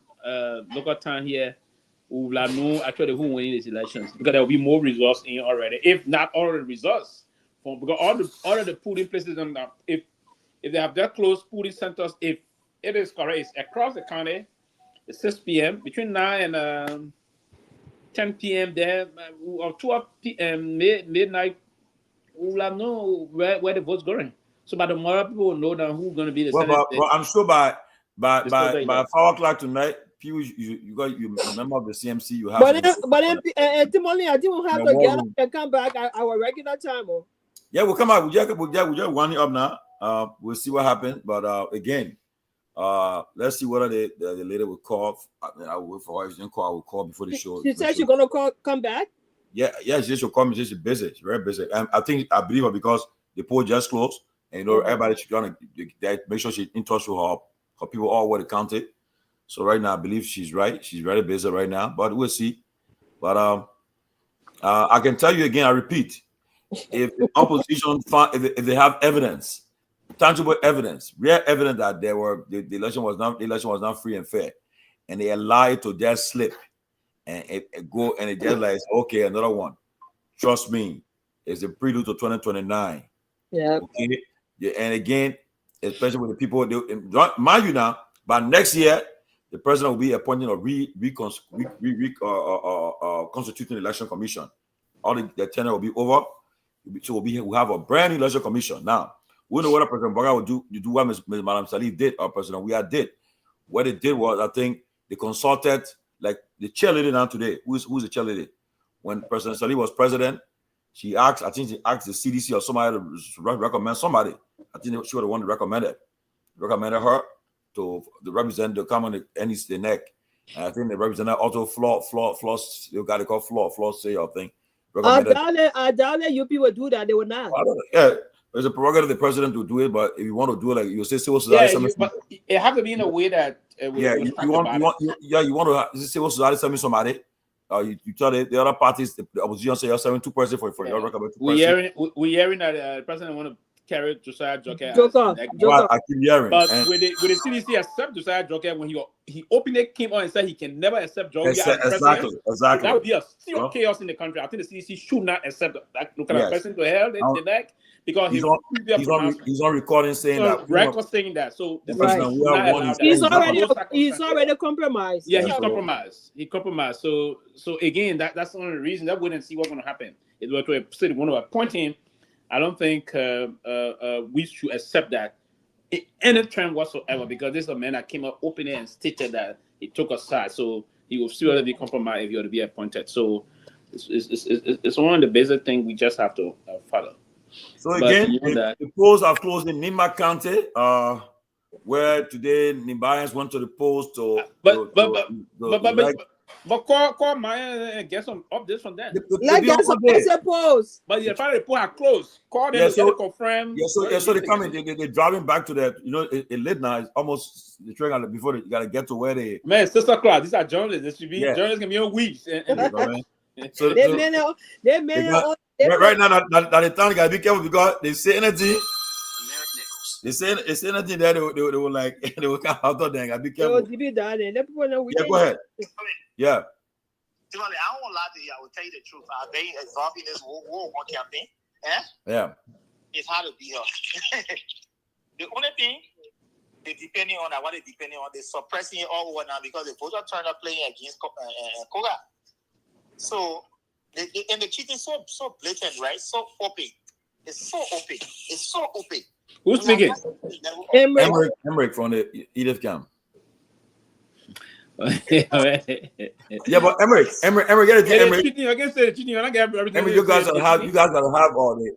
Y'all take videos, You see that problem? We don't just say cheating because you want to say your mother cheating. You have to prove it. Evidence. Your press are over there, and you seeing it. No, but listen now. I think earlier today when we started the show newly, our guys were at polling station where we never saw representatives from any party there. They were live now. And how come I come in.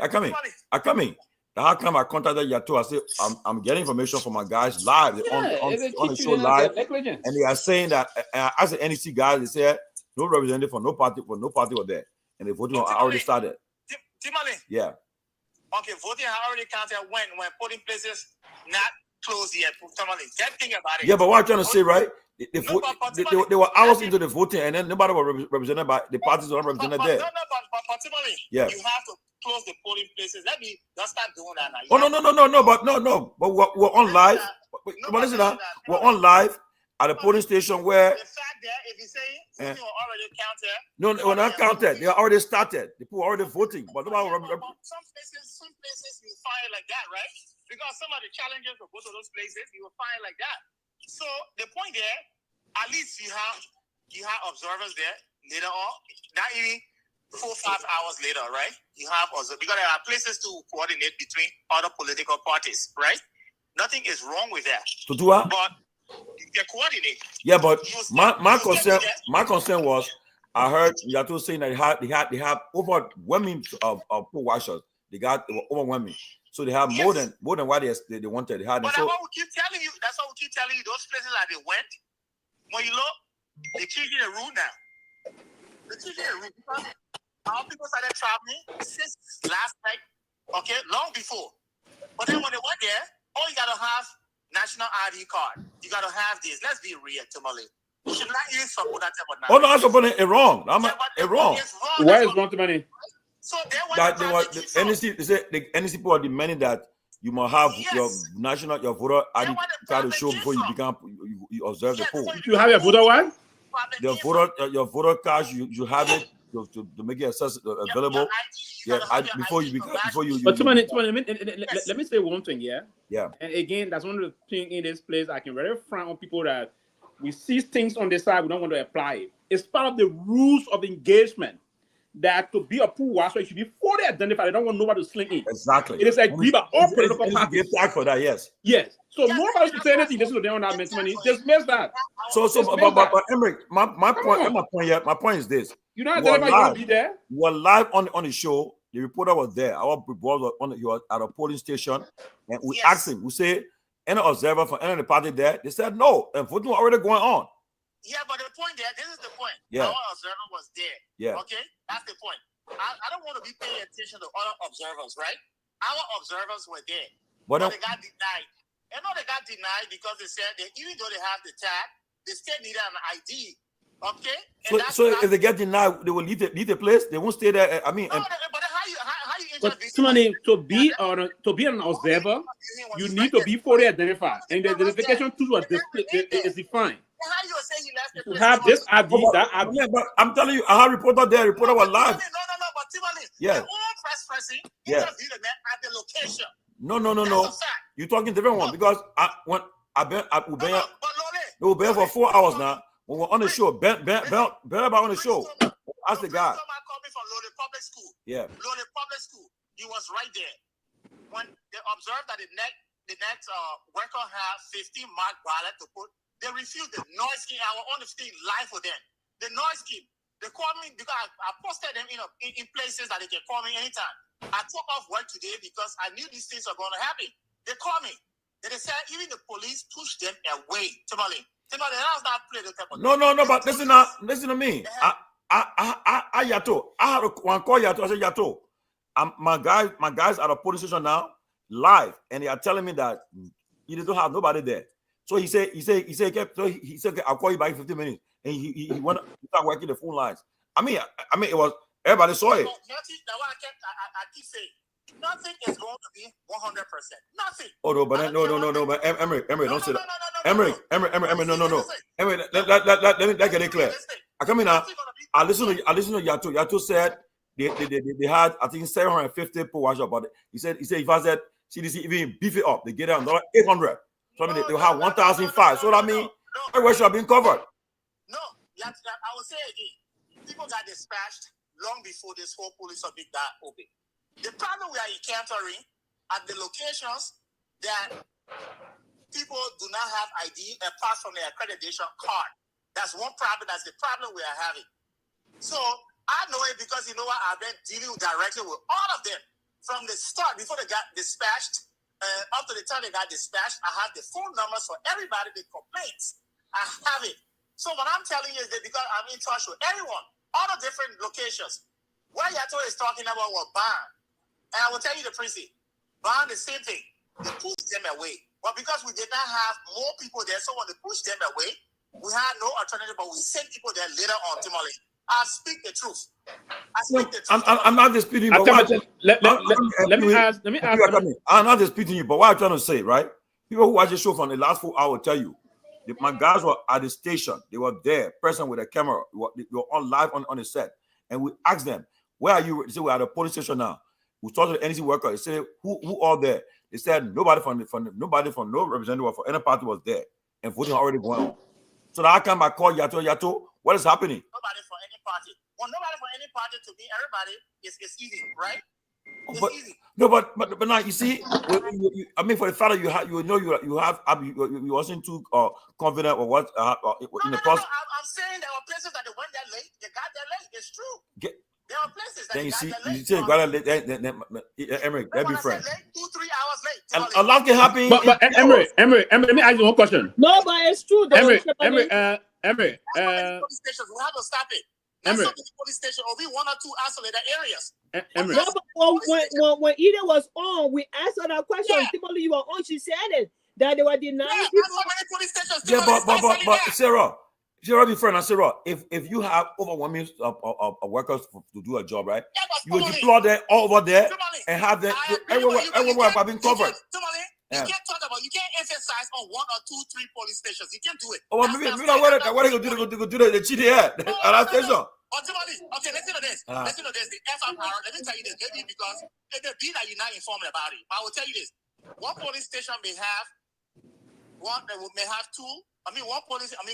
station or one precinct will have 2 or 3 polling stations, right? Even if you're going to carry on something at that area, you cannot inflict the number more than the registered voters there. That's a fact. That's a fact. So let us stop it. You're gonna have every election. You're gonna have these irregularities, right? If there's 1 or 2 places. So I'm live from the Hold on. NEC boss is about to address the media. NEC boss, okay, go ahead. So if it's widespread, that's a whole different thing. The NEC. Hold on, Emery. NEC boss about to address the media. That watch out. We have control over it. And the elections did happen at that location. One of the problems that could have happened if we had decided to leave that area with our party lanes as you who's this? To find another location, probably like Imani, who's this? NEC boss. The voters when you come in and then have to go to another location. So some things we have to bear with because the commission does not have infrastructure that is so. Oh God, help us. The brand politics. I tell you. Elections so we use the infrastructure that is available. And how they hear her? Meaning that schools, sometimes churches, malls also within the vicinity of those institutions who conduct by-elections and general elections. So this is just one case that you are speaking about, which does not vitiate that it cannot happen to other places. But we take the measures to make sure that these elections are held in a place comfortable enough for voters to come in and cast their votes. Madam Chairperson, my name is Samuel Kakane, and I report for Strong FM Strong TV Liberia. My concern has to do with polls are closed by 6 p.m. today, and tallying will take up to 10, 11, if possible, midnight. How will the ballot boxes be transported from the various centers? Will they be under the auspices of party observers, or how will the process be in monitoring? That's a good question. CPA police. Close, yes, at 6 o'clock. And usually what happens, the polling staff will pack everything, and then there's a retrieval of those ballot boxes or whatever to the central location, which is the magisterial offices, where in the conference room they will receive these materials, and then the next day, which will be tomorrow, they will be done in tally process. This is an immediate action after any elections happen. And what was your last concern? Okay, how to do the monitoring aspect of the ballot boxes on the various centers? And so let me say that we have the Nigerian National Congress that has been working with the commission in all of these processes. They are available, and I'm sure many of you have seen them. They exported the materials here to Nimba County, Tapita and Sanikoye in our warehouses, and they have remained on the ground to secure them. They have also been deployed to the various precincts and communities. So on the retrieval, they get to export these materials along with our staff to the magisterial offices at Tapita and Sanikoye. So you can rest assured that these materials have been protected by the Liberian National Police, including our own security at night. Thank you, madam. My name is Anthony Williams. I work for State Radio. Speaking of being rest assured, I just wanted you to provide some clarity and speaking of transparency regarding the tallying process. I know the NDC's credibility, you've done several elections, but I want you to just throw some light on the tallying center, speaking of the presence of observers, political party agents, how will it be done? You know, will we have previous elections where you have international observers on the panel?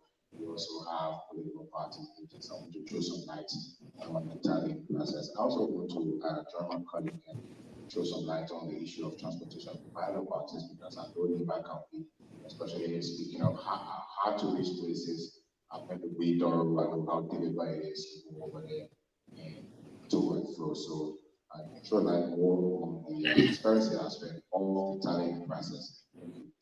You have just said much with respect to the transparency. And I would just add that during the tallying process, as you rightly said, we have local as well as international observers who will be there. You have party agents. And if I'm going against what is the norm, the operations department is also there. We also have the commissioner who is chair for the Nimba Senatorial Chairing State. Perhaps you may want to add any commissioner you want to add. But I mean specifically, everything is in place. This is something that has happened repeatedly.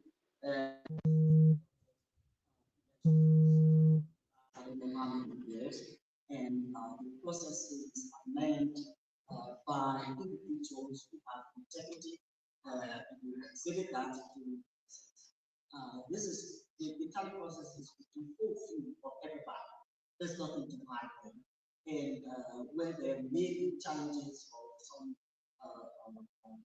figures or additions or subtractions, they are right here in the before the finalization of anything, before the final results are even conveyed to the Board of Commissioners for diagnosis.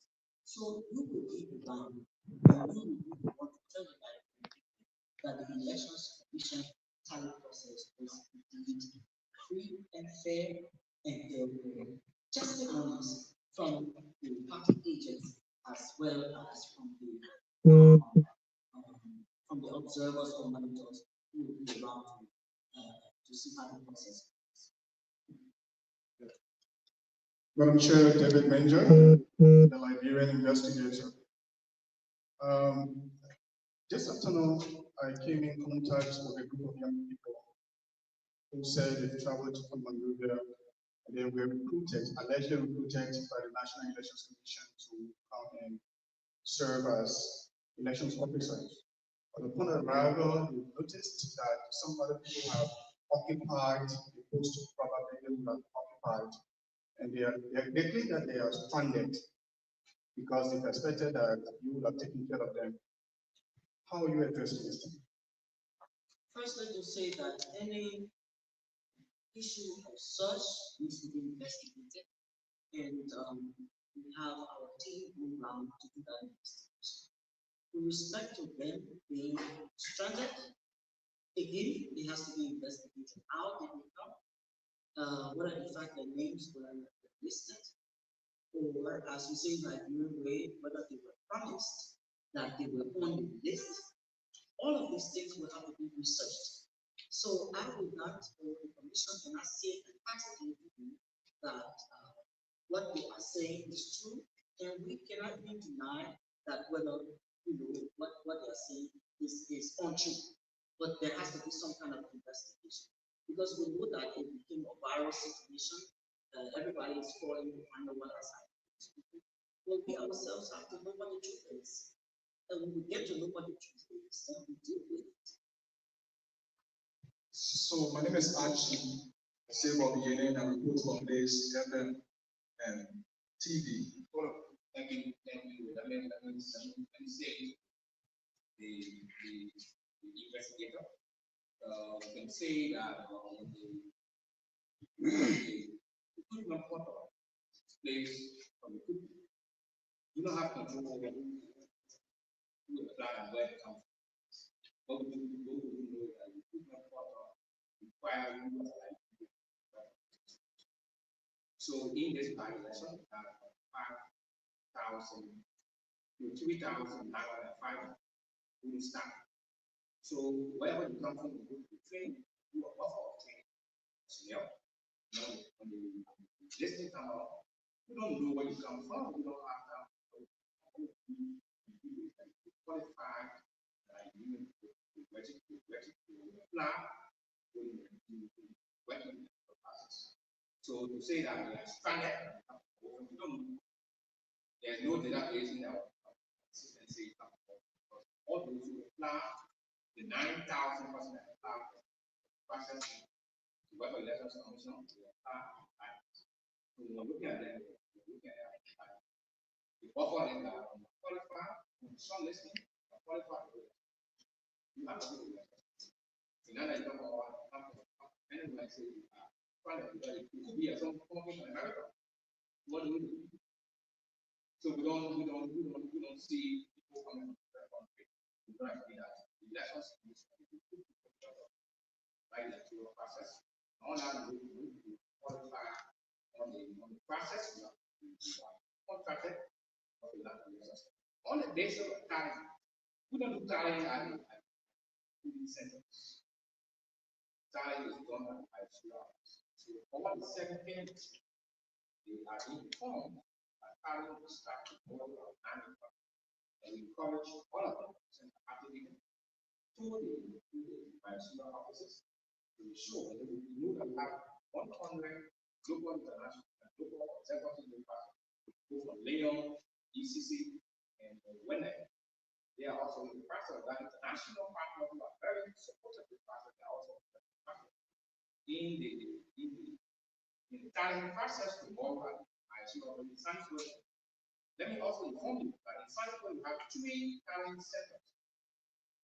And in Tapeta we have 2 tallying process centers. So online mode, we can show and we want to encourage all of them send their party agent or develop tallying process. We will start 9 a.m. because we can be sure that we will have 1 p.m. and 6 p.m.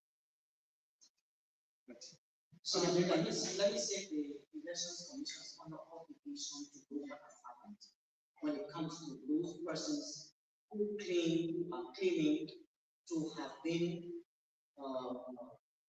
registered in the portal and who are claiming to have been shortlisted. We need to know what has happened. And this investigation will go on. So again, my name is Archie. I report from this radio and TV.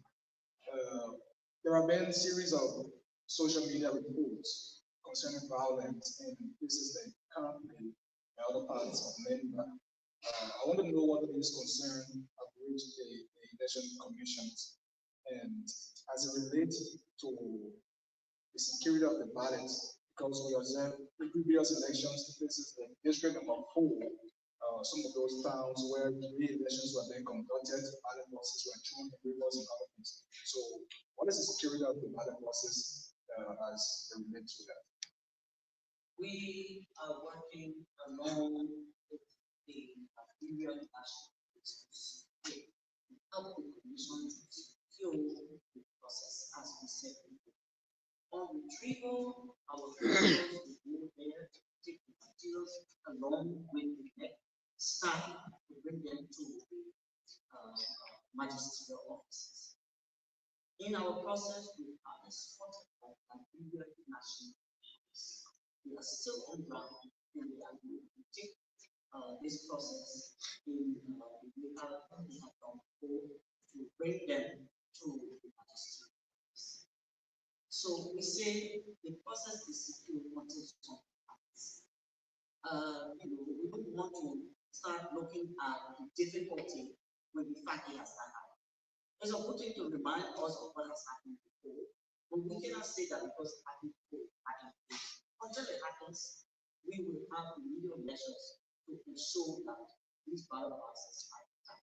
If it happens, there are also measures to ensure retrieval or to get these persons under the law for having taken our bypasses when the fact should not have been done. What was your other question?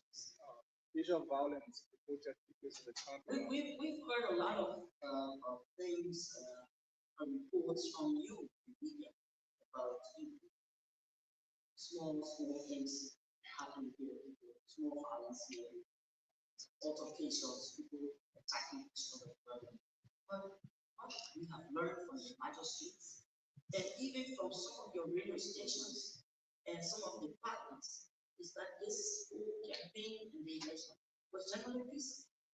Generally peaceful does not mean that some things may not have happened, but they did prevent the election from going on. We say no, the elections did happen.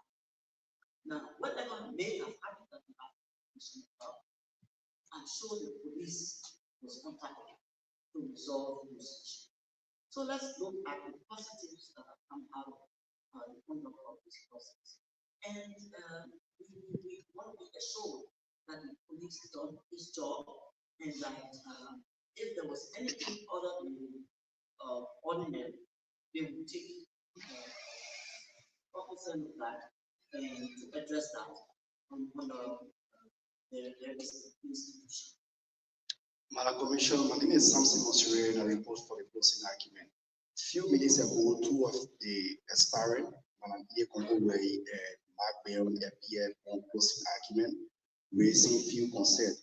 One, they spoke about some irregularity as it relates to one of the POS, one of the PO from Complete were caught with ballot paper. Two, they talk about duplication of voting card. Can you speak to that?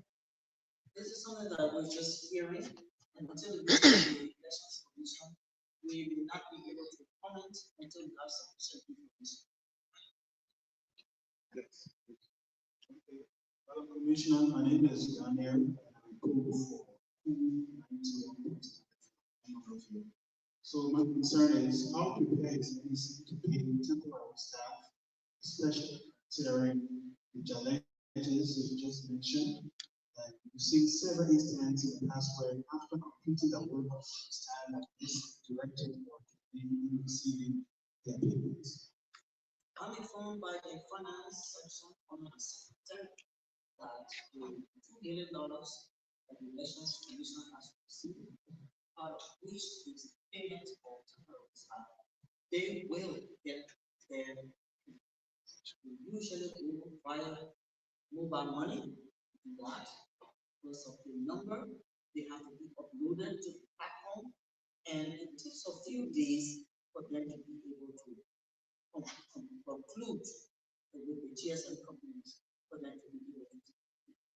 So we will implore them to wait for that time to receive the fee.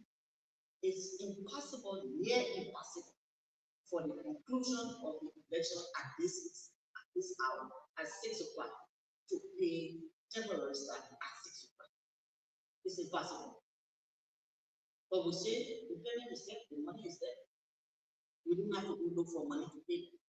We just need to wait a little bit for the process, the processing of the payment to be able to send it to the mobile. Thank you, Madam Chair, and members of the Board of Commissioners. Thank you. Just make a correction here, please. In our first briefing, there was a question asked to the effect that the question says, polling staff needed to call out the names, voters before they voted. And initially, I had thought it wasn't a problem. The other was, this.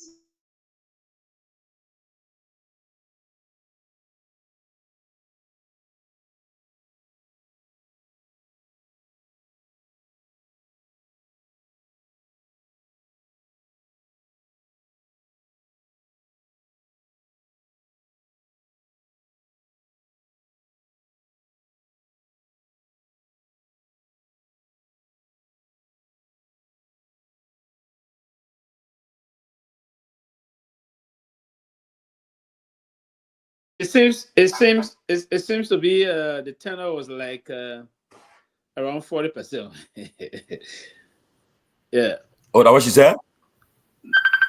She didn't speak to the specific number, but that's the projected number that is around 40-45% thereabout. But it's going to be under 50% turnout, and that's a significant. That's not a good thing in an election process. Sometimes. Yeah. But if the tenor is that low, for me, look, like I said, Pee-wee, election is very expensive, especially in such an election. No, Pee-wee, let me tell you something. That's why when you're getting in the kind of process, you gotta know exactly whether you're gonna win or not, whether you have a stand a chance. Yeah. And you have to be prepared, you know. Like people say, "Oh my man, Ronnie might give you." No, Ronnie might give you. Don't just jump and now so before they go flog you and then you can't recover again. They beat you badly. Make sure you do your homework. Then you lost your political essence. Yeah, then say is it that man where you can't whipping, you can't even recover. No, make sure you still got a chance and know how much it will take you. Get a person who get the estimate to you what you need to win election. Yeah, and then you prepare for it. But you just jump out, you say you want to run, then you all on Facebook. Then I didn't put a game I beg you, I mean they won't get. I'll tell them say, well, you want to donate to my campaign? Yeah, the information here. But I'm coming to be saying they'll say I depend on y'all to get it no. You know. Yeah, so I said that's a.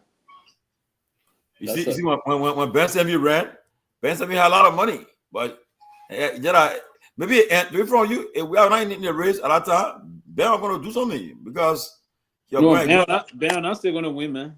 Ben, my man, Ben are going. I mean, if we are not in the race, Ben are going to do something because Ben are going again heavyweight. Ben, I mean what? Ben, you know what Ben campaign? I want to imagine that time. They're supposed to give money for bank and Ben not stay. I'm saying you saw the race between the person that came second to Weir. That was the president's son, President Sadi's son, came second. Yeah, because my man. Guess what? But it's still going to be difficult for Ben. No, but listen now. If we are in the race, if you want the president, he's talking about because people were like he was buying people out of the race. If we are not in the race, you are going to win.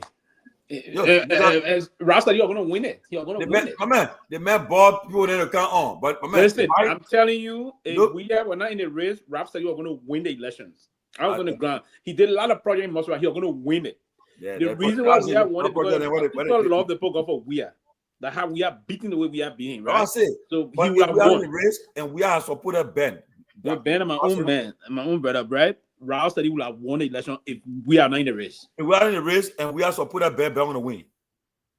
Yes. He's talking about we are supporting somebody again. Oh, yeah. Therefore, we are the whole thing. At that time, when we are put anybody help person win. At that time, we're close to that time. Also, at that time, we are supposed to help person win straight. That was 2014, right? Yeah. 2014. All we had to do just we are just go somewhere. That was a very true election that we are won heavily because the margin between we are even the Rouse said I think he got 10,000 votes and he came very close to. I mean, small close. He spent money. He bought all the guys. Around that amount of votes. What about all the UP bought he bought all the race. Stevie Johnson. Stevie Johnson. What guy is Sila? All there. No, not Stevie. Yeah. I didn't see that. They were playing the race. He bought all the race. And still we are beating Armageddon. Yeah. But it was clear. We are contesting Maserado.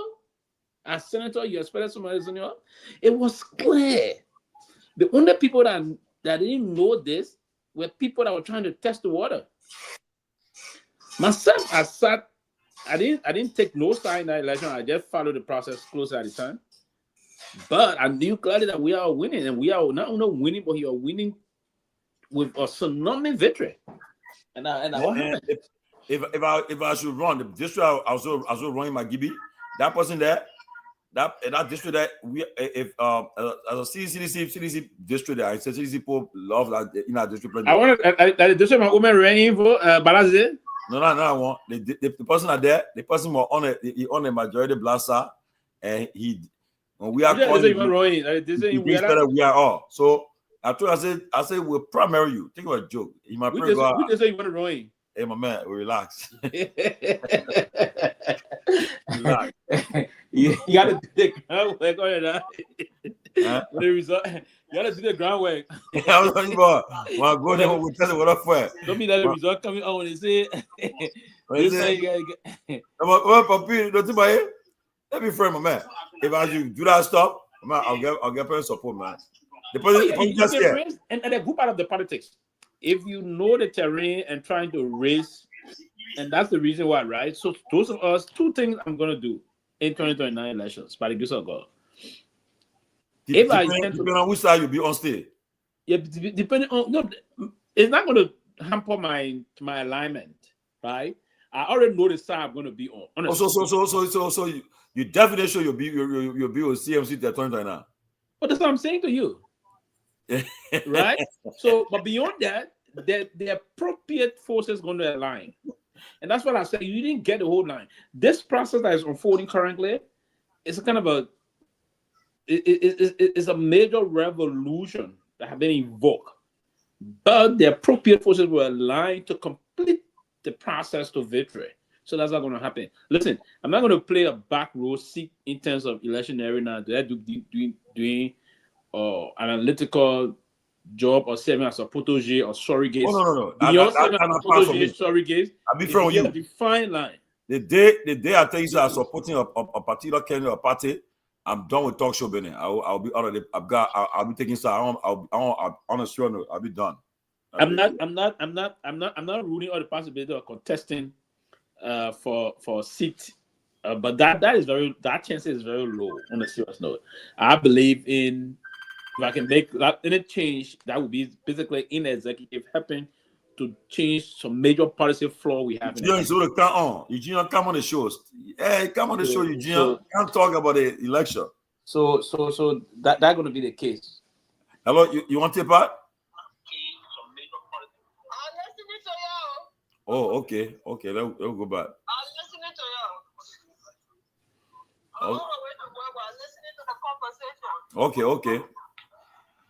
Okay, Samson coming. Okay, let me hear from Samson coming. Then you can get update. So that's basically going to be the issue back in the country, if you will. So Samson, what's up? Samson, what's up?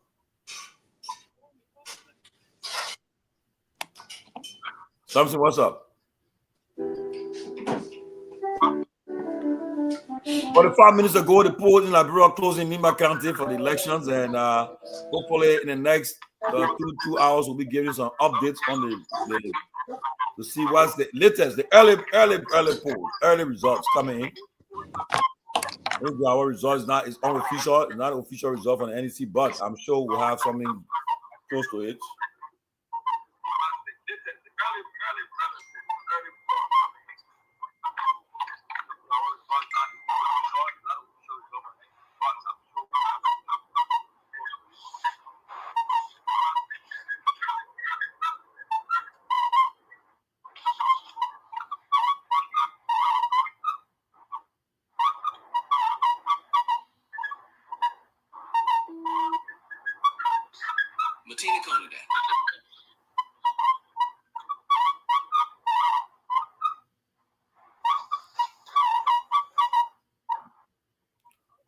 So, Pee-wee?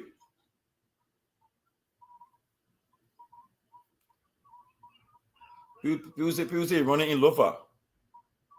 Oh, I said what Samson said. No, I said the chances of that is not too strong for now.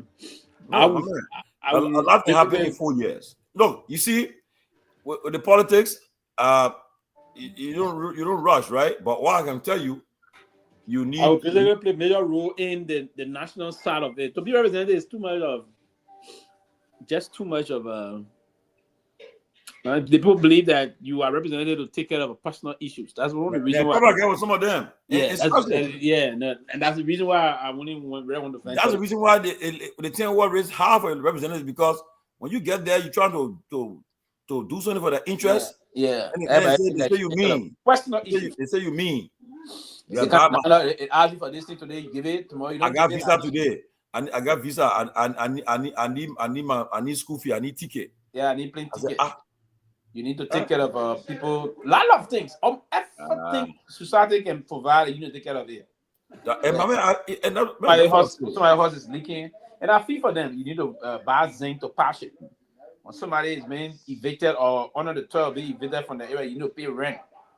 If you don't pay the rent, and so I mean, it's a societal problem. So you really want to venture into that, even if you are performing in terms of your fiduciary responsibility, the statutory responsibility, which of lawmaking, oversight, lawmaking, and representation. These are the three major things: the oversight, the lawmaking, and the representation. Even at that, they still believe that you are underperforming, you are not performing. So, and that's the result. Every election you see, you have more than 65% or 75% of the lawmakers being put out of office. That's the reason. The folks don't understand. And the reason they're putting most of them out of office is not basically because of, I agree that the reason why I think I support them being put out of office is that most of them don't prioritize the process as to how they intend to go about the whole thing. That's the only thing about it. They don't look at it. They will also hit government how to making government to give them money to pass legislation for the country. All those things are not okay, and that is the reason why when the people are dealing with them, sometimes some of us support that. But when I disagree with them, today there was a video somebody posted today. There was a public hearing when the late Senator Summer Kupi was talking about the economy and other things. I reflected, and he said this before. He says, there's some of us that do the work we do, that people don't really understand the days of other we are out, we miss, and that's just the reality. So it just decreases significantly the appetite of anchoring for those kind of seats. Yeah, that's just the problem. The thing is that our people, they need to be educated about the whole process, because voter education is needed. That the person you electing as a district representative, they're not there they're not your father, they're not your mom. They're not your ATM machine. They are there to represent, to advocate for you in Monrovia. So when you go to Monrovia, to tell them that you need clinics, you'll be money to come to the clinics, all these things you need at a job. But you expecting them to be taking the money, you're made them steal. But it's very long, because I started this. Some of them will go and tell the both sides, we can build a bridge. Most of them will start taking projects, building bridges, doing this. Yeah, I remember during those time, my uncle was a senator. I haven't seen the business who are making money. In fact, in the morning you see him going to work in a Senate car. They're not even important. We not told the guy in zero, but when Ellen took over, anytime they got a lot of powers. Yeah, anytime was democracy. The reason why you didn't see your uncle in that powerful at the time was Doe time. That was talking about autocratic government. Doe was a dictator, right? Doe are not adhering to democracy, the tenets of democracy. So yes, you will come out and say those people are not. But anytime now was democratic, guys will have power. Those guys could now debate the budget, decide as to how the budget is passed. So they were really there now. The check and balance was very enforced. They were trying to see what they could, so they put no benefit for themselves there. So nothing you could do about it. They put no benefit for themselves. It was in all the issue about oil Benin came about. Auto block, then the signature fee are coming. Oh yeah, each of those block debate on many are carrying home almost 100,000. Yeah, they made money. Debate. Yeah, go ahead, Zero. We are you now. Yeah, go ahead. Yeah, I wanted to say something on what you guys are discussing about, you know, the way how the representation is going about and how our people react. So let me tell you, if you have, say for example, you want to go run in a district, you will expect that these people, I mean, your constituents will come to you most of the time to beg you for this or that and stuff like that because of the opportunities they don't have. Your representation should be able to provide a safety net for your constituents. Well, let's take, for example, if somebody is sick. Where do they go if they don't have money? Where do they go if there's no family member to help them to get, you know, health insurance or give them money to go to the hospital? That person will die. No, but then, there is no safety net for anybody. Yeah, but so your representation should be towards getting this kind of benefit for your constituents. But if that is not happening, then people will feel that you're not doing anything for them. no, but Sarah, the problem is that the people got to be educated people on this thing. Because first of all, right, let me give you an example. Okay, for instance, when you're running in a district, when you're meeting the people, you want to assess the district and the person needs of that district. If they say they're suffering from a clinic, they need a medical issue, you look the clinic that's in our district, you identify the clinic and you find the needs of that clinic. Now, that's the problem, Sarah. When the problem is when they go to the hold on. Maya, you live. What happened in there? Maya, what's going on there? Okay. When you're ready, you let us know. So if you go to that, if you identify the clinic, then when the national budget come before you in Morovia, the duty of that national budget for you to put money in the budget for your district. But instead what they do, they put money there, only after what they can get. But if I know health center is in my district, I will do everything there. That's why give me an estimate of what it would cost to have the medical of the business needs at a hospital, that clinic. When you go to Morovia, when the budget counts, make sure that money is put in the budget for that clinic. And when most of the time the money not reach to the people. But then, no, but you know what? Yeah, but your duty, you sort of be advocating for them and make sure you can't be you fighting you on the floor. Let the people see you. That we saw people making the case for us that the Magibi clinic or the clinic in where was Chief on here, it cost 200,000 to get that clinic going for that year. And he's trying to put that money in the budget. Make sure when that money is put in the budget, make sure it reach to the clinic. That is for intended purpose. But if you don't do it, you pocket the money, they get money, can you and the caucus then share the money. There's a problem. People come harass you. You see? Yeah. People will harass you. Okay, let me tell you. Tony, Maya said he's already live. He's on the phone. He said he wanted to get some update. Yeah, go ahead. Maya, you want to go ahead? Yeah, go ahead. Okay, so we got information from the there's a polling center there where people are putting to vote. So we got the information that one of the candidates who was a representative, the people representing him were denied from entering the hall to observe. So people are in that the information is the one who is behind this issue, and he realized that he is a united party into this. So because of this, if the supporters cannot enter or the representation cannot enter, then cannot allow it. So see, the problem I got when y'all bring that report, I don't see it. Y'all do it. So y'all got video to that effect? Y'all put videos, but y'all talking about that. Yeah, you can't talk. I want that show the evidence. Right. Y'all got video to that effect? Expose them. Yeah. I mean, for the stream on. I mean, y'all go live on the stream. Okay, you say you want to go. Say you connect in from the stream out there. Okay. Yeah. Okay.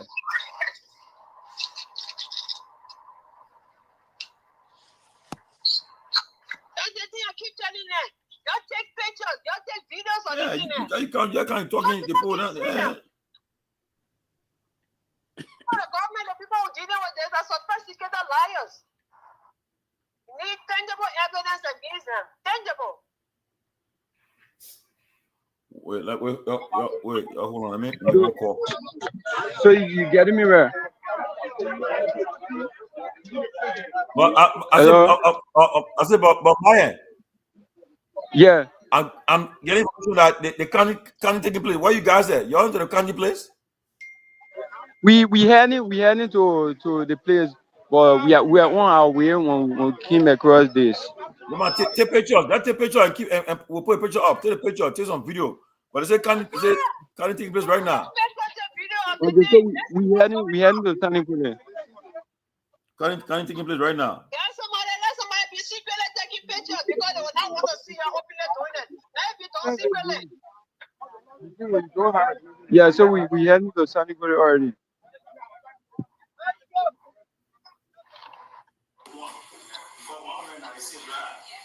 Oh yeah. Yes, our last county. The county is live. Yeah. Man, I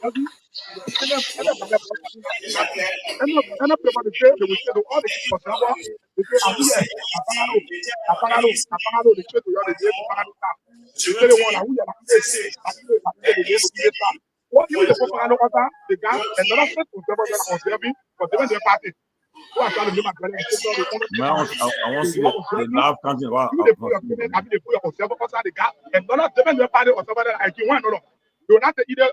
They will not show either that day because either or somebody that day. They or somebody sitting there and say yes. If you happy, so I don't know. Say no. That people put that, but either side. Although either or somebody there, but they can't put that out. Now I will be back in before everybody want for the to go straight. I want to make my brother to understand. So are you also debunking what the honorable mayor just said here? No, for me, I'm not testifying the honorable mayor. I'm testifying the people that saying that they try to cheat. That's why I'm making them to understand. Yeah, I'm testifying. Yes, I've been around. My name is Elvis Gray.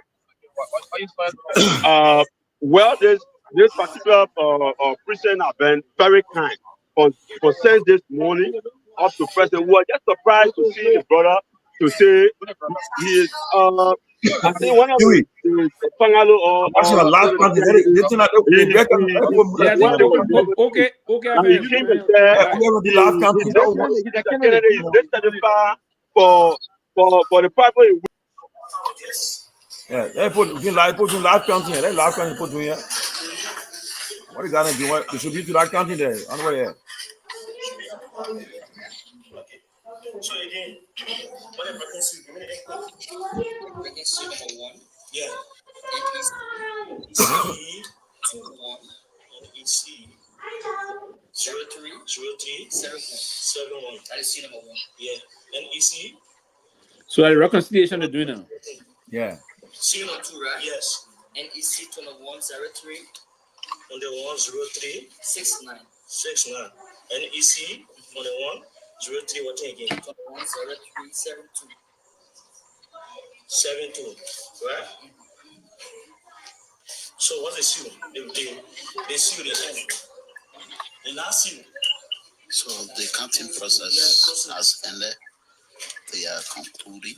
For those who are watching this, put in place once. The first one. Number 1 is NEC 21 03 53 NEC 21 03 59, right? Okay. NEC 21 03 66. Is that clear? Yeah. And what we hire? Okay. Any recommendation? Anything? About nothing there, right? Yeah.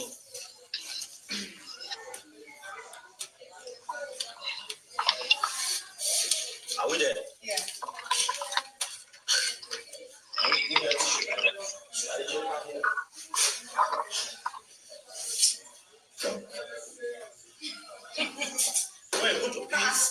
Amen. How the process? All right. So we have additional people that we see out. If any, we say no, right?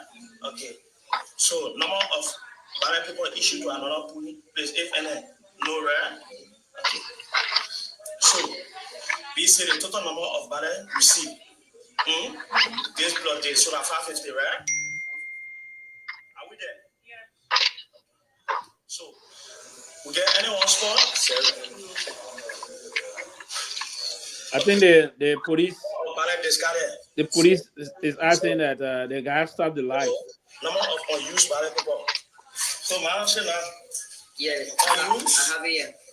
Unused is how much? Unused is 354. 45.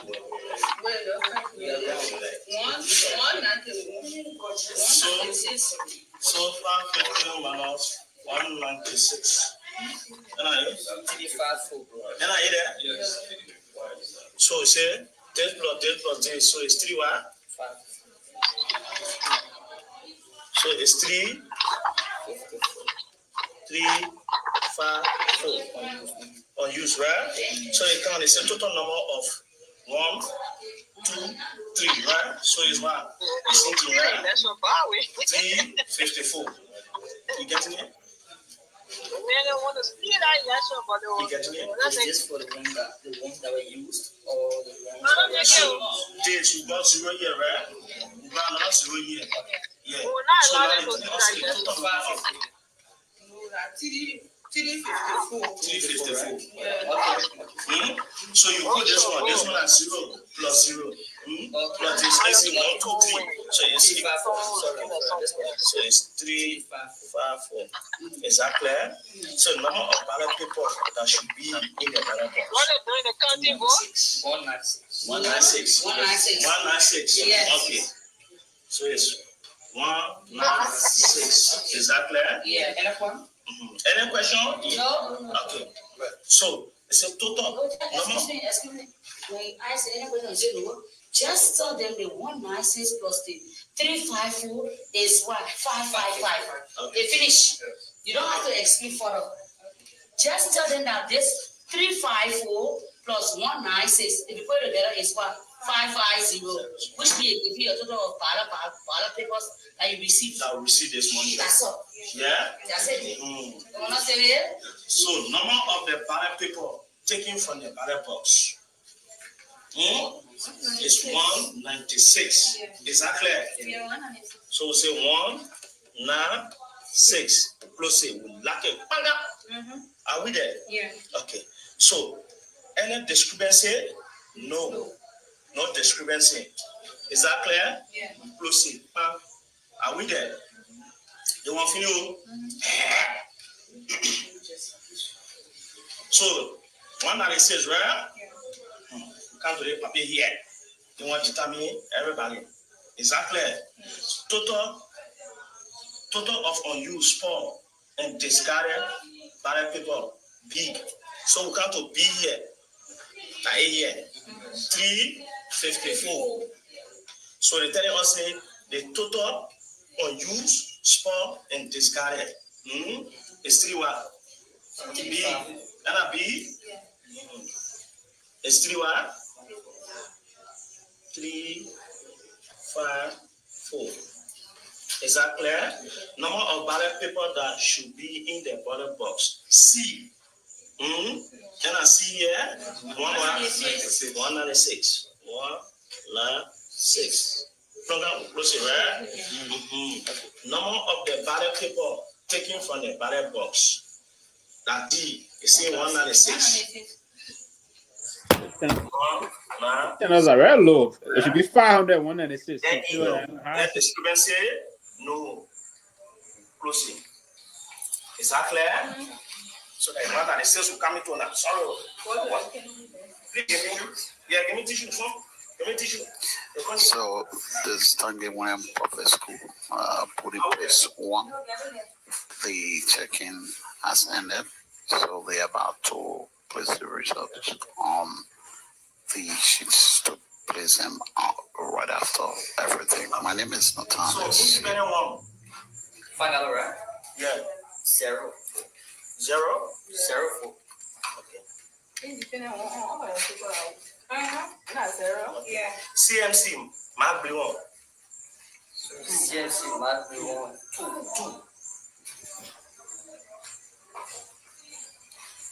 Bungalow where he lives. Independent 2. 117. 17. NIA. Gompu Josh. Gompu Josh 1. Yeah. ATM error. Yes. 140. On right? Then we have Koga Samuel. 70, right? Oh, one voting yes, I wanted the illegal 117. Then we have Timber Richie. Vigo LT. You have 2 votes. 2? I mean, yeah, no, I don't want to get 7, I don't want to get 2. Then we have Garrison Donald Yeru. Independent 3. You have 1. 1? 1. 1, right? Yeah. Then we have total valid vote.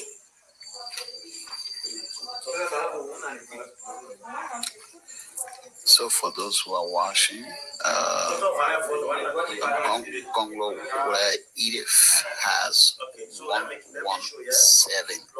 117 votes, and Koga Samuel has 7. It is fair continue that is it either winning some era that big. Imagine, wow. Some people were excited. You got some people getting 7, 1. Yeah, at the beginning, some people got that. I think. My man, why you getting raised if you getting 1 in Iraba? Garrison, you go 1 over there. And my go, I think maybe that terrain. My go 2. Garrison got 1. But in other area, you see them performing. We got to know first and foremost where they. Remember that Edith had performance 0. Are we there? Bring him in a step. I feel well. I'm giving a step. Official step. No step there. No, not there. Check over there. I'm afraid So for putting place number 1 here at the Tangley Wen Public School, Edith Gonglo has 117 votes. Why? I mean, the fact that is competitive. You know, if you see the, I mean, I know, but the Nimba election different, so.